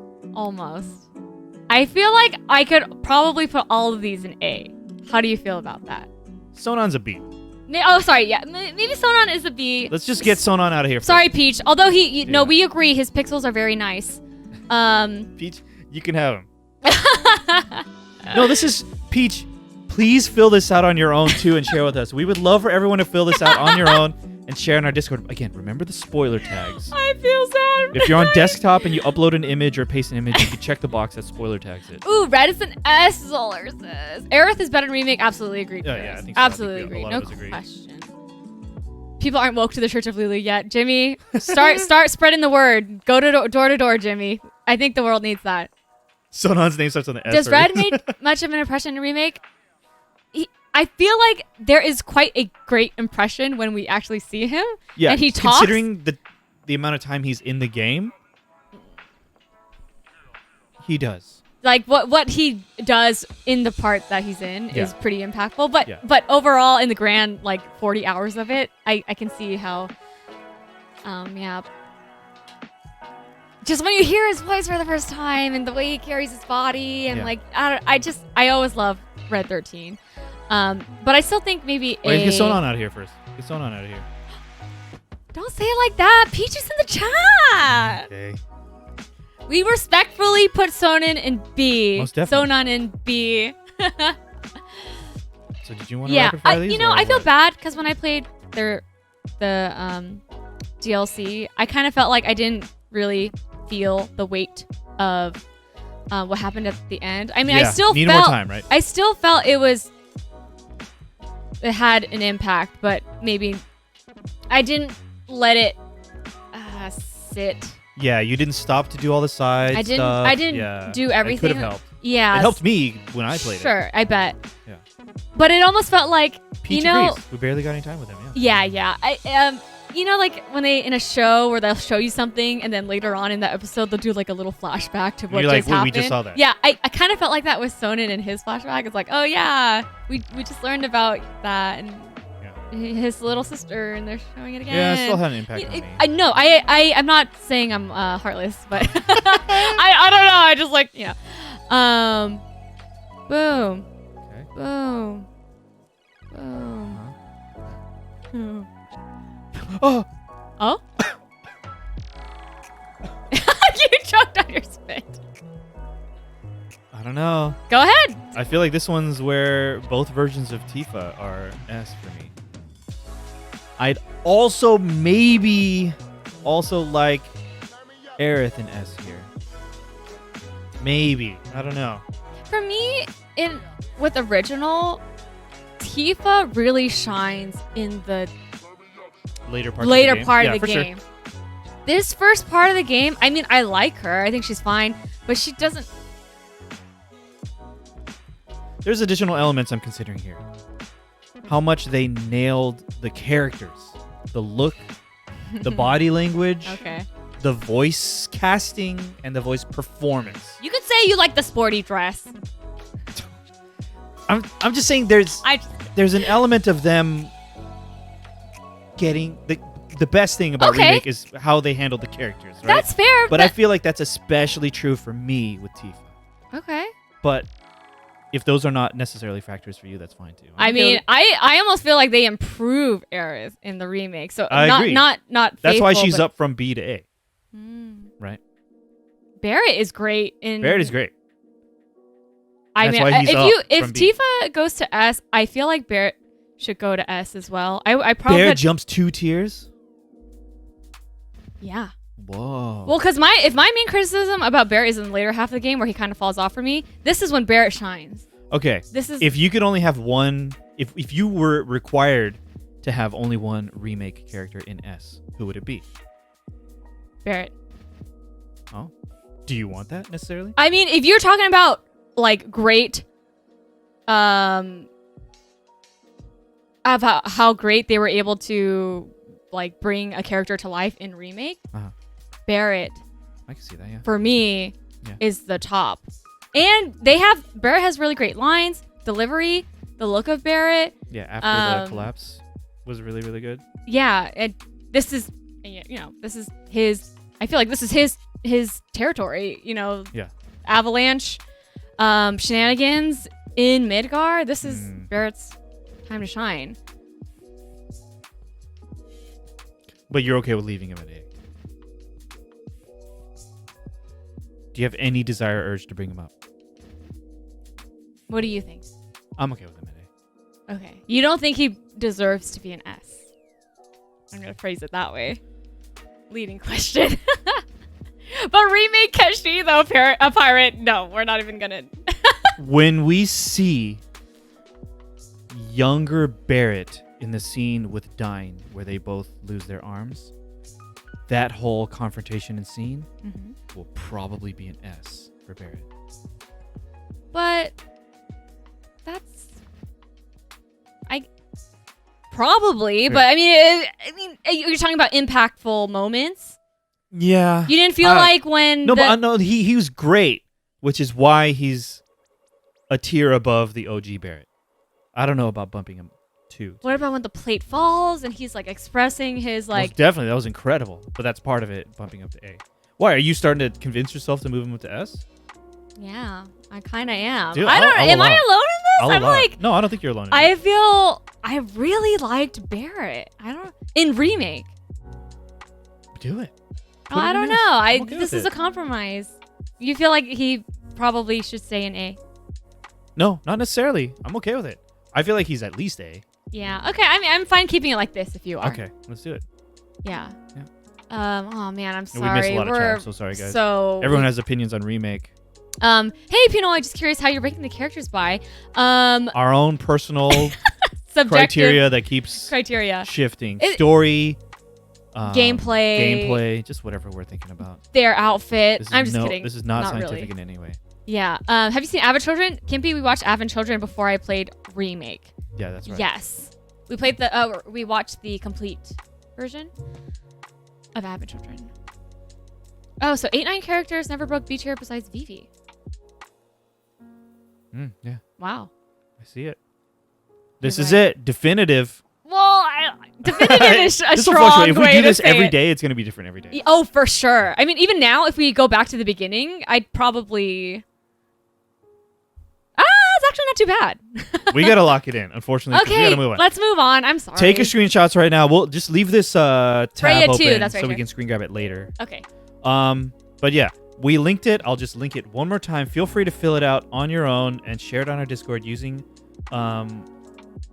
the tags, the spoiler tags. We got to move on to the next one. Okay, let's just give a tease about what we were going to do with Final Fantasy Tactics. We do not have the time for it. Maybe we'll do Final Fantasy Tactics more justice in the future. Yeah. But I couldn't think of how to do a tier, so we were going to do Final Fantasy Tactics character alignment. Right? You know, like Dungeons and Dragons character? Dude. You have the 9 boxes, right? There's lawful good, lawful neutral,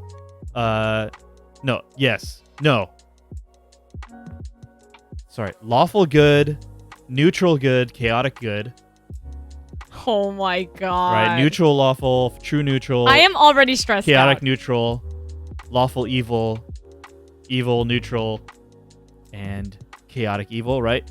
We were going to do this, but there's not a ton of characters, but the problem is we would have to look up every single one and refresh our memory on who the characters even are, right? Because it's been so long. Yeah. So maybe we'll do this in the future. We set it up. And I even had trouble. This isn't even all the characters in the game. I had to pick and choose. So. Gosh, who is this? That third to last character. Delita's assassin assistant right at the end. What was her name? Valmafra. Okay, Valmafra. Wow. Yeah, because we recognize that these characters are dang complicated. Yeah. Yeah. This is Final Fantasy Tactics, Peach. We played the War of the Lions version. This, just a brief, note about the characters. A lot of them we feel are morally gray. Like it was so hard. I was trying to pin them into like good and bad as we were playing it, but no, it's just impossible. Kind of impossible because there's political complicated motivations. Yeah, a lot of complicated motivations, like Anthony said. So if you want to play a game with some really amazing world building, there it is. Yeah, sorry, and a deep history and political and cultural differences. Yeah, it's really good. Yeah, it's just you're gonna need to really read and try your best to memorize names of characters and places. It sounds like a root canal without Novocaine. Okay. So we'll save this for another time.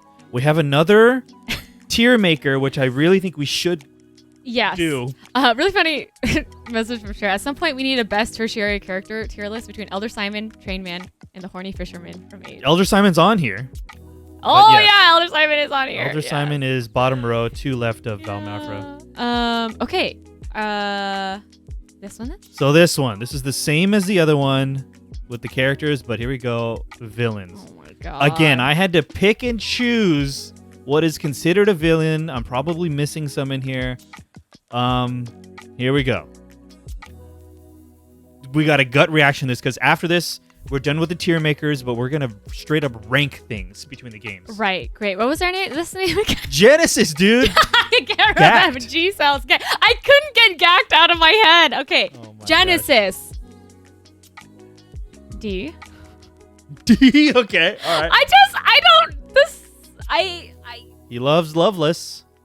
Oh God, I remember that. Always reciting it. Yeah, he was kind of cringe. I'm okay with it. You can put him a D. I don't mind. Okay. Sorry. Go ahead, lead. I might need to adjust. Yeah. I mean, there's probably some symbolism in what he says, but I was like, nah. I just watched the Crisis Core, of course. Genesis. No, we don't. Oh, Doug, what would you rank? Please feel free to. Again, I did not play Crisis Core. Anthony did. I just watched a game movie. I'm just going off my gut reaction. Sure. Genesis didn't really do it for me. I don't know. Villains in Final Fantasy generally aren't that great, in my opinion. We'll see after this. Yeah. I want to take a big look at this. Big picture. Yes. What was Golbez. Final Fantasy IV. Who did he turn out to be? Oh, right. So, yeah, Golbez, there was a reveal. What was the reveal? Again, spoilers. Spoilers for Final Fantasy IV. It was Cecil's brother. Yeah, they're both half Lunarians. We learned. Their father. Which was cool. Like, why he was being controlled by someone? The character to the right of him. Who was that? I have never seen Zemus, this character. I think. He's a Lunarian. Opposite of Fusroda. Fusoya. I honestly don't remember. You can probably feel free to put them both in D if you'd like, but Zemus was that character that is that trope of like it was this random character all along. Oh, right. Yeah. We thought that Kain was being controlled by Golbez, but Golbez was being controlled by Zemus. Yeah. It's okay. King Puppy. King Puppy. King Gestalt. Yeah. I actually thought King. Is it Gestalt or Gestalt? Gestalt. His motivations. I mean, he actually had motivations relative to Kefka. Sure. Motivations that were revealed to us. I almost feel like it was more interesting in a weird way. Sorry, Cher, I am missing Genova. These... I did not have time. I honestly just put all of this stuff together in the last, 2 or 3 hours before the stream. Super busy this last couple weeks. Yeah. I apologize for that. There's a lot more I wish we could have done with this stream. But we're having fun. Yeah.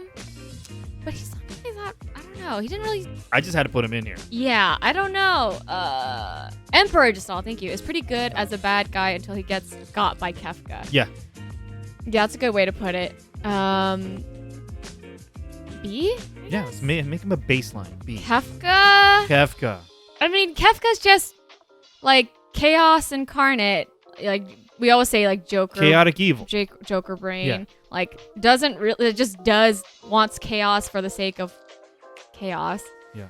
And I'm not talking chaos, Final Fantasy chaos. I'm talking. Whether or not that's enough for you is debatable, but a lot of people do like Kefka because of that. I think, yeah, I recognize that.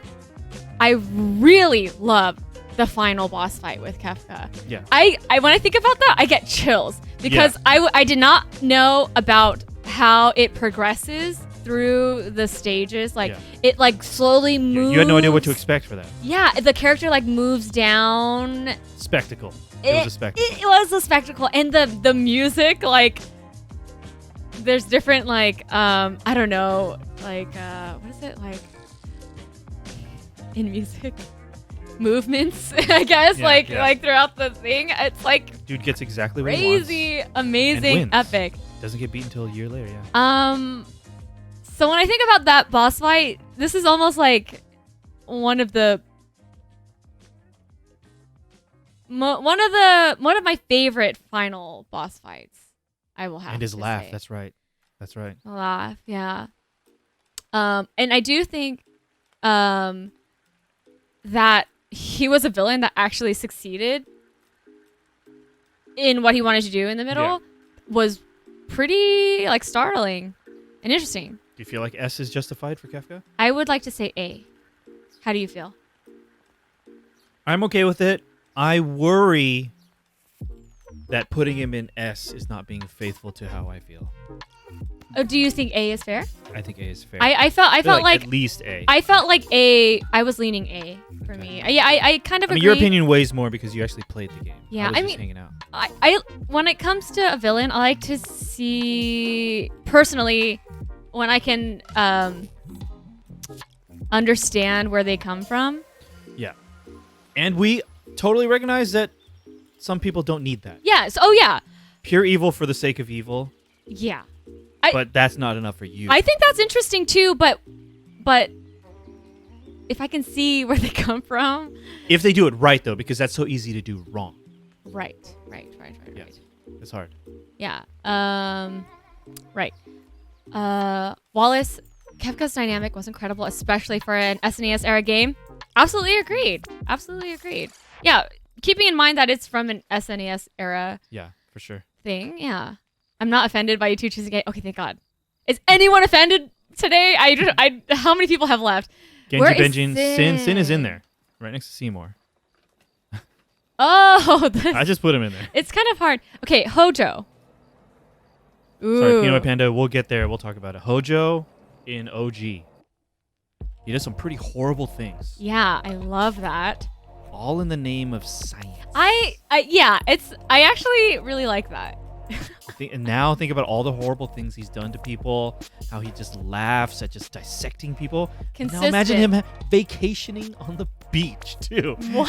Surrounded by women? Yeah, he also has time to vacation. He's like, in the name of science. Yeah. It kind of makes you hate him a little more. Yeah. Like this freaking guy? Yeah. This guy, I mean, he's got game, I guess. He's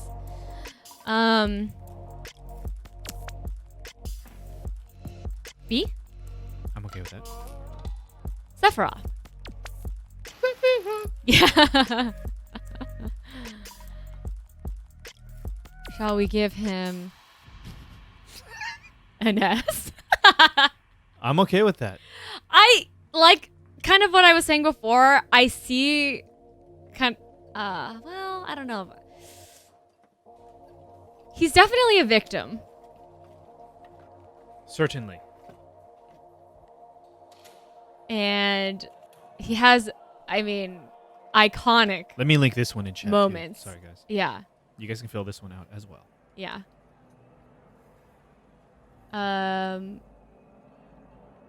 Hojo is a B. Steph says.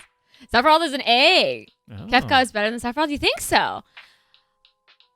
That's interesting. I actually think as a villain, I'm gonna see my mama. yeah, as a villain, when I think about throughout the game, I kind of like Sephiroth's arc better. I respect your opinion though, because you kind of get to see you see him in the past. You see when his mind starts to not deteriorate, but I guess like when he starts to spiral. Question himself. Question who he is himself. And what he is. And then how that kind of like unhinges him. Yeah, he's like, these freaking humans. Yeah. Filthy humans. Yeah, and then I think you kind of see when his like he has what they like did to my mother. Yeah, when he starts, I don't know, getting like Genova powers or something, when he's like flying through that one boat and stuff, and he's like, we don't really truly see him till later. Yeah. We see him The way shirtless he's at just the end. controlling Cloud. Yeah. How do you feel? That's S tier for me. Yeah. He also has a cool factor, I don't know. I like S. Sephiroth's name starts with S for a reason, Peach, yeah. OG Sephiroth S, remake Sephiroth D share. Possibly. Are we gonna get there? We're gonna get there. We're gonna get there. Ooh. This one was hard. I decided to include Idea. Fair. 8 spoilers. I mean, for the most part of 8, she is portrayed as the antagonist, so I think it's fair. Amazing clip from the game for Audrey. Yeah. When she's in Galing City. Someone described her as Dommy Mommy vibes. Yes. Definitely. So yeah, appropriate. Yeah.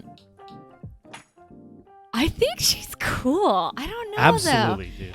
Yeah. She's awesome. As a villain though, later on it kind of turns around.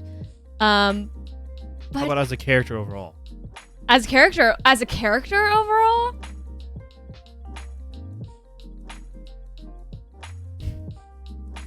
I lean toward B. Okay. I'm okay with that. Yeah, but I like her. I like that she's like this, I don't know, elegant, feminine, evil in the beginning at least. Yeah. Like her outfit and the way she carries herself, and Yeah. when she speaks in front of the crowd and she calls them low lives and like and she's so controlling Cypher Yeah. and like stabbing, the president or whatever, Yeah, and just in like front of tossing them everyone, aside. Yeah, She's I awesome. don't know. It's like Amazing just first like, impression for sure. yeah. Sorceress, dude. We're like, oh, that's a sorceress. I get it. Right. They're terrifying. As a character overall, yeah, I don't know. It's just I think I lean toward B. A first female villain in Final Fantasy? Oh. Wow. Now thinking back, it's at least of the ones that I played, the first one. Pretty cool. Yeah. Ultimisia. I get it. I get her. Yeah, it's just one of those things where ultimately everything is about her, but we don't really get to see her till the end. Yeah. Right. But she's not really like a Yeah. Sephiroth She's character. living there like at the end of time. When we finally talk to her, the text is all like uppercase, lowercase. Yeah. I don't know. She's messed up. Time compression. Probably somewhere in the D to C range. I feel like C, but I'm ready to bump her down if you'd like. I put her D. Yeah, I don't know. It doesn't. She looks cool. She looks cool. I mean, we can give her plus points for looking cool. Ultimisia plays the second smallest role of any Final Fantasy game outside of 9. Yeah. Oh my God, 9. Are we? Yeah. It's almost soon. Oh, 9's here. Ultimisia is the beginning of a long string of lame symbolic final bosses. Darn. Yeah. I see that. This is interesting. Or Brain? I don't remember how to pronounce it. Braun. Queen Braun of Alexandria. Yeah. Starts out as a kind of the villainous figure. For like her whole presence in the game. Yeah. Her whole presence in the But then as she's correct. dying on the beach, she realizes there's a bit of a heartfelt moment with Garnet. there is. And the which whole we time love. Garnet knows there's something wrong with her, but it's in the she's doing what she's doing because she wants her mom to snap out of it. Yeah. Maybe it's not her birth mother, but she still cares about her. Yeah, this is a But situation. She does some evil. Yeah. Dude. She's just being controlled, and it's not really anything she's. Yeah. Yeah, she's not motivated to do these things. Really. Yeah. It's just. I had to include her. Yeah. Bonus points for nightmare fuel face. Yeah. Yes. Yeah. Bonus points for sure. B. I was gonna say C. Oh, okay. Put her C then. Mostly because, like I said, you don't really get to see her motivated to do anything, and she's just like blowing things up left and right, which is cool. I think C personally. Okay, that's fine. Garland. Okay, Garland, right? Yeah, I remember when Garland showed up, and I was like, "Who the heck? Yeah. Where did this guy come On from?" what was the ship's name? The Invincible. Oh, I Yeah. think you're right. Turns out that's what the eye in the sky was. Right. Probably D. Yeah. Yeah. Okay. I honestly don't really remember that much, other than his dynamic with Kuja. He kind of reveals how Zidon's like a puppet. Mhm. There's kind of this. Yeah, that Triple whole hydrate thing. from Zoller, thank you. Thank you, Zoller. Oh my god, I actually needed this. Thank you. All right, so moving on to Kuja then.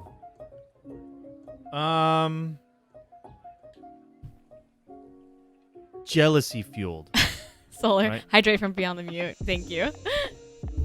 Thank you. Yeah, or was it jealousy or just trying Later to on, it was jealousy because there was some favor on Zidane. Right, or was it just him trying to? Yeah, I guess trying to prove He realized his because worth. he's the one manufacturing all the black mages, Yeah, right? Then he realizes, oh, I'm also manufacturing. yeah, I don't accept that. I need to break past my preordained destiny of being Yeah. a puppet. I see I that. need to be something else and more powerful than this Garland guy. I need to be the one in charge. Yeah. Oh yeah, I get that. That's like how prove That's how himself. he responds to that. Yeah. Can't B? see him breaking past the B though. B then. So Oh, Cypher. I just decided to put him in there. Cypher. I like Cypher a lot. he is just romanticized the idea of being a sorceress's knight, Yes. and it just so endearing. whisks him away. He takes it a little too far. He does. Yeah, And it's awesome. It's because like of all of the Laguna movies. yeah, weirdly childish, and I don't know why it's so cute. I agree. Cypher starts out interesting, but gets squandered and misused. We Oh, need more yeah. Cypher for sure. We need if we get to remake it, we need to see him get a little bit more insane about it, desperate about being on the right side of history, if that makes sense. You know what I mean? Right. Something like that, where he has like a breakdown. Yeah. I remember that final encounter with him was just kind of like, meh. Or not, I don't know about final But he took out encounter. our freaking Odin, remember? That was awesome. That was like, 'cause you didn't know. that was a sweet moment. Because he came in and you were like, oh, is he just going to end the fight? Yeah, but No. that was scripted, right? It's scripted. Yeah. If you have that somehow. That's a sweet scripted moment because you have this expectation and then suddenly, Oh, I was going to finish. yeah. Seth, have a good night. Thanks for Ooh. tuning in. Thanks for being here, Seth, and thanks for chiming in with your rankings. But outside of that, he was a bully. Yes. Yeah, Mutt, we lose Odin and we get Gilgamesh, I think. That's right. Yeah, it's like they build up the Fujin Raijin emotional climax only to have him go, nope. Yeah, Yeah. because they really wanted him back. Yeah. That being said, B. See more butts. See more butts. You were still. Is the voice really a hang up for you? I mean, it's not. It doesn't break the character for me. I agree. Um, I think they were going for what? Maybe a little unsettling? Yeah. Mildly unsettling? mildly unsettling. Like a calming voice that's trying to calm you, but it doesn't. Yeah, it makes me like don't speak in my ear, please. I Yeah. don't know. But I feel like that's intentional and it's effective. Maybe. As a character, But when I see the voice with the character, I'm like, I don't know. it doesn't match. I don't know. Maybe Actually, that's I haven't just heard me. his Japanese voice. I want to hear that. Oh, curious.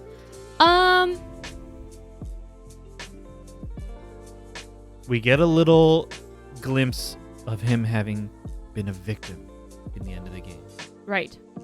Forced as a young boy to go through the pilgrimage, loses his mother. Unfortunately, Audrey and I did not do any of the side stuff where, can I tell you? Yes. We get the Aeon anima. Oh, right. And we end up, I think we learn a little bit more of Seymour. Yeah. I mean, she willingly sacrificed herself. There's kind of a plot hole there. With the mother? Yeah. Yeah. She willingly sacrificed herself to but be I'm the final sure summon. against his wishes. Oh yeah, I think in the flashback wasn't he like and then he must have backed out because he was still alive when he came back. That's correct. So. But he went far enough to learn the truth of the world. Yes. And he wanted to take advantage of the system to destroy the world. Yeah, I get that. His design makes him impossible to take seriously for me. Yeah, that's unfortunate. His outfit, everyone's. Plus, he killed his own dad. That's true. There was, I think, I had this thought, and I think Valborn also mentioned it. It's like we kept having this encounter with him, defeating him. He would come back as something. Unsent and all come back as Seymour Flux. Yeah. And then at the end, Seymour, whatever, the big one when we go to Xanarkand. Butts. Seymour Butts form. Yeah, I don't know. I lost steam. He became less relevant for sure. Yeah. You're just like, wait, this guy's still around? Yeah, I kind of feel like they were maybe making him, trying to make him up to be this big thing, but after, last. It's so clearly not about him. Anymore. Yeah, by the end, it's not. So I don't know. It just didn't. I can see the motivation. I didn't feel the impact. Yeah, maybe we should have done that side quest, but as it is, I can't imagine it being higher than a B. Okay. But if you feel lower, I'm okay with that. He has a lot going for him. Whether or not you like it, I mean, he has a lot of story. He wants to marry Yuna. He did, dude. In the eyes of the freaking Church of Yevon. Yeah, I guess they so. sealed the deal. I mean, what is the Church of Yevon? What is the validity of that? Cool with that. Sin. Okay. Sin! This is hard. Yeah. Just sin in general, right? Not necessarily sin as Jack as sin. Force of nature. As not a force Jack. of nature.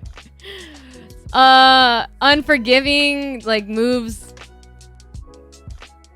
without reason, like attacks without reason. It's hard to make. I just reason. had to put him on here. I couldn't not. You can just gut reaction him. I mean, I understand Seymour why. would have had more of an impact if Audrey didn't benefit from someone's off-stream grinding. Floyd the call out. I'm leaving. I'm just kidding. You're right, Floyd. You're right. I'm cool with Sin being a C. Okay. Sin was cool but poorly delivered in the end. Mm. Yeah. I did. Sin was created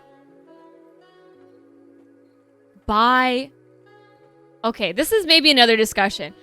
Careful about spoilers for things we haven't played. Because I have so many played. questions by the end of 10. So I tried to read things specifically that pertain to Final Fantasy X. Uh-huh. I don't know if what I read was only from 10 or if they referenced the Ultimania book or maybe something that comes out of 10 too. But I feel like I outside of the stream clarified some things about myself, or about maybe where Sin came from. But you're unsure of whether or not it's spoilers for 10.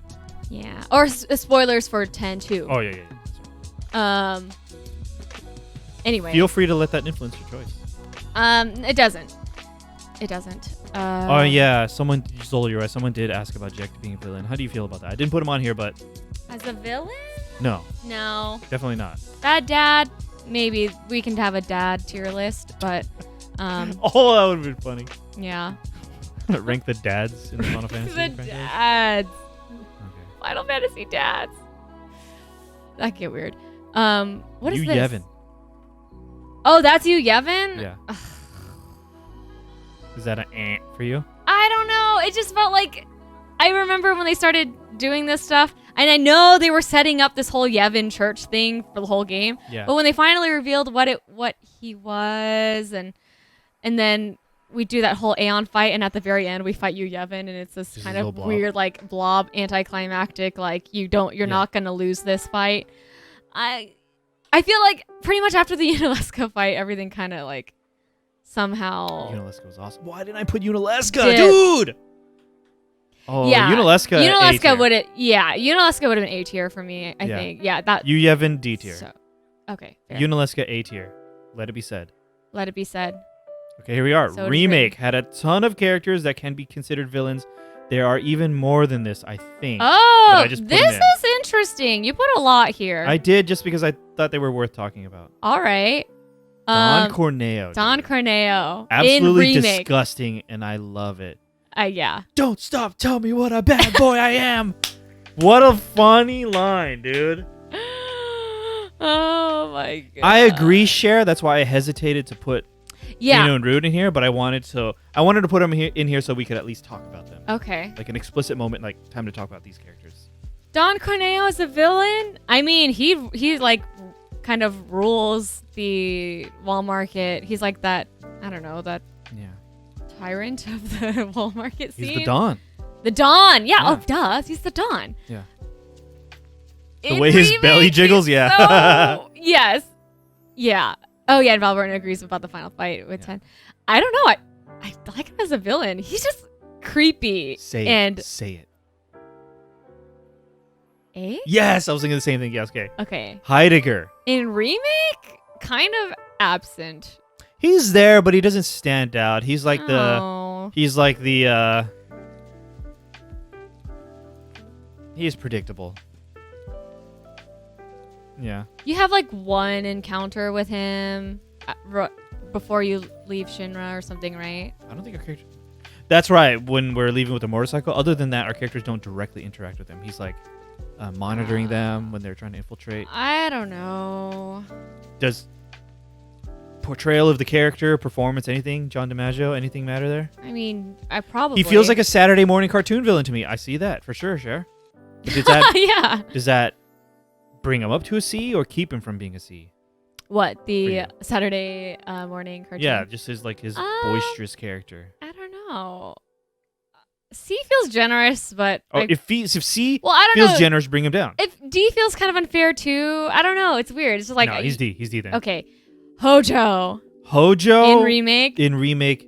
So gross. Pretty dang gross. I love it. That whole scene with him talking through the glass to Aerith about her mother saying like she just has him, or he just has her all sliced up. Yeah, describing how she was more beautiful in death than in life or something like that. Yeah, I was like, so damn. gross. So good. I really liked that. It's like he doesn't have any magical or strong abilities, but you can feel how his intentions are terrible. Yeah. I like him at A. I like him at A. I probably could be convinced for S. They did Hojo just... Oh, really? Because he's so bad. I don't know, though. I like it. But he kind of has that weird chaos vibe where he just wants to do like all these sciencey things for the sake of science or whatever. What was this guy's name? Nero. I kind of cool, not gonna lie. Okay. Just wielding darkness. Yeah. He kills all the soldiers around him and just takes their life force. Max C for me. Yeah, I think that's fair. This is only the beginning Max for him. C. I'm being generous with C, but just because I feel like I'm being generous with C as well. Then put Maybe him in D. Yeah. I mean, I just kind of like that dark vibe from him. Yeah. That's why I like him. Yeah. But other than that, he doesn't really give that much. Of course, this is just the DLC. We don't really get to see a lot of him. C, D. Okay, great. Okay, we're all on the same page here. President Shinra. What is it? Rufus? No, that's not Rufus. That's just President Shinra. Oh wait, who's Rufus? The son. Oh yeah, sorry. Rufus Shinra. What is President Shinra's first name? Mr. We don't know. Mr. Shinra. Mr. Shinra. He has a name for sure. He has a name. Oh! Ryan, thank you so much. Archon, 9 months. Dude. Thank you. Tier 2. 9 months. Thank you so much, Archon. Happy 9 months. Dude. Oh, gotcha. Just came back from the No girlfriend's problem. place not too long No ago. problem. Nice. Thanks Thank you for stopping dropping in in. and saying hi. We totally appreciate it. Hope you're getting all the rest that you need. We're doing a little bit of tier stuff with Final Fantasy. Yeah. Tears are flowing. Yeah. Tears. Fun fact, his first name is actually President. Yeah. Okay, great. Yeah. Archon rest. What is rest? Starts with an Archon. H. Forgot how to spell it. Archon. Zero. You need to change your R to rest, Chong. There. Sorry. Starts with H. Alien Zero. Okay. H. Shinra. He's our capitalist-minded villain. Chasing that Mako, dude. Chasing that Mako. That It's promised kind of land. That interesting. fertile promise It's like land. a pretty grounded, evil. Motivations are easy to grounded understand. Motivation for sure. that exists in our real world. Yeah. It's like for sure. weird, weird, magic. Fantastical, evil, magical Yeah. beasts and monsters, but then we Right. just have like this corrupt dude. Unless they do want to they want to create Neo Midgar for alternate reasons, or Because it's profitable. they just want profit, right? Yeah.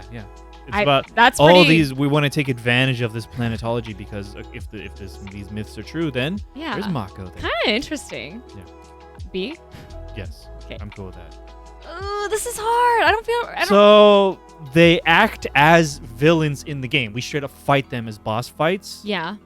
But we have to try to remove them from what we know about them in other media, other games. True. I feel like he's similar to Gestalt Cher says about President Shinra, I and see it, I yeah. see that as Yeah. well.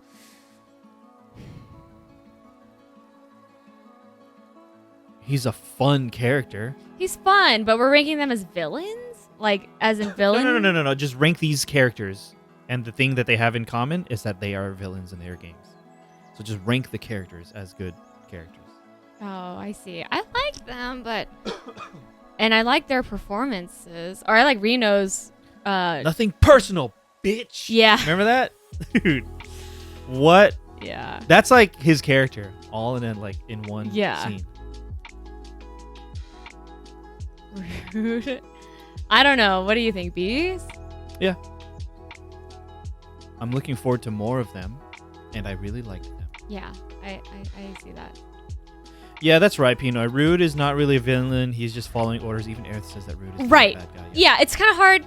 If we're ranking them as villains, they're not really villain-like Yeah. because they're just kind of lackeys. Which we're not. We're just ranking them as characters. Yeah. Scarlet, thank you. And you also have to take into account her in the DLC. The DLC. Intermission. Good point. Yeah, the Turks are all like morally neutral to a fault, but happen to work for the bad guys. They'd be interesting to put on a D&D. Oh, yeah. She is a similar vibe to, in terms of just vibe with Adea, but different. I feel like she's closer to Hojo. Oh, yeah. She's like in love with science, but in terms of like weaponizing it. Like, But is in that- love with it. Is it?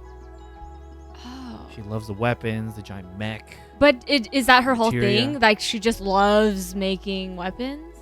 I think so. She's head Yeah. of weapons development. Okay. Yeah, but she's the head of weapons development, but like Hojo's identity is like, I just want to progress science. I just want to do And she just whatever wants it to dominate everyone around her. takes. Yeah, she There's does, that. certainly. Yeah.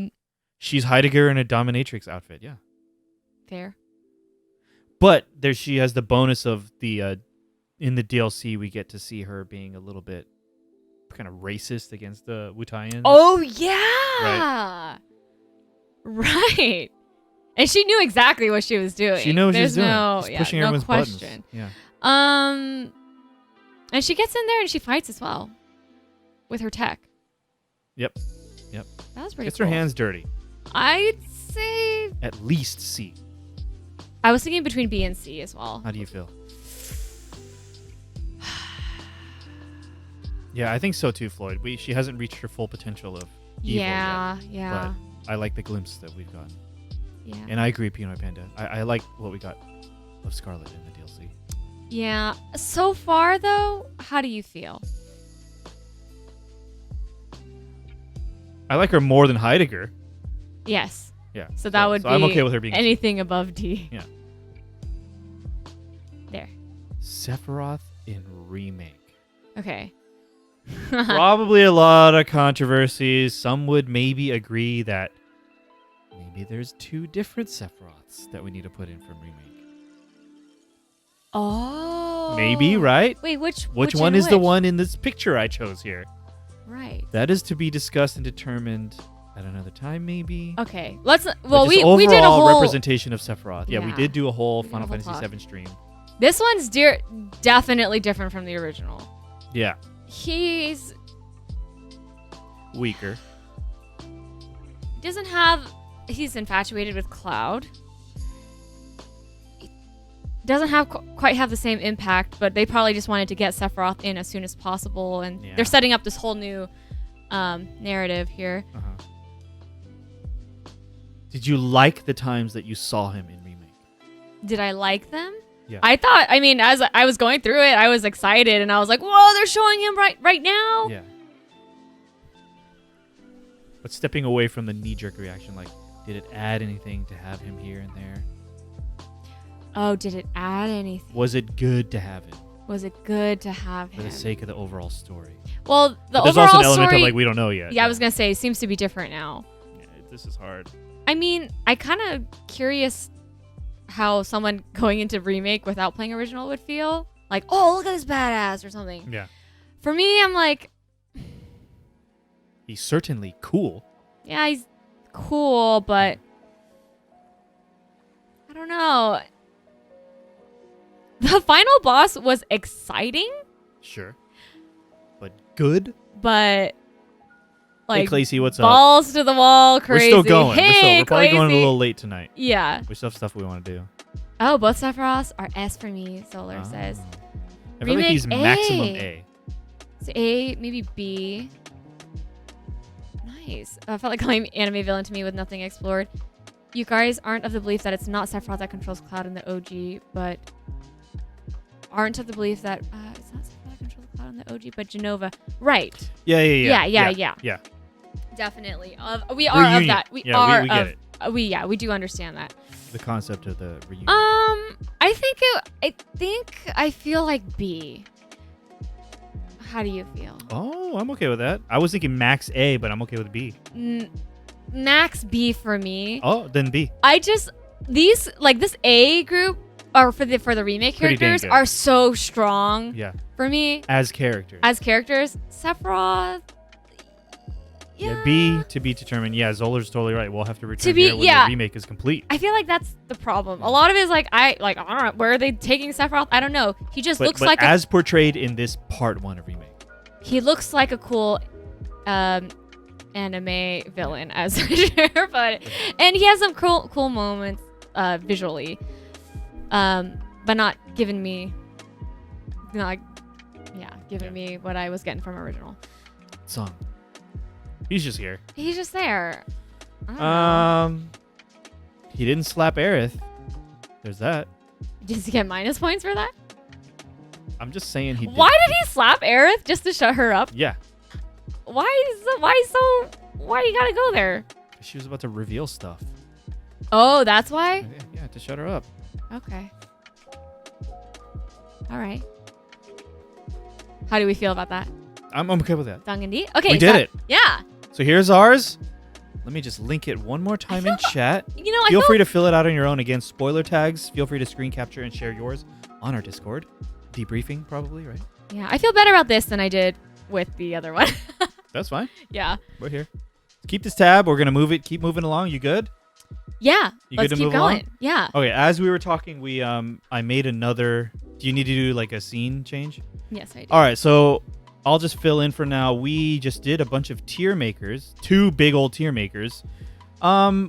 There definitely could have been more fun and creative tier makers that I could have made and I wanted to make, but I didn't have the time, and I just felt like if we just did all the characters, they would be good starting off points to discuss the characters and as a result the story. These streams, I'm just thinking about fun ways to facilitate discussion about elements of the game. So when we did the show and tell at the beginning, we could do like a overall impressions and remembering the games. Tier maker, we can rank our preferences for the characters and talk about all the characters. Now what we're doing is a little bit more definitive. We're going to straight up rank the games rather than slotting them into tiers in which games can share a tier. They are now definitively being ranked against each other in several categories. Now, I made a couple of categories in Google Docs, Google Sheets. Yeah, we have a whole Google Sheet here. And there's a template on the fly. If Audrey or if anyone says a category that rank this compels us, yeah, we can easily duplicate the template and create a new category. Right. But you want to just go... This is kind of in an order, but you want to start on the leftmost one and go right? Okay, sure. I think the leftmost one can probably be a good conclusion to what we just did. Okay. So I'm going to go ahead and switch over now. Yeah. Or so we still have the chill hop music on? We do. Okay, yes. Great. Just want to make sure it's on the scene. Okay. So here it is. Is it on the screen? I don't yes, know what it is on the screen. Everyone, it is. It's popped up right. Yeah, there. So here you see, first column is the ranking. Second column is where we're going to place them. Audrey is going to cut and paste, Control X and Control V. Yes. From the games column. The games column is in like no particular order. Yeah. But here we go. Overall cast of characters. We're ranking them now. That we are. Okay. The strength of the entire cast of characters. Oh, I'm already stressed. Yeah, Tsung hasn't aged from the flashback Yaval. He is definitely a vampire. This is gonna hurt. I don't know. This could take a long time, or this can be very quick. Who would you put at the top? Maybe at the top, strongest cast of characters. Yeah. Now we're considering like how cool the characters are, their performances for the ones that are more modern, like Remake, right? Sure. Yeah, just a subjective everything. Gameplay, everything. Yeah. I mean, if we look at our tier ranking, I'm sure we could like average out and find out where they do it mathematically. But let's just go off our gut here. Remake. Okay. What about Remake? Top? Yeah, we were going to top, right? Okay. Let's zigzag it. What's on the bottom? Zigzag. Tactics though, dude. We'll get there. At the bottom, 8. Whoa! Holy crap! Really? I was thinking Crisis Core. Oh yeah, Crisis. Sorry, I didn't see that.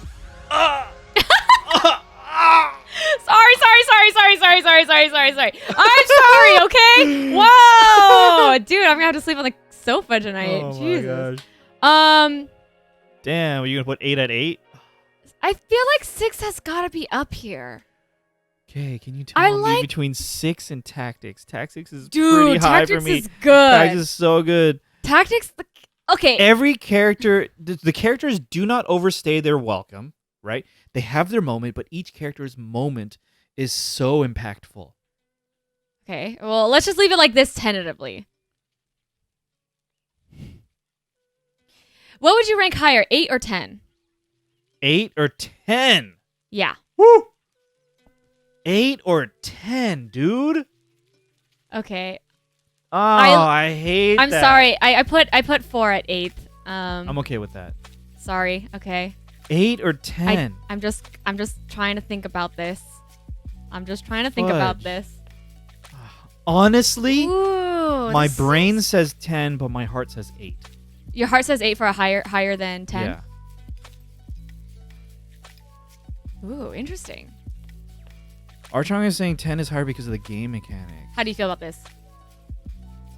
I just put them in. Sorry, we're missing a lot. Yeah, we are. Cher likes 8 more than 10. The characters have no backstory, but they bounce off each other better. I can see that. I mean, go with your heart. This is the Reyony ranks. Yeah. This is between so this you is and it. me. I feel No. I mean, like, let's review. Okay. What we're God. at Okay. now. I was Take like, a step back. This is not it. This ain't it. I almost feel like 7 is too low. I think so too, but it's hard. What do you want to do? You want to put Tactics below 6 and 7? Timpy, we really loved Final Fantasy Tactics. The characters I cannot emphasize that enough. Was where it was at with Tactics. They were. Cher likes the list. Share. Yeah. Oh yeah. Stamp of approval. Just screen cap this and post it as your own on the Discord. Yeah. Yeah. Yeah. If you guys haven't played Tactics, you know, throw your expectations out the window and play it. Remake S first kind of shocked me. But when I think about the cast of characters in Remake, in that game, so good, strong, so high strong, average score. Yeah, I think it would be this way if we added numerical values in the tier maker. Yes, and gave them scores. Yes. But I could be convinced of bumping it down a little. It deserves to be in the top 3. I like our top 3 right now. Would you put Tactics as number 1?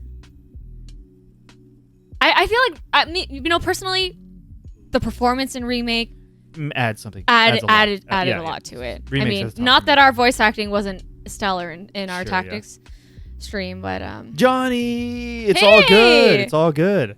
Oh, definitely sweet. Watch the VOD. We're celebrating a year of Final Fantasy. You know, the thing about watching a VOD is that you can't yell at me live. So just keep that in mind, Johnny. But thanks for being here. Yeah, Remake and OG7 is top 2 for me, Valborn. Ooh, I like where we are, but for some reason 7 feels low, but I kind of feel like it's not that it's bad. No. Not at all. No. Well, I think as a whole cast. It's this list is so short. If this was like a list of 50 games and 7 was in the top 4. Oh yeah. As a whole cast of characters, I like 6. Sure. Yeah. 7 have some. Yeah. The cast are great. I would say there are some specific highlights for me. I don't know why though. 6. I could. The relationship between the characters in 6 is really good.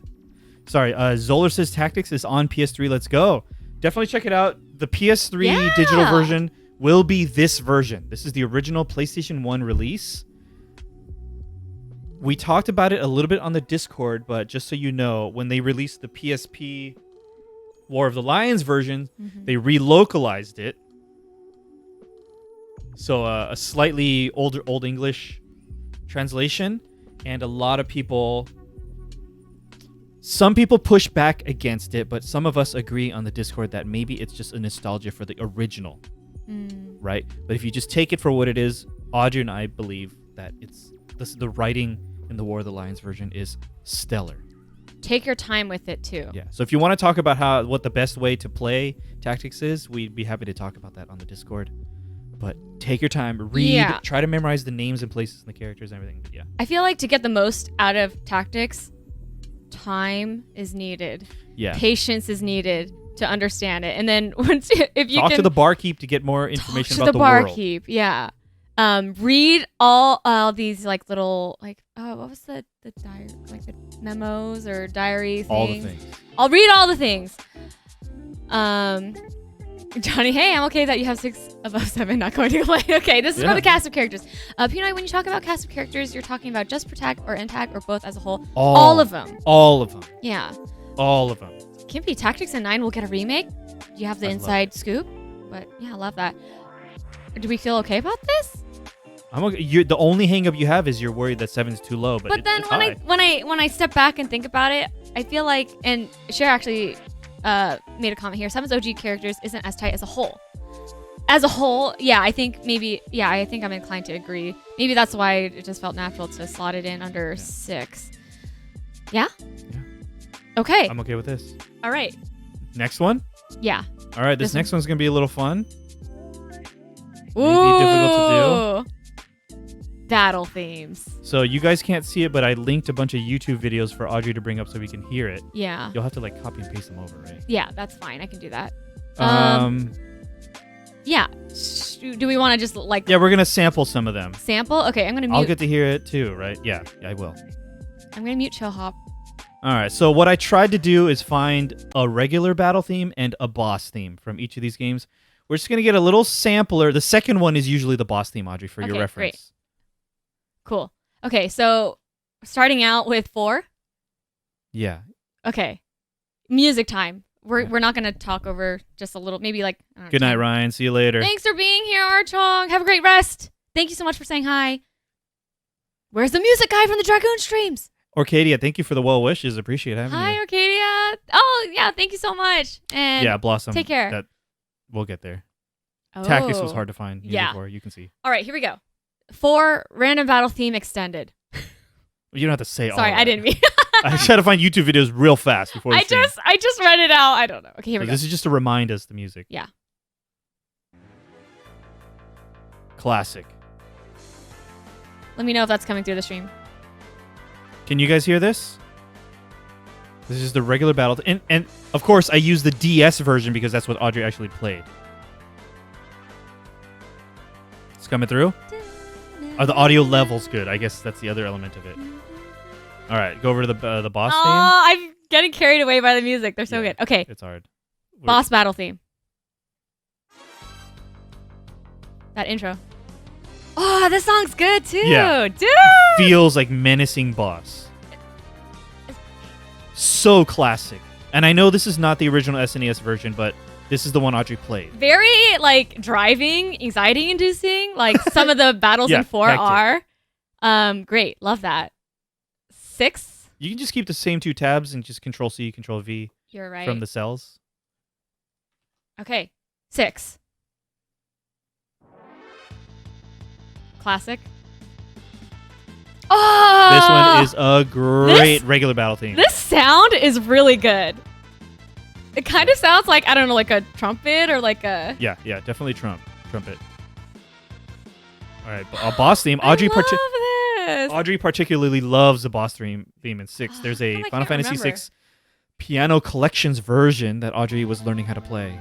This song is good. This song is iconic Final Fantasy boss theme.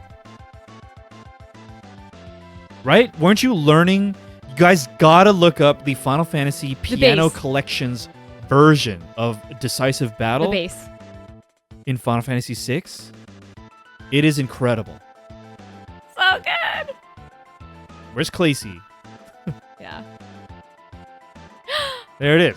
6. Oh, God. Yeah, this Blossom. Is hard. This is hard. 6 and 7 both have great piano collections. I have a physical copy of the Final Fantasy VII Piano Collections signed by Nobuo Uematsu. So awesome.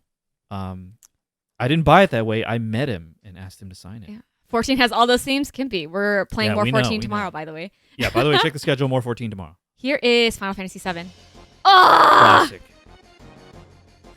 Piano Collections version of this is incredible. This is so hard. On Piano Collections, it's called Those Who Fight, right? Those Who Squat, remember? Yeah.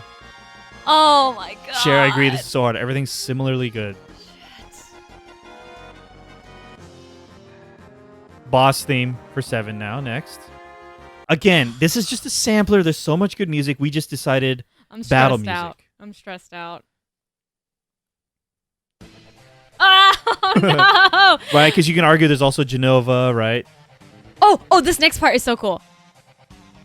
Where it's like... Dun, dun, dun, dun, dun, dun. Yeah. The next part is cool too. I'm like thinking ahead of the music. On that synth organ, yeah. Yeah, the stereo effect. Oh, if you guys are listening with headphones, the stereo effect in this song is very fun. Ooh, I like that sound. That yeah.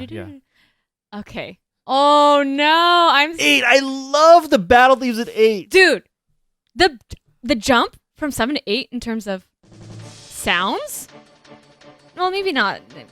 Oh, I love that this one's on 5. Yeah, the time signature for this one is like odd meter for those 2, 3, 4, 5 who are familiar with music, and it gives it again.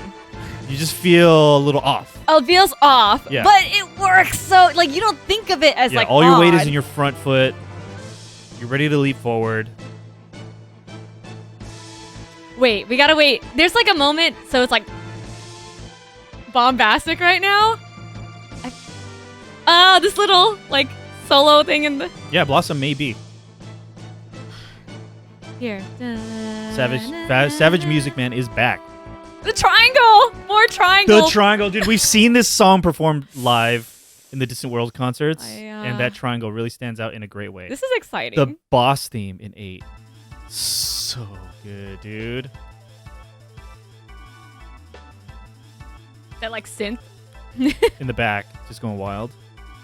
Hopefully you guys are the listening key with change. headphones. The key change. Hopefully you're listening with headphones. Just the stereo is great. Wow. Johnny says watching your stream made me enjoy 8 more than when I played Oh, it. We really nice. appreciate that. Thank you. Thanks for coming along with us in that journey. That keyboard there was amazing though. So here's 9. 9 is again, even in the music, is a throwback. The whole game's a throwback. Oh yeah. This. Oh yeah. Right. I appreciate that. Music Man's just lurking. Hey, appreciate that. Thanks for the lurk. Yeah, it's a throwback, but it really elevates it too. Driving, that classic driving feeling. This part is cool. Yeah, a little funky here. Okay. Oops. Dude, this makes me think of fighting the Black Waltzes. Things are getting serious. Right. Ooh. It kind of has a sinister feel. Absolutely, yeah. Kind of different from the previous boss. The enemies themes. that you fight in this game, the bosses are really sinister looking. Yeah, this feels evil for sure. Okay. Am I wrong? Yeah. Okay. 10. Classic.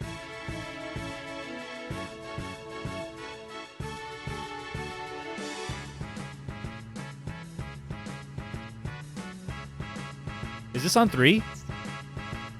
1, 2. Yeah, there you go. 1, 2, 3. 1, 2, 3. 1, 2, 3. 1, 2, 3. Switches. Oh, this melody is good, dude. And then it changes here.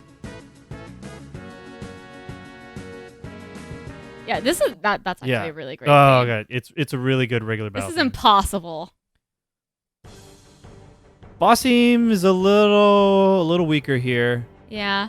Oh, this is kind of more like setting a vibe. Yeah. So there's Than some this that I musical feel like piece, yeah. you can listen to separately from the game.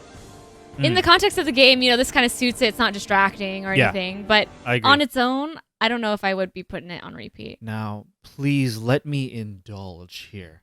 There are so Indulge. many different. I looked up a YouTube playlist of battle themes for tactics, and it's like 20 songs long, right?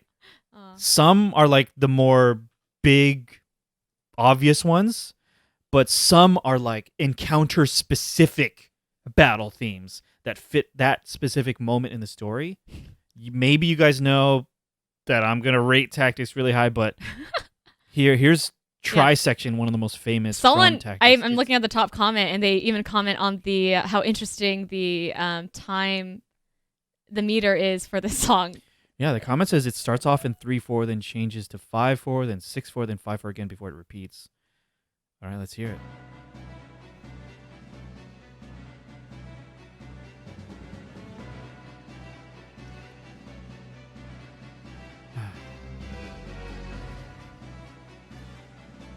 Some of the songs are really tied to really high stakes battles to me in my mind.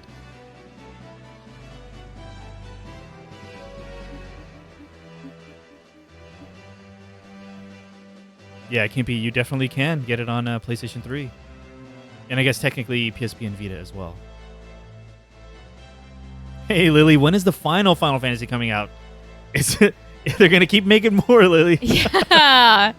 It's all right, let's bring up the never next ending. one. We're Okay. just trying to sample all of them here. Yeah, little sample. This. Oh, This one this is song. like a fight right after someone was betrayed or something. That just gives those Yes. vibes, right? Like, how could you? And then a battle starts. Next one. We got to go through this so many. Okay. Oh my gosh. We're still in tactics here. This one is like, we cut through. We have to get through all of them. Ooh, I like That's this what one. it feels like. Ooh, I really like this theme. Mm-hmm. It's a different kind of driving feel. Da, da, da, da, da, da.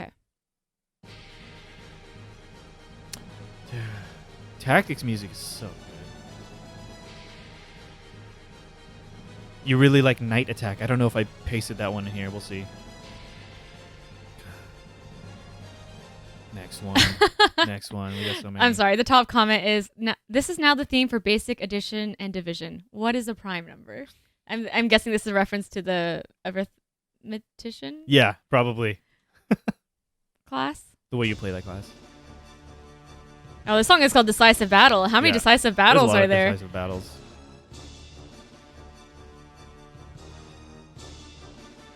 Okay. Gosh. Just a taste. Just a taste. And then one last one. Wow, you really wanted to indulge. Yeah, and there's so many more themes for Tactics. But here we go. Moving on to the next game, Crisis Core. Crisis Core. Unfortunately, music doesn't necessarily stand out for me in Crisis Core. This was like the regular battle, I think. I think there are some themes that are not the battle themes that are nice. I agree. Okay. Kind of Just to refresh our memory. rocking. Oh. This is like a version of the regular battle theme in 7. Yeah, Kimpi 12 does have great battle themes too. It's the same composer as Tactics. Okay. Crisis Core. Okay, Remake was hard because not only is there like a unique battle theme for each boss encounter, but each boss encounter's battle theme has multiple phases that add and layer onto the song, so it's hard. So I just picked whichever ones. Yes. For rearranging the original songs, Remake did a great job. Just like they did with the characters, they reimagined the songs in amazing ways. This one, you might want to just skip to Phase 3. It should be in the... Phase 3. It should be... You could click on the timeline, or it might be in the description. Here we go. Just let it play out. Oh, here's Genova.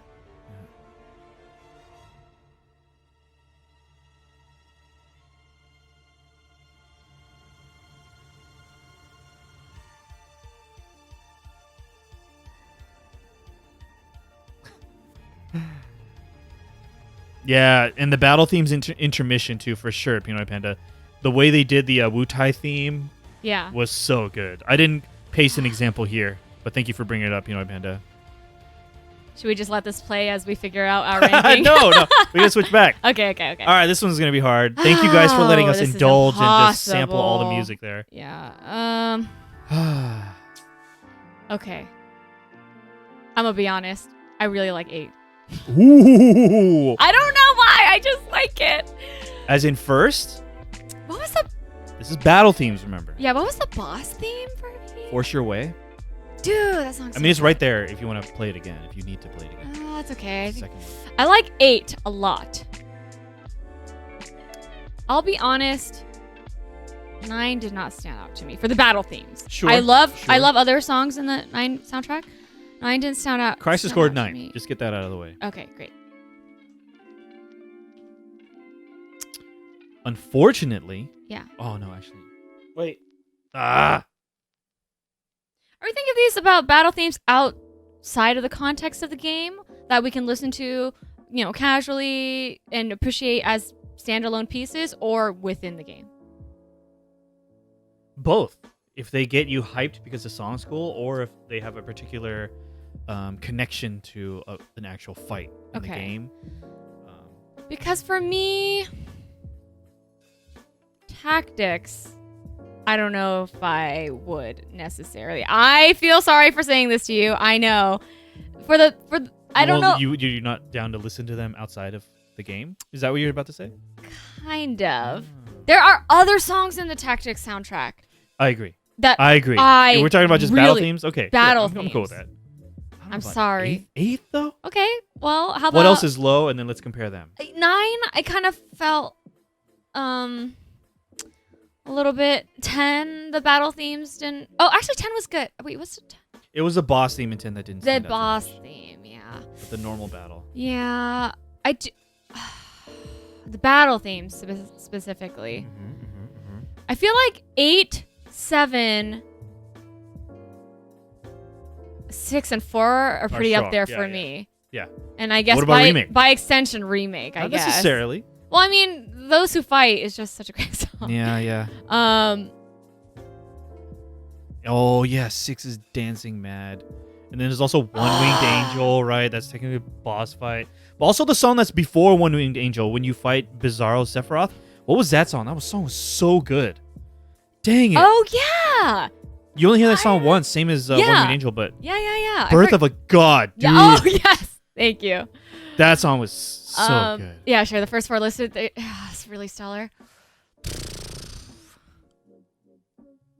All right.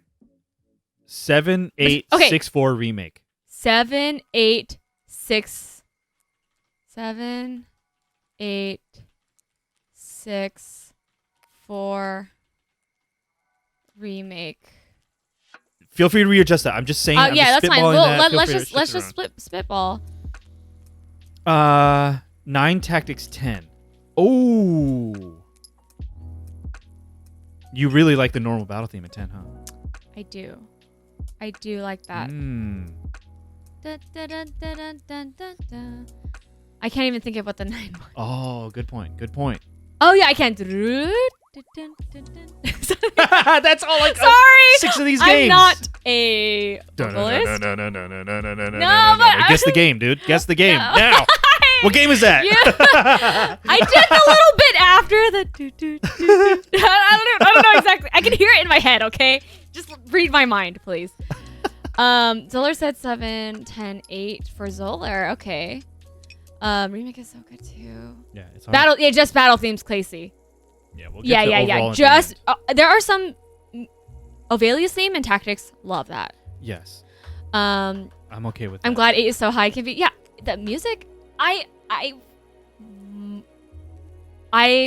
These two I might even be inclined to switch. Wow. Okay. I'm happy to let you do that. It's Those Who Fight and Don't Be Afraid. But there's other you got to think of Birth of a God and you got to think of One Winged Angel too. I don't even remember the ones from 8 that are equivalent to that. You're right. There's one that's called Maybe fair. I'm a Lion, I think, right? Okay, yeah, that's fair. Anthony putting us through this is cool. You guys wanted this. You guys wanted this for like a year. This is a culmination here. It's like the first time I played a Final Fantasy game. So what's your favorite? I'm like, wait. Give me 1 year. Give me 1 year to play some more. Okay, I feel okay about this. 9 has the Dark Messenger.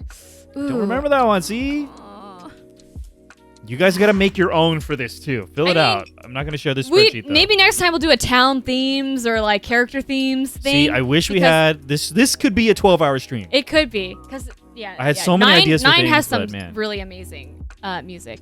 Don't get I was me thinking wrong. of one. I'm gonna tell you. I had the idea. I may have even said it on stream. Like the best vehicle or like tier maker for the vehicle. Best airship or something. But we just didn't have the time. The best summon, the best Ifrit. Dude, there's so many good ideas Ifrit. for doing this. Yeah.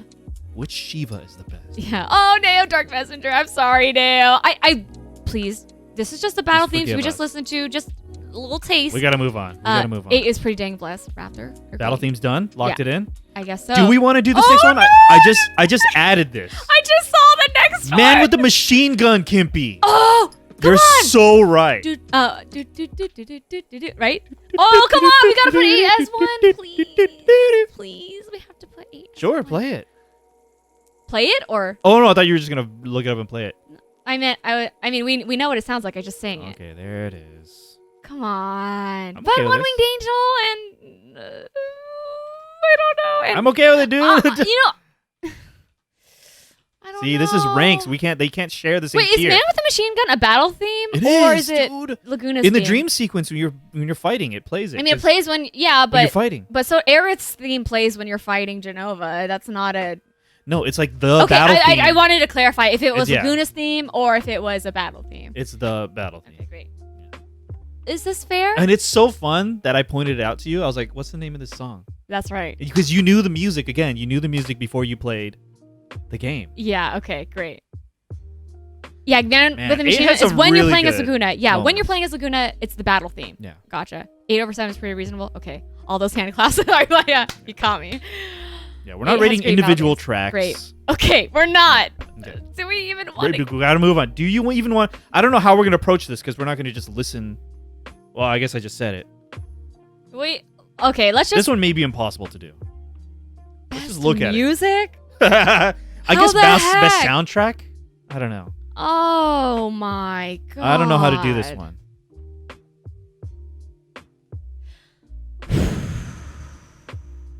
I don't know how to do this one. Okay.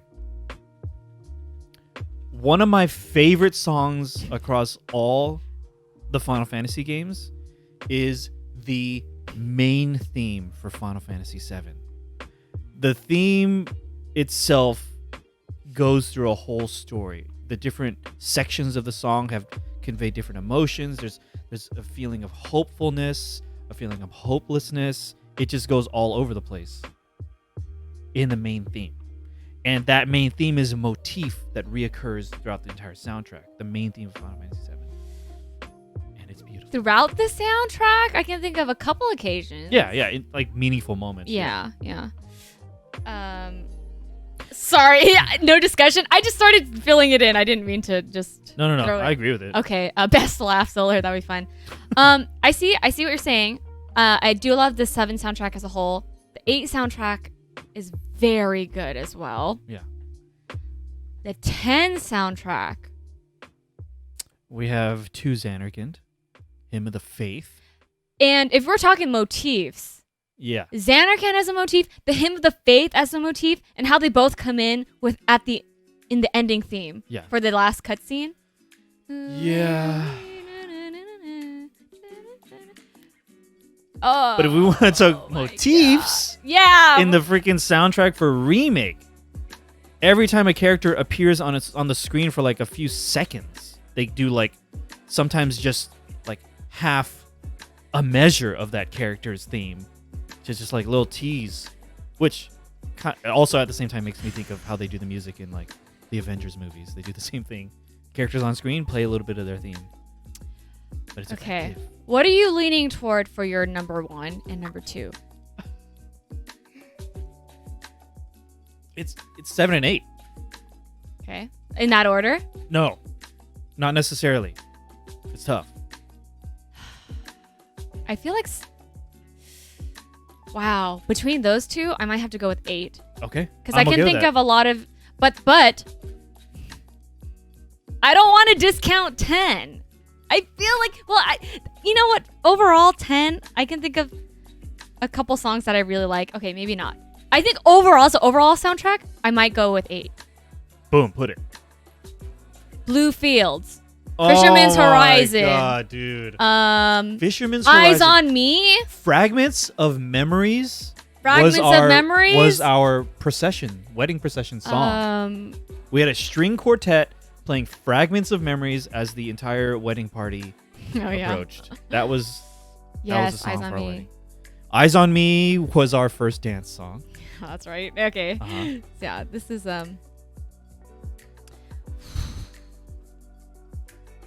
dude, this is hard. 7.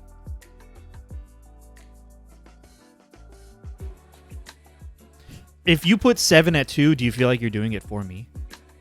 I don't know. I need to listen to the whole music soundtrack again. 9 Think has about some amazing. The Great Warrior. Oh, you're right. So good. Yeah, Cosmo Canyon. Even Cosmo in itself Canyon, is a great. Okay, yes. I'm stressed out. 9 has some great music. Absolutely. A Love Place Called Melodies Home, of Life. Yeah. Melodies of Life, Freya's theme. Uh-huh. Flamenco. Vamos a la Flamenco. You Are Not Alone. You Are Not Alone. So good. 10 has To Xanarkand, Hymn of the Faith, Via Purifico. Yeah. Seymour's theme. The final battle with Seymour is pretty sweet. Yeah. I don't know the name of the song, but when you're fighting you, Yevon, that song is really good. Oh man, I don't. Oh yeah. Oh, that one, right? What? Which one? It's like Wild. Yeah, it is Wild with on the piano. Yeah. Oh god, I don't remember what it's. The Final Fantasy New World version of it is really good. Yeah. Really good. Forgot the name of it. I don't know where to put Tactics and Remake. I'm struggling with those.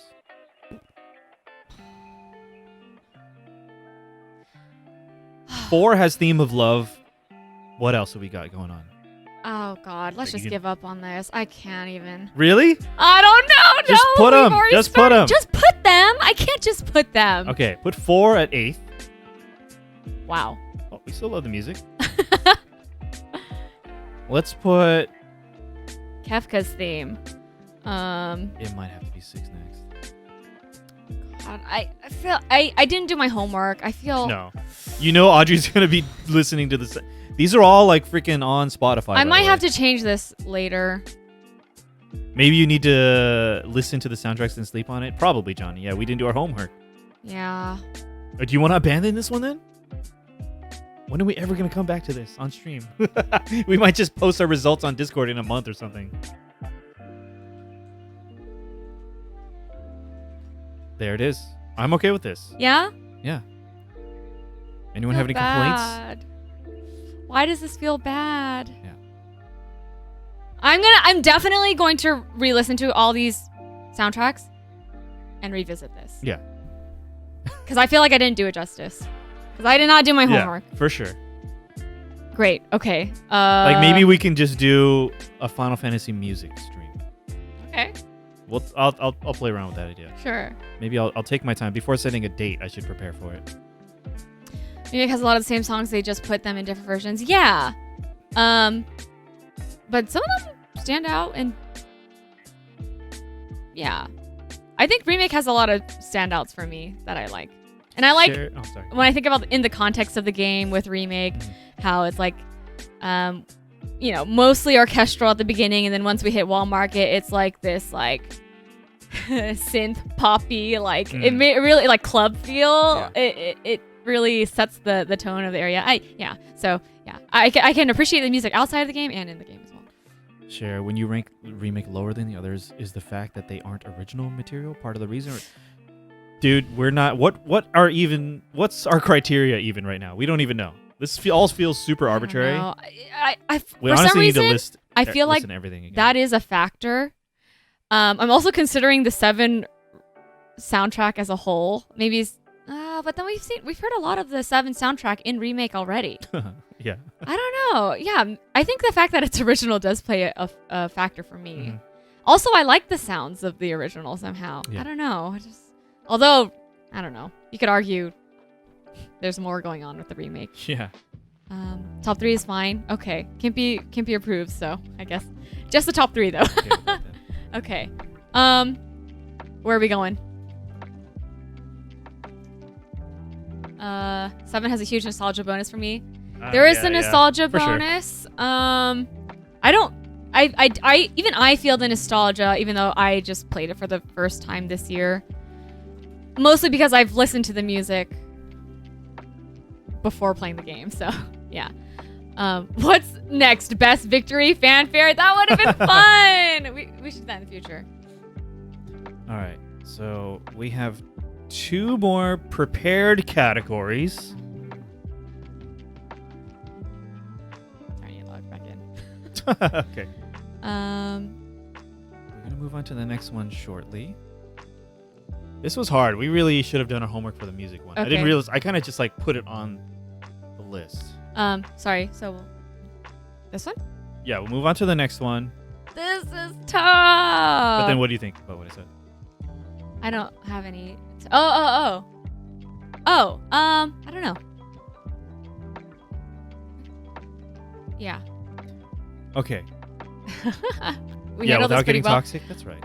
Maybe just here. Oh, really? No. Oh, I guess we can combine them essentially, yes. Right? All right, we're just gonna skip to the last one, guys. This is what you've all been waiting for. Have they been waiting? Best game. Overall. All Zola. The other one was best story, but I think we can just combine that into this. I'm sure you can understand. This is gonna be super subjective.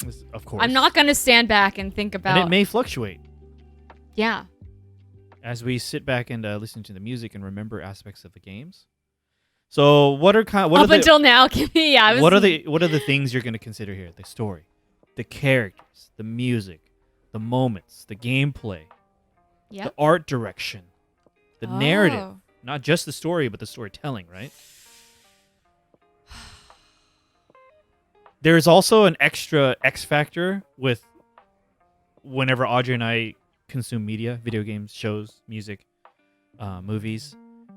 If Audrey and I find ourselves continuing to talk about something for like weeks, we know it was something special for us. Something special. I like the way you phrase that. Yeah. And not necessarily something good. Something, yeah, it's something really stands out when Audrey and I continue to talk about it in just our regular everyday life. KP says same top 3 like the music category. Even when like not prompted, it's just we're just like doing something and all of a sudden, do you remember that one moment? Yeah. May I ask, because you played Crisis Core, how would you rank Crisis Core personally? And this is both of us ranking the games together, not our individual rankings. So I mean, I feel bad that we keep putting Crisis Core at the bottom, but it's just standing up against such titans. You know what I mean? Oh yeah. It feels unfair. I mean, I'm putting it at the bottom, but not because it's a bad game. All right. For me, Gimpy says it. Yeah, I agree. Okay. Themes and artistic integrity are another factor that's atop of the list for me. Share. Everyone make a... I want to see everyone else's list for these two, but again, if you're going to screen grab and do any of this, please use the spoiler tags on Discord. Like you said, Titans. For me, they say you never forget your first Final Fantasy, and that is true. My first was Final Fantasy IV, the 3D remake for DS. I enjoyed it. However, I think I would put it at 8. I'm totally okay with that. Maybe it wasn't the best one for you to have started with. Maybe I shouldn't have. Maybe I should have waited to play the original version instead of the 3D DS remake. But there's certainly no regrets having played it, right? No regrets. Yeah. I'm okay with this. It taught you a lot of foundational Final Fantasy things. Yeah. Like reflect, poison, I am stressed out. Items. It did. Yeah. And I appreciate that for what it is. Oh, no. It just clicked with me what we're doing right now. What? We're ranking the games. We're ranking the games, yeah. Would you like to start at number 1? All right. What are your top 3 that are competing with each other for number 1? What 3 are the most strong contenders to be number 1? I'm not talking about first, second, and third place.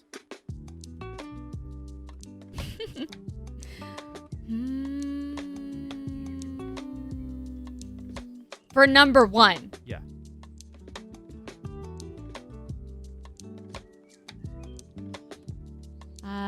For me, number 1 is... In no particular order, these 3 games could easily be number 1 for you. This is based on Maybe my easily, experience playing these games and my enjoyment of the experience playing these games. So at number 1, 6, 7, and Tactics. Maybe. I had the exact same Really? one. 6, 7, and Tactics were my top 3 contenders for first place.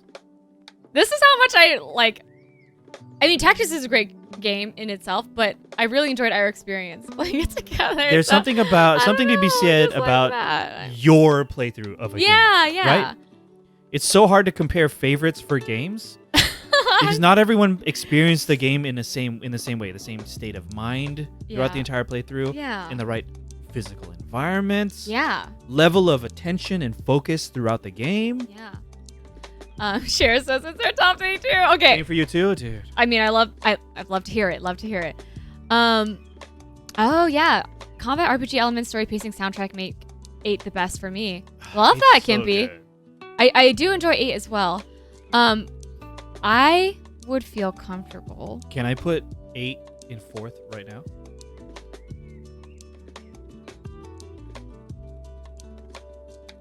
I don't know where to put Remake. That's the hard one for me right now.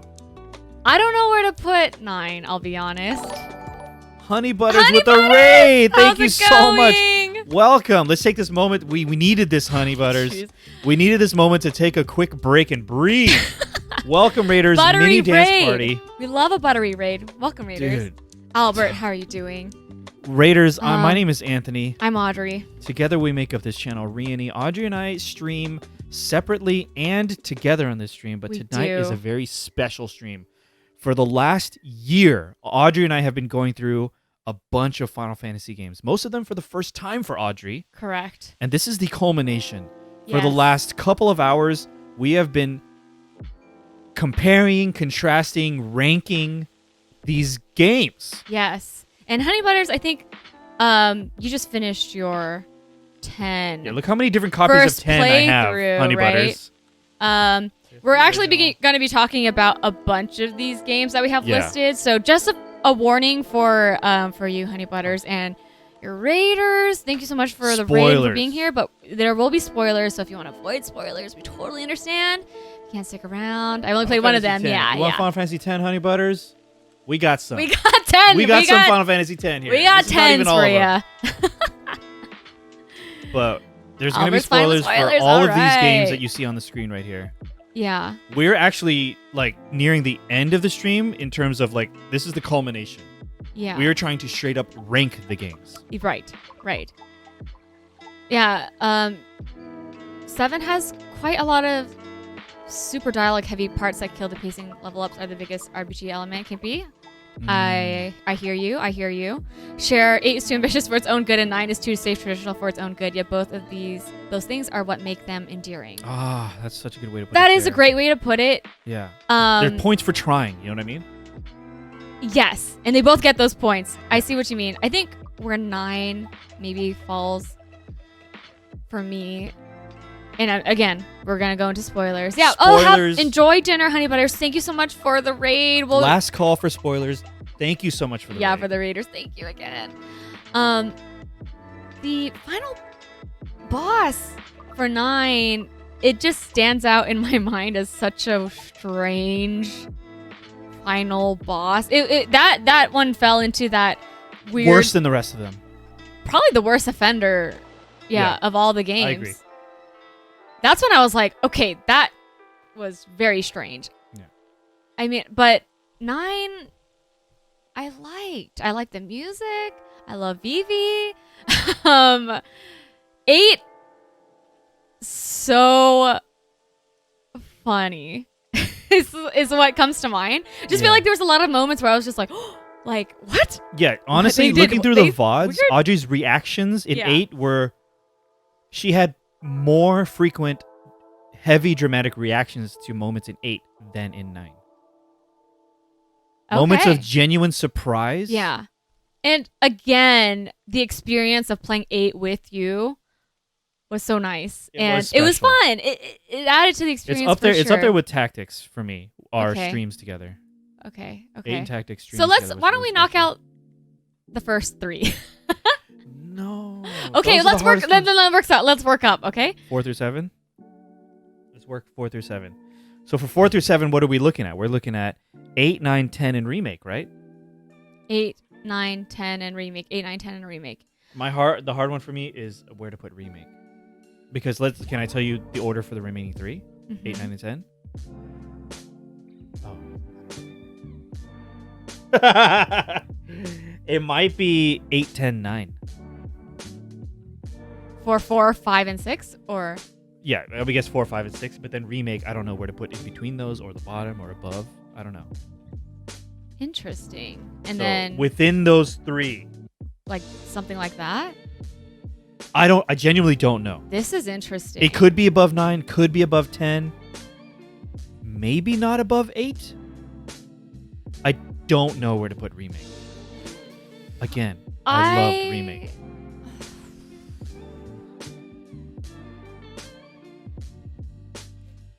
Gimpy, and that's totally fine. That's the beauty of this. It's like If everyone in chat 100% agreed with us and we all had the same scores and ratings, that would be super boring, don't you think, Kimpy? Yeah. And so I appreciate everyone having different opinions. We can all give each other our separate perspectives on this.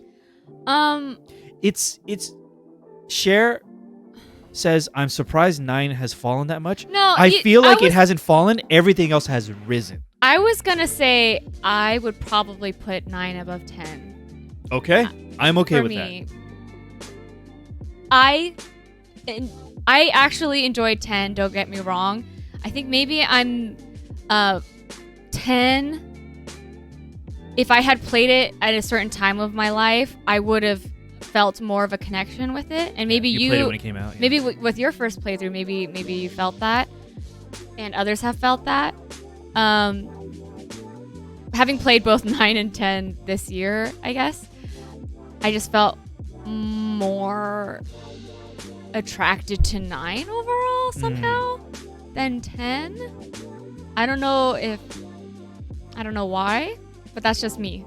How do you feel? Would you disagree about this ranking? I'm okay with it. That feeling that you're talking about of like connecting with the game at that time in your life, is why I rate 8 so highly. Okay, yeah. So that's fair, and I just like that concept is not lost on me. I just liked playing 8. It's connected to something else. Are you willing to put up a fight for switching them back, or which back? 10 and 9. No, that's fine. I still really enjoy 10. Now I feel like Remake is fairly low. But I don't know. It's a matter of perspective. It's that the other games are so high.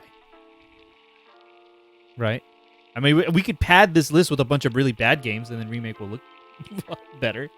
VV is why, Cher knows. Most people put 7 at the top. We're going to get there, Kimpy. I mean, hell, putting 8 above 4 and 9 is wild. I like it. Okay. Yeah. 7 at 6th above the Remake is what Zoller would do. 9 has so many great secrets, Kimpy. Well, Floyd doesn't really like the songs in the soundtrack. Maybe what I'm thinking, Floyd, is maybe it's the songs in the context of the game. I think Audrey was kind of saying that earlier, in that for some soundtracks and some songs out of the context of the game, they can be a joy to listen to. Yeah. But maybe for the majority of Tactics soundtrack, the context of the game might matter more. Yeah, I wonder if it's the nature of the game, because you're going to be in an encounter for 20 minutes. That's what I'm thinking. So the battles, they can't make it like grating or like they have to annoying. Yeah, they have to make it something you can easily listen to for a long time. When a battle theme in another Final Fantasy game could just have like pretty quick impact, or should have quick impact, because the encounter will probably not be as long. Yeah, that's just, I don't know. Yeah, so those songs get to like the point. Yeah, get through all the phases like 30 seconds. The rest is already in your order. Oh, calling it out.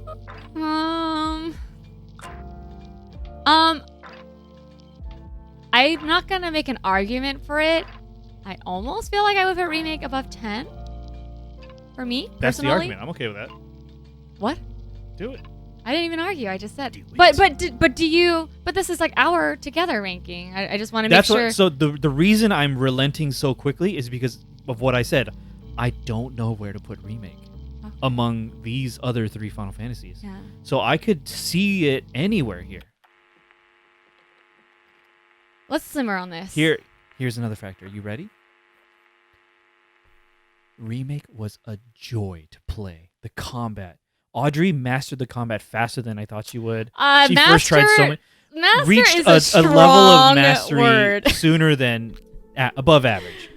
You first tried a lot of bosses. The ones you struggle with, you adjusted immediately. I appreciate the materia it, system though. was very good. Maybe we're forgetting to think about gameplay here. Maybe we are forgetting about gameplay here. Yeah. Remake was a joy to play. It's the only platinum trophy I have on my PlayStation Network account.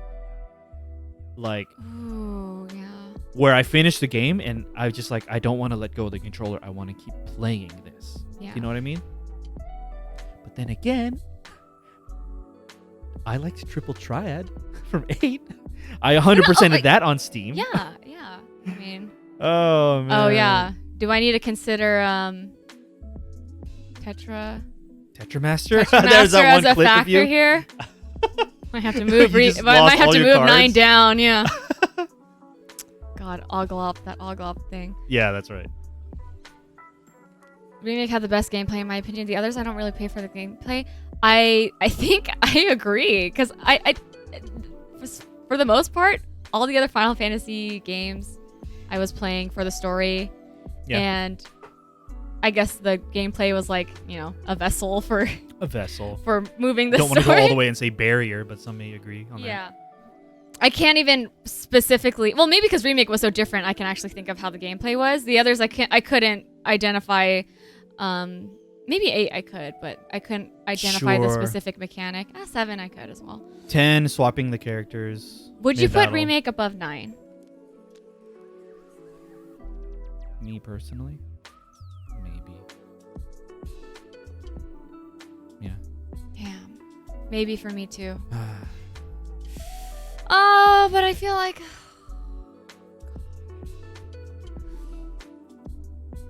Oh man, this is rough.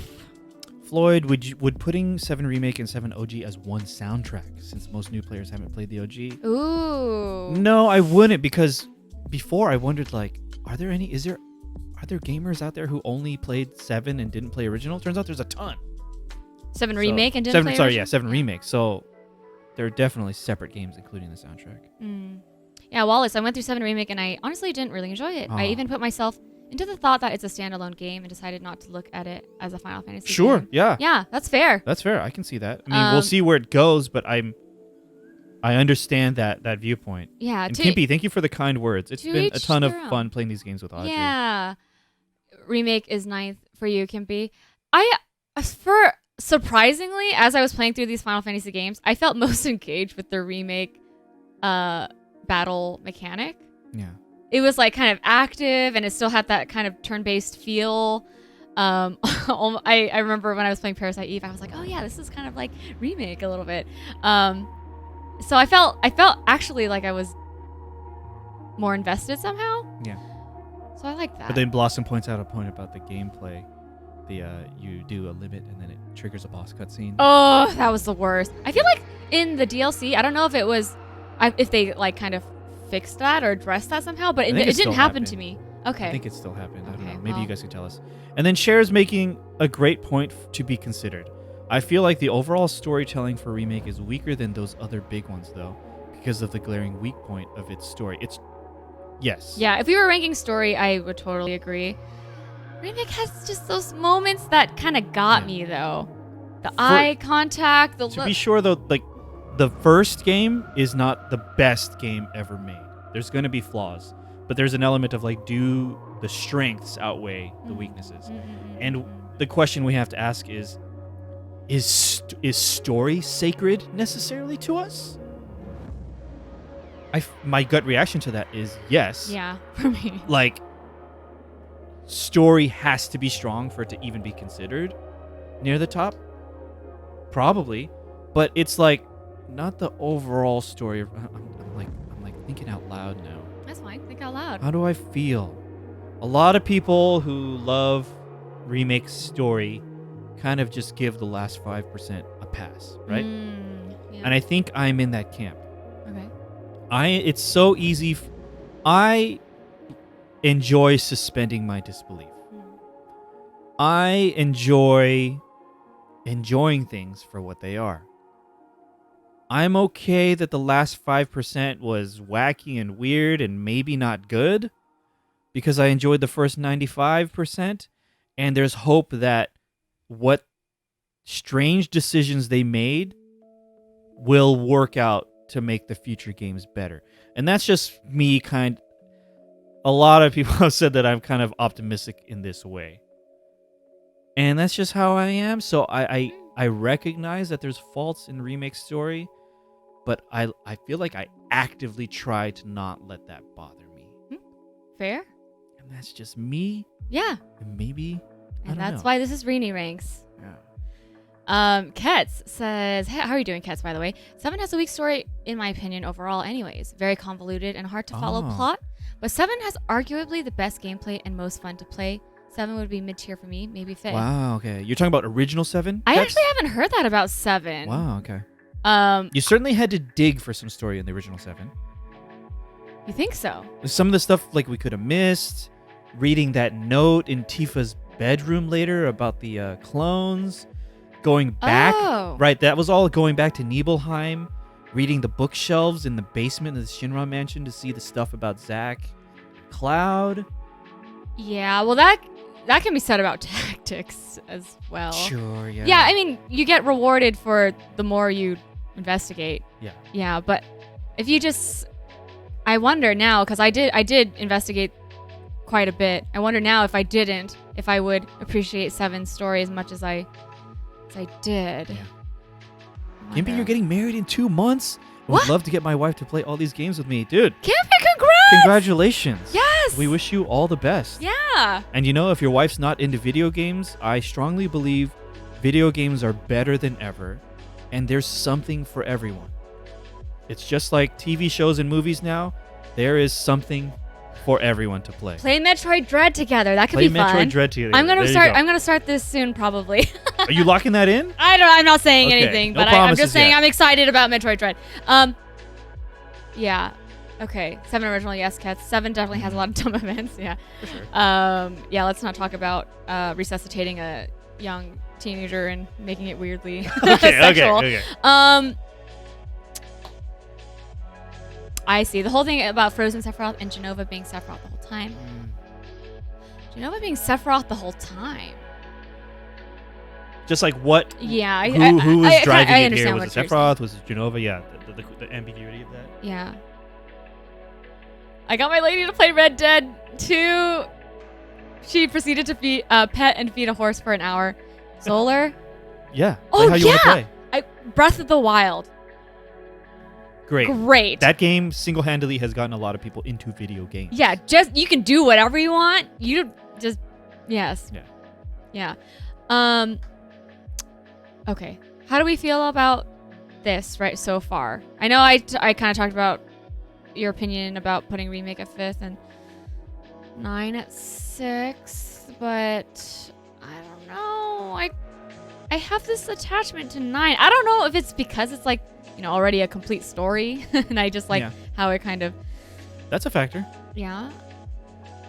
Shall we just dig into the top 3 then? I'm okay with locking in this bottom. Okay. Well, we don't have to say lock in. We're still working on this. Okay. All right, the top 3. Here we go. Yeah. What factors are we considering here? We certainly love the story for all of this. Yeah. Right? Now, let's investigate one at a time. One category at a time. Storytelling. We already have talked about Final Fantasy VII storytelling. The whole Jaws factor, where you just... With Sephiroth in particular. With Sephiroth in particular, how long it takes for them to show us Sephiroth, and how deliberate that is, and how you only hear about him. You see the effects of him, and all the way leading up until you finally see him. Mm-hmm. And it is just... There's like the myth of him being built up. Love that. Love that. Kind of a me thing. I think I had a misunderstanding about this game going into it before I actually played it myself. Yeah. Okay. Like I thought I knew something about the story, but I think I kind of warped it in my head into something else. So I went in, I was like, oh, I think this is how it's going to go. And then it like didn't go. Wait, how was it going to go? Did we ever talk about this? Yeah, we did. I don't remember exactly anymore, but I was like, oh, somehow they like, I thought for some reason I misunderstood the whole Cloud and Zack dynamic. I thought maybe like Cloud inherited Zack's like mind and memories like explicitly somehow rather than him just kind of someone just convincing his brain? Yeah, like some weird experiment. I got that twisted in my head, and so there was something like that, and I as the game was going out, I confused myself further, and somehow I feel like that made me enjoy the reveals and stuff more because I had a misconception. Okay. So weirdly, that enhanced the story for me. actually getting to play through the game and seeing how those little like flashes into Cloud's mind and getting teases about maybe the actual what's actually happening in Cloud's mind in those little like quick moments was really interesting to see. I love that about 7. Can you talk a little bit about 6's story? You have more of a connection to it than me. Because you were actually hands on the controller playing. I feel like for the most part it's relatively direct. Like there's no I don't know, like twist necessarily, like in terms of the story. I mean, it goes in a direction where you don't expect it to, but it's not like it turns out. Big thing, it turns out this was this all along or anything like that. And that's fine. 6's story, I think, is the characters, right? Definitely, I think this is pretty much how it's generally perceived. The characters all get a nice like spotlight. Yeah. Throughout the story that doesn't feel contrived or forced or anything. And I like the characters, and I love the cast of characters. I'm trying to think about specific moments in 6, but it's not coming back to me, unfortunately.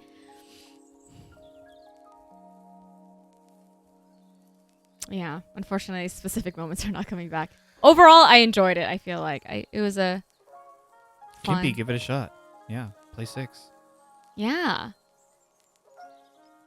Sorry, Floyd. Other than that twist. Right. Sorry. Yeah. The bad guy ending the world. Is that a twist though? Because of expectations of how stories go. Yeah. Yeah. Yeah. I meant like they didn't. Sorry. I meant like they didn't try to set something up and then make you feel like, oh, it wasn't actually what you thought it was at the end. I guess I could consider that a twist. The twist is that the bad guy wins?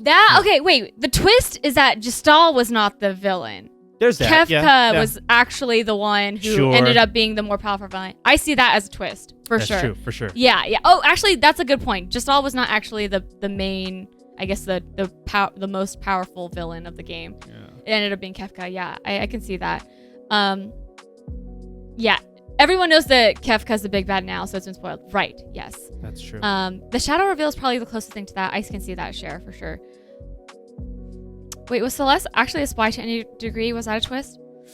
I don't think she was actually a spy. I think they suspected so. And there was kind of a moment where it kind of seemed like, oh, was she actually? But I don't think she was explicitly a spy. Anyway.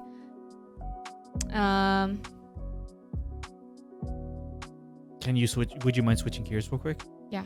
Can you tell me about? Oh, sorry. Cher has. I think they were just leaving her door open to return to them. Right. Can you tell me what makes the story and tactics special? What makes the story special? I don't know if this is why it makes it special, but Blossom Warning. We're talking about tactics now. I'll just generally say it makes you feel bad. Yes. And that's special. I love feeling bad, dude. And that's special. It's just devastating. Devastating for sure. I think we've mentioned this and throughout the playthrough, but like no moments of levity. There's no happy moments to be had throughout the game. Despair, suffering. I cannot think of one. I love that. The game starts out, we're getting narration from a historian saying, everyone understands the War of the Lions, but I've uncovered the truth in these Durai papers from my ancestor. Let us examine the true hero of the story. Yeah. What a setup, right? You may know Delita, the king that rose from the being a commoner. But the true hero is the young Ramzabael. Yes. Let's learn about this true story. Yeah. Delita's... Well, they don't... do they explicitly say that Ramza's the hero? The true hero of the story, yeah. Oh, they do say that? Okay, Yeah. okay. We start off with the young Ramza and Delita. Delita and his sister. What was his sister's name again? Titra? They were adopted by the Bale family, a noble family. Ramza's sort of like a half part of the family. He's like a bastard child, right? Yeah. And he has these older brothers that he looks forward to. And Delita and Ramza are just wanting to grow up to be knights, right? But we get this sense that even though this noble family takes in Delita, he's not treated as one of them. Right. By certain members of the family even. And it's just this story of this guy who's just constantly wronged left and right by society, and he seeks to use any means necessary, use anyone in his path to just flip the whole world upside down. Yeah. Right? He does it in the end, but at what cost? And then the scene after the credits of Tactics. Beautiful. This whole time, was this marriage with Ovelia a farce? But maybe the answer to that question was right there. Delita showed up with flowers. Yeah. Well, I mean, we should also mention about Ovelia just being a tool. Oh my just God. Used as a political tool since birth. And then they just put this uncertainty in her mind that she's not even who she thinks she is. She may have been switched at birth, and she might just be some commoner that they put in place of the real princess. Yeah. So she doesn't even know, and she's she like, has "Oh, this just in go her along." mind. And then in the end, when you're wondering, is this marriage just a political marriage? Delita shows up on a chocobo with his kingly cape on, with flowers for her. He's like, "Oh, I thought you would be here." And in a moment of defying her fate, taking destiny in her own hands, she turns around. Blossom, absolute spoilers, please don't be listening. She turns around and she, quoting Audrey here, she knifed him. Yeah. With the knife that he gifted her, right? No, Agrius gave it to her. Agrius, Like, you sorry. might want to use this to protect yourself. That's right. But she knifes him, and he knifes her back. But she finally, the last act of her life, presumably, is her own choice. And then Delita dies, presumably. And his last words, looking up at the sky, he says, "Ramza, did you get yours? I got this." And just this acknowledgement that they were on parallel and occasionally intersecting paths to protecting the future. But they got totally different outcomes.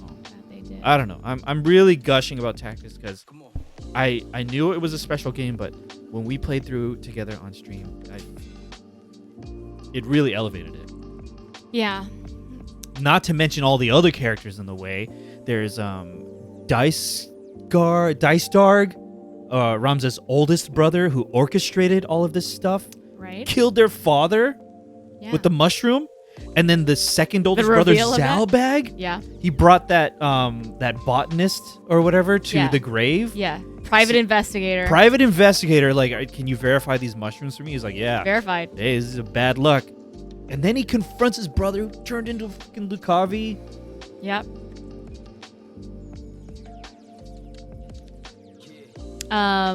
Yeah, there were other so many strong characters. Yeah, there's a lot of that cast of characters is fantastic. Not to mention the storytelling, the quips, mid-battle combat or mid-battle conversations. Oh no. So how are you feeling? 6 at third. And then now I don't know what to do with 7 at Tactics. This one hurts. Personally. Yeah, that's right, Cher. The Corpse Brigade. Oh my god. Oh yeah. Dude. Just like the leftovers of the war previous, the 100, was it called the 100 Years War? No, the 50 Years War.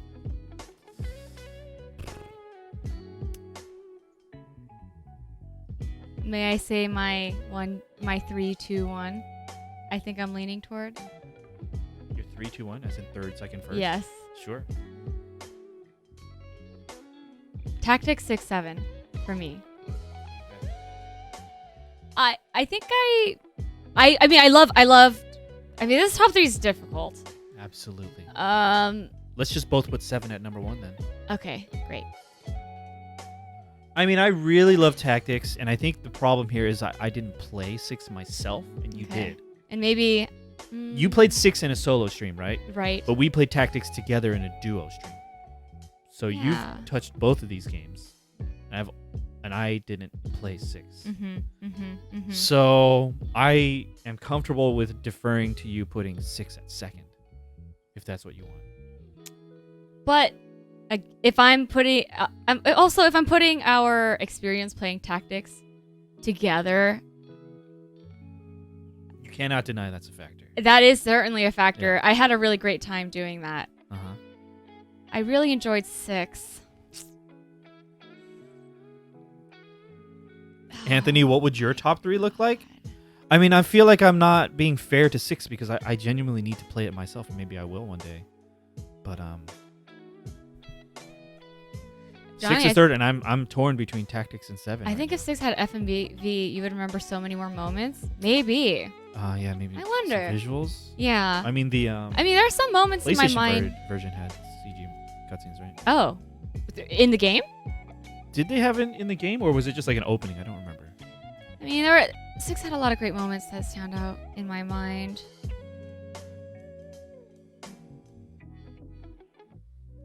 For me, maybe it'd be 7 Tactics 6. KP. You can put 7 6 Tactics. I mean, I think ours.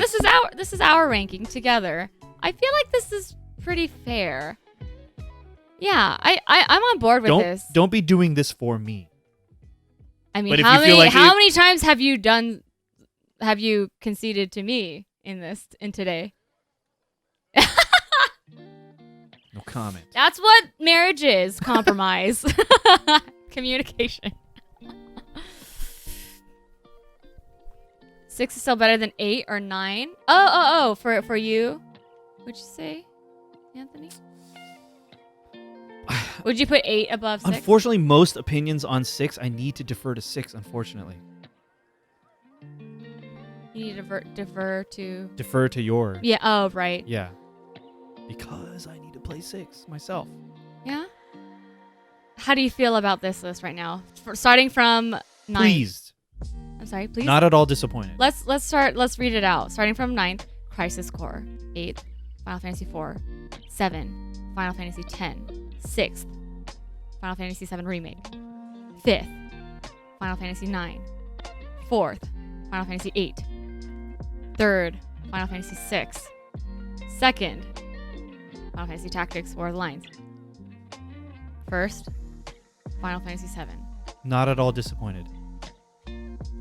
I actually feel really good about this list. Yeah? No regrets? No regrets? Yeah. No regrets. No regrets. Oh, okay. Happy wife is a happy life. Oh, God. This looks like really good to me. I was bracing for big disagreements, but nope. Seem to be on the same page. I think others, yeah, those are pretty damn old games at the top. Yeah, can be.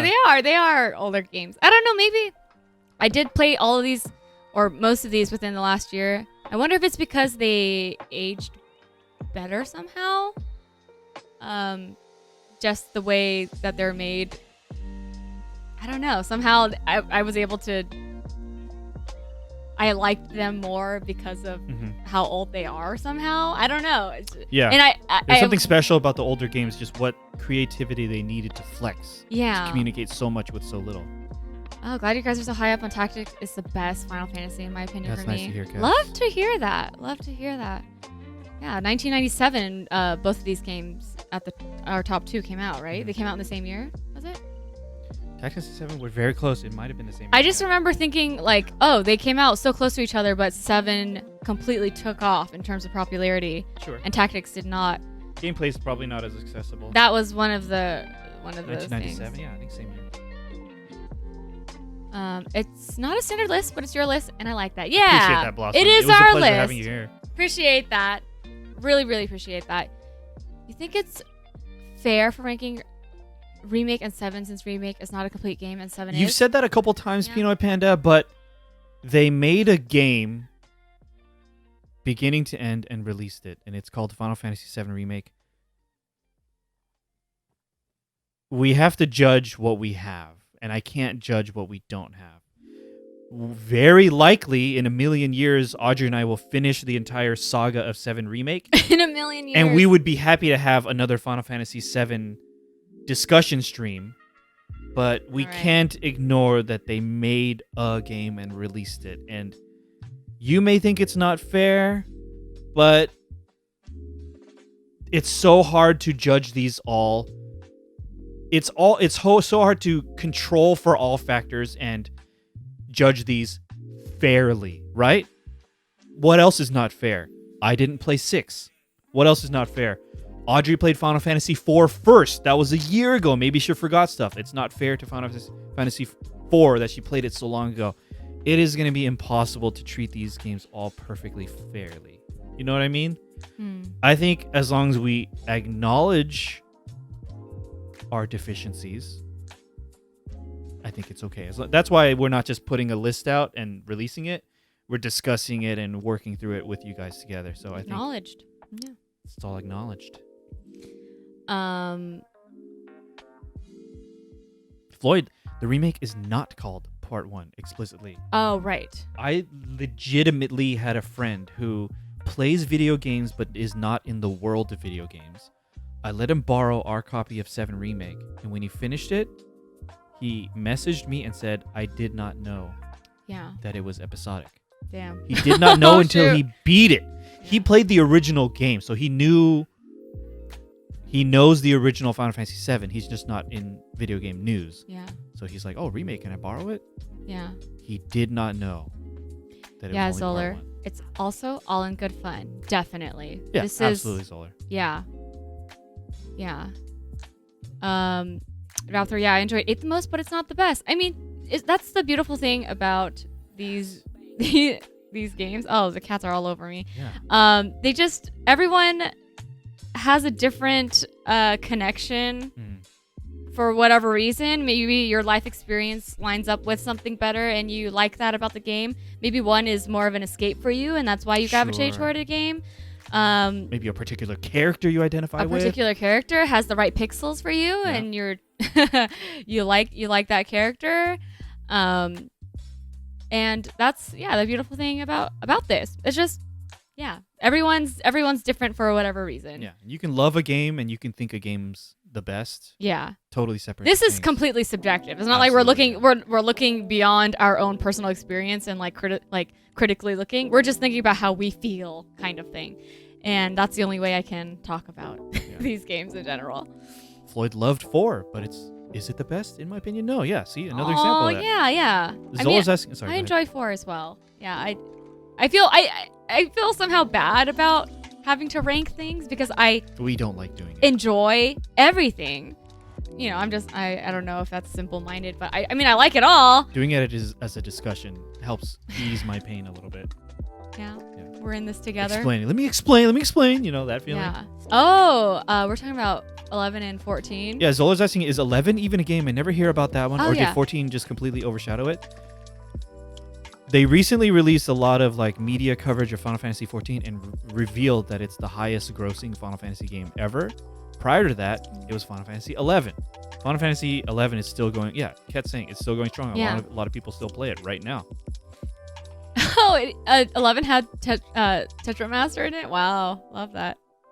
Valvorn saw the list is done, so I'm back. I think there's some sort of charm in the older games and how well they may have aged. Love the list. Thank you, Valborn. And I totally agree. Something about the charm of the older game. And I've been having fun playing retro, really. And can I just say a big thank you to you guys who especially have not played all these games and have been dancing around this minefield of a stream, muting and tuning away at just the right moments. Yeah. We hope that you had 100% success rate dodging spoilers for yourself. Yeah. And we apologize if you've been spoiled on stuff. Yeah. we had to have this conversation. We could not keep it in. We couldn't. Yeah, we can't not spoil stuff. Yeah. Huge mute energy. Huge mute energy. Yeah, you knew the risk. It's yes. Appreciate it. Yeah. Similarly, I love Five's gameplay and music, but the story makes it hard to recommend to a lot of people. But at the same time, I really want people to play it. I want to play it. I've heard the same, and actually with the story, I heard that it's like one of the more lighthearted and has more comedic moments relative to some of the other games. Yeah, kind of curious. Didn't hear a single thing about it. Yeah, nice. Job system. Right. I want to play that. Don't mind spoilers because I'm pretty sure I won't ever play 1 through 5. All right, Campy. Yeah, that's fine. Tactics, definitely in the right spot. All right, Clacy. Yeah, Clacy approves the list. Clacy, were you here when we were listening to all the battle themes? Oh. We sampled like all the battle themes. Yeah, we ranked the battle themes. Rough.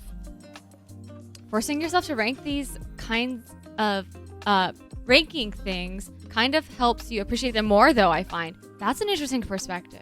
I 100% I can see that. But it's something I should be doing more for sure, but I don't You're like it. right. Because it's like when you think about why you like something, you appreciate it more. For sure. And you don't just fixate on that knee jerk of like, I like that. Yeah, which is exactly what I do all the time. I'm just like, me too. all right, that was great. Love it. Cool. On to the next one, you know. But then again, there are some things that Audrey and I do discuss. Like I mentioned earlier, that the games or movies and shows that linger with us and we just keep talking about. Those are the ones that we really do examine, and that's why I really appreciate having Audrey to bounce my opinions off of. Like, was that good? Rank all the shows we've watched now. Okay.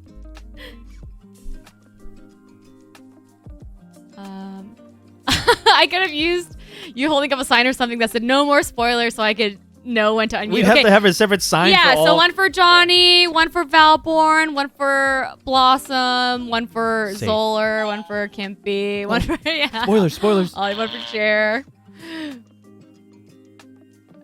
Reason 5 is so lighthearted is because 4 was so dark for the time. Oh, okay, I see. Okay. Overcorrecting me. Yeah. Square wanted to make a more lighthearted game. I see that.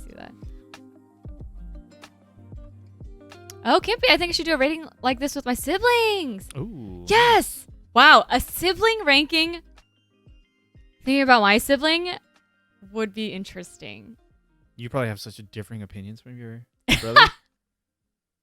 Definitely. Yeah. Oh, God. Although the knee-jerk reaction of I like it is better than the knee-jerk of I hate it. I could use more of that. I think in general, I'm probably more, like a positive, less easy to please, I guess. maybe that's what it is.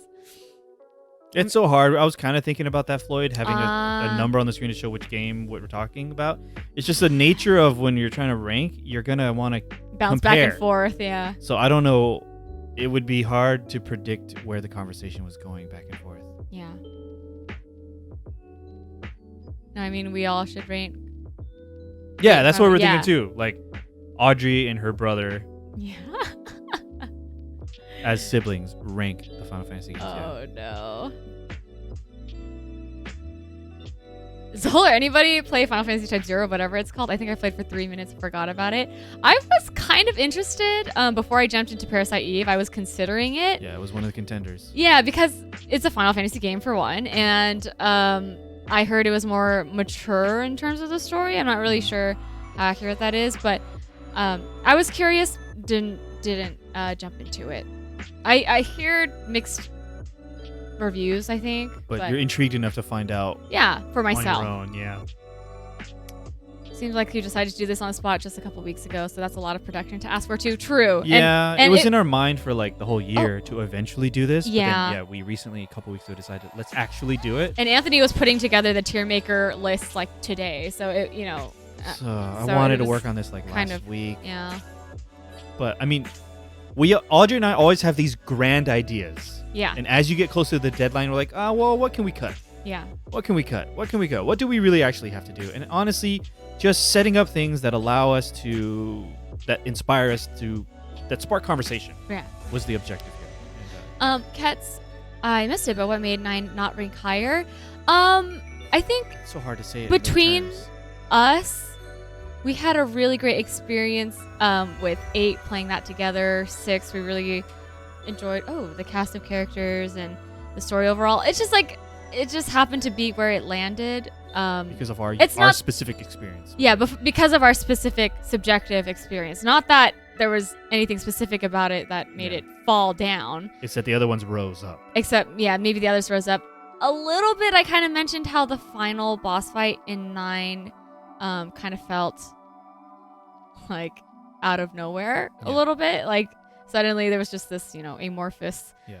Not that it ruined the game. It did not, but it was it just can't be ignored. It was just something that I happened to mention. Yeah. Legend of Dragoon is my favorite Final Fantasy game, Zoller. Yes. Type 0 is extremely bloody. Interesting. Yeah, first Final Fantasy title is rated M. Yeah. Really? What other ones are rated M? I don't know. Remake? I genuinely don't know. Remake doesn't have. No, Remake's not M. I don't know. I don't know the language. It doesn't have that. T14. T14. Oh. Yeah. All right. Mystic Quest is the best Final Fantasy OST. Oh yeah, we have a. Can you see it? No, huh? Actually, where did I put it? I put it away in the drawer. I have a copy of Mystic Quest. That's all right. It was literally developed as a Final Fantasy for Dummies. Squaresoft admitted that. Wow, interesting. Mystic Quest. That's the only rated M. Oh, then 16. Now we wait. Yeah, now we patiently wait for 16. We'll see. Oh, if Remake was M, people wouldn't have complained about the blood trail. You make a great point. Yeah. Yeah. Blossom, you gotta play and see for yourself. See what they do. Oh, yeah. Can't be my last time with 9. I had no healer and never beat Ozma so easily. Auto regen is too powerful. Yeah. Dang. So the thing is, we never really do like min-maxing in these games. So Audrey did not prepare or attempt. Did not prepare for or attempt. I haven't done the, I guess, secret boss or the super bosses. Super bosses for any of the games that I played. I wonder if that's something I should actually try to do. I keep thinking about it. That's just an Audrey thing. Audrey sees the credits and she's done with the game. Yes. Not that that's a flaw. I'm criticizing you or anything. Yeah. Audrey's just ready to move on to the next thing. She doesn't like to okay, let's replay this game again immediately. For the most part, it's been like that. Yeah. I think my curiosity has been piqued. I mean, we went back and played more 7 after I finished it to get the gold chocobo, which hilarious. What can the gold chocobo do that can't fly? Can't fly. But can I just a little bit behind the scenes? Audrey just couldn't decide what to play after 7, and Remake Intergrade version wasn't out yet. Yeah. So she's like, I'll just play more 7. It happened to be more filler. Yeah. And it was fun. But we had fun. That's the goal. She didn't just on a whim decide, we'll just fill the stream schedule with more 7. It was like an actual what can we do that would be fun to stream on 7? Otherwise, so if I need more filler, then I'll go back for Ozma. Now? I don't know. Would you do that now? Why not? I think I'm curious for sure. Also in Remake, the VIII. There's that. I'm also tempted to do 10 stuff. Oh, there's a super boss in 10? There's a lot of challenging fights remaining, is all I'll say. Damn. I don't want to spoil it because we might do it. Oh, okay. Well, 7 also I never went for the other weapons. Or I tried. Remember, I tried. Yeah, I kind of got tricked into trying. Yeah, that was so funny. Nervous breakdown contingency plan. Sure, you know it. I cannot recommend doing the super bosses in 10. Kimpy says, "Okay, cannot." Yeah. Honestly, if I had the free time, I would do it off stream. Yeah, sure. Beating super bosses of any Final Fantasy takes some serious preparation. Mm-hmm. I can totally see that. And that sounds like a fun endeavor. I'm not really the type to I don't know, try for super bosses or anything, but it could be a challenge, a fun experience for sure. The trial and error of different setups and builds and stuff. Yeah.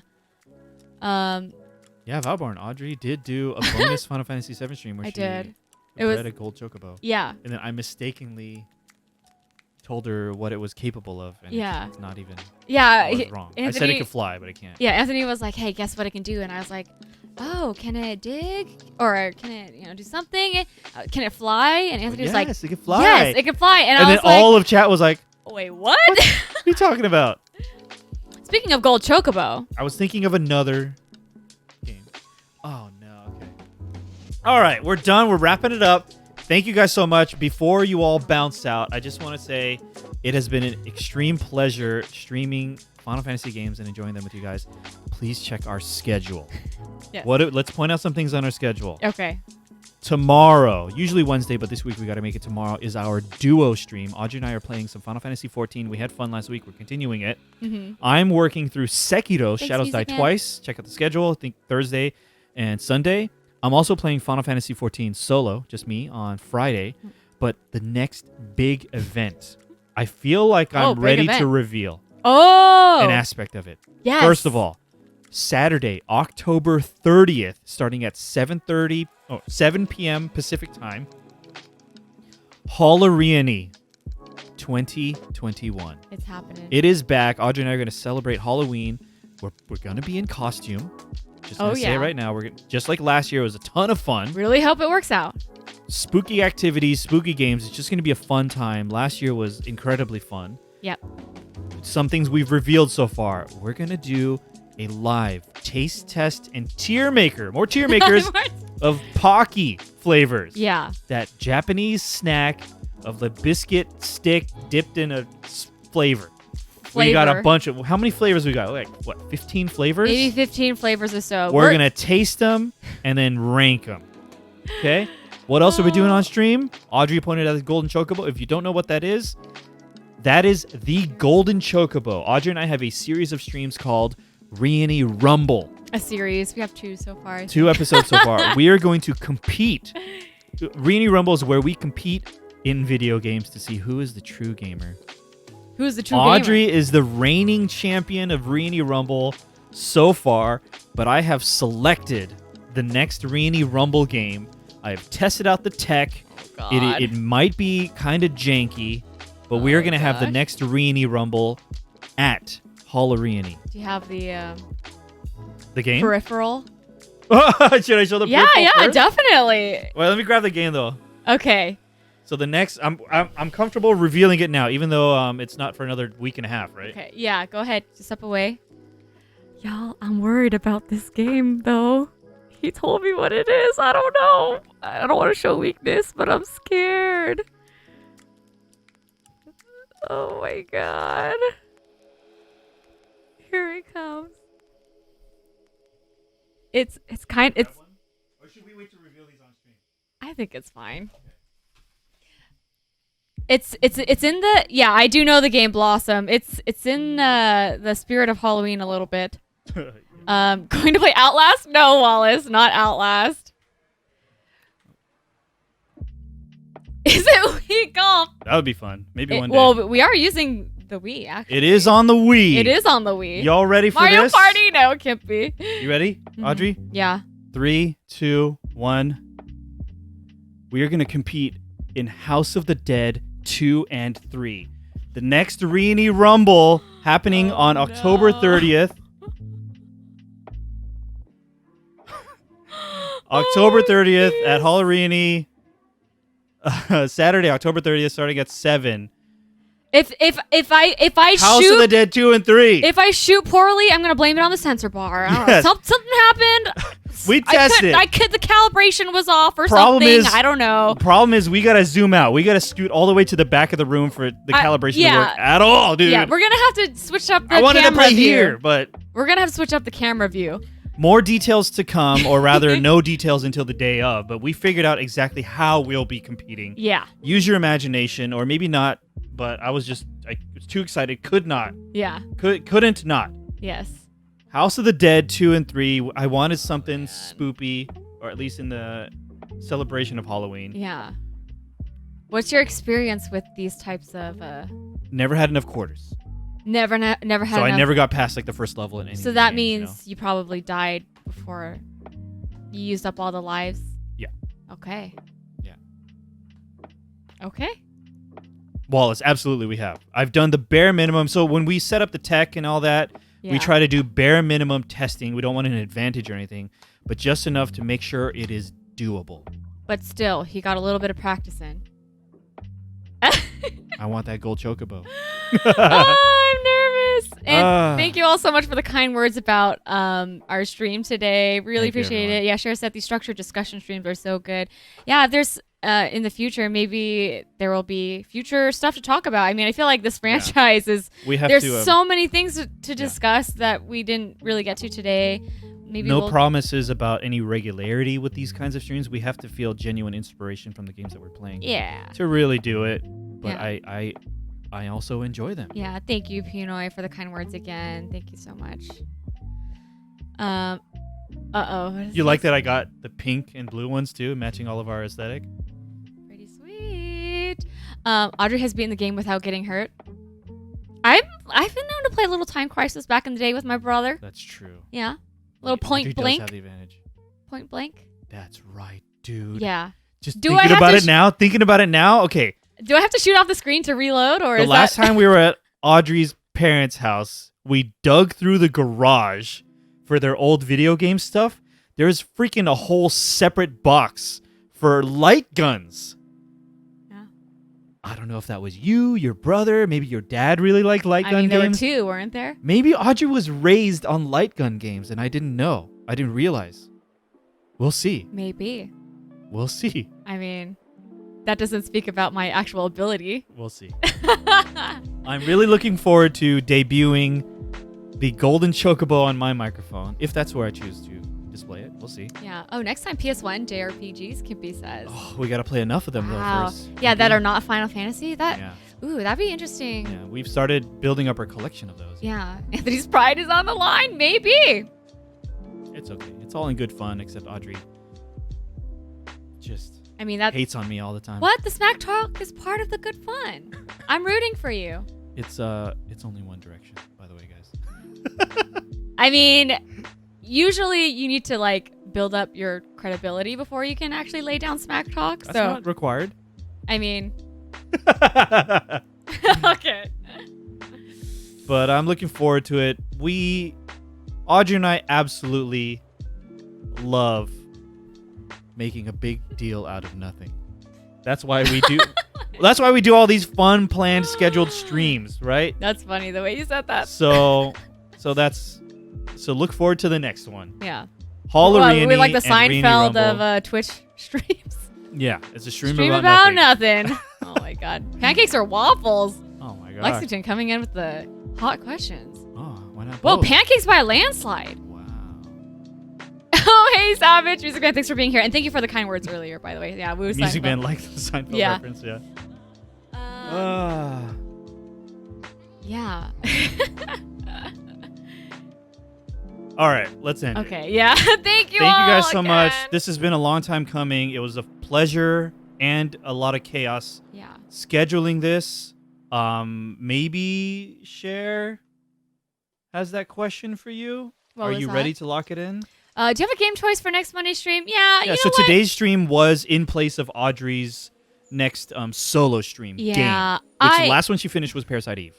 I wasn't really sure, but I think I'm just going to go ahead and just jump straight into Metroid. Locking it in. I'll put it on the schedule tonight. I at least wanted... I've been waiting to play this, and then I was kind of started debating whether or not I should play it on stream, at least the first impression.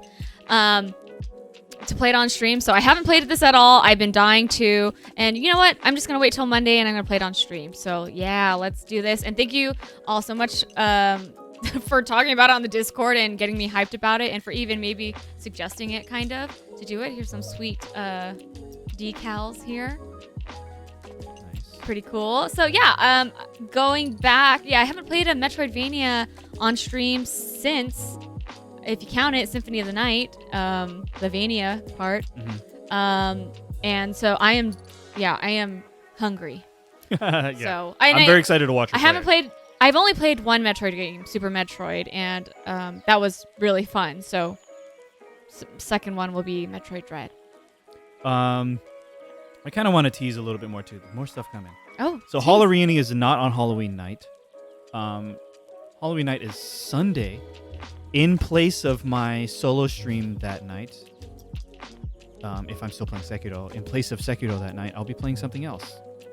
Something Halloween appropriate. More details to to come. Nice. Oh, Emberlon, hey, waffles all the way. We got it. We got the waffles pancake debate. Waffles are just pancakes with holes in it, so you can get less food. It has the texture though. Waffles. I like both. I'm not ready to open up this can of worms.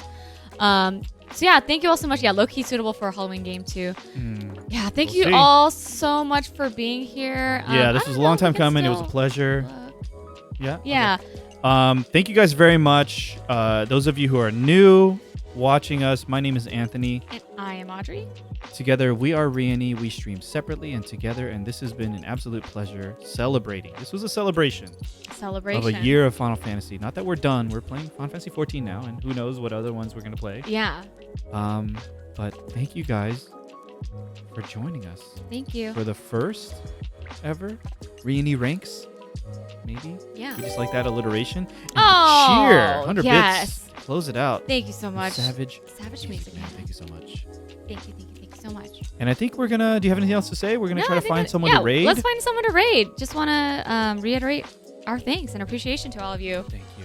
And I also love when people share their own personal opinions and their own rankings. Definitely. It just, shows how different we all are and diverse and different experiences, and love it. Just love it. I loved Bravely Default Raptor. I played it a lot. Oh. And yeah. Final Fantasy Light, try Bravely Default. Yeah, I started it, but I didn't continue it for one reason or another. Poor Crisis Core Solar. I mean, it's okay. It just we don't hate it. up against Titans. Yeah. I didn't play it personally, also. So thanks for being here, Emberlon. Great stream. Thank you so much, Music Man, for the kind words. We will see you again Thank soon. you, Blossom and Valborn. Thank you all. This was a blast. Thank you so much, Zolar, for the kind words. Aw, love the stream, love the channel, love the trash talk from Audrey. I mean, if you love it, I'll keep it going. Love this feedback. And see you tomorrow for Final Fantasy 14 with the both of us. See you next stream, Music Man. Bye-bye.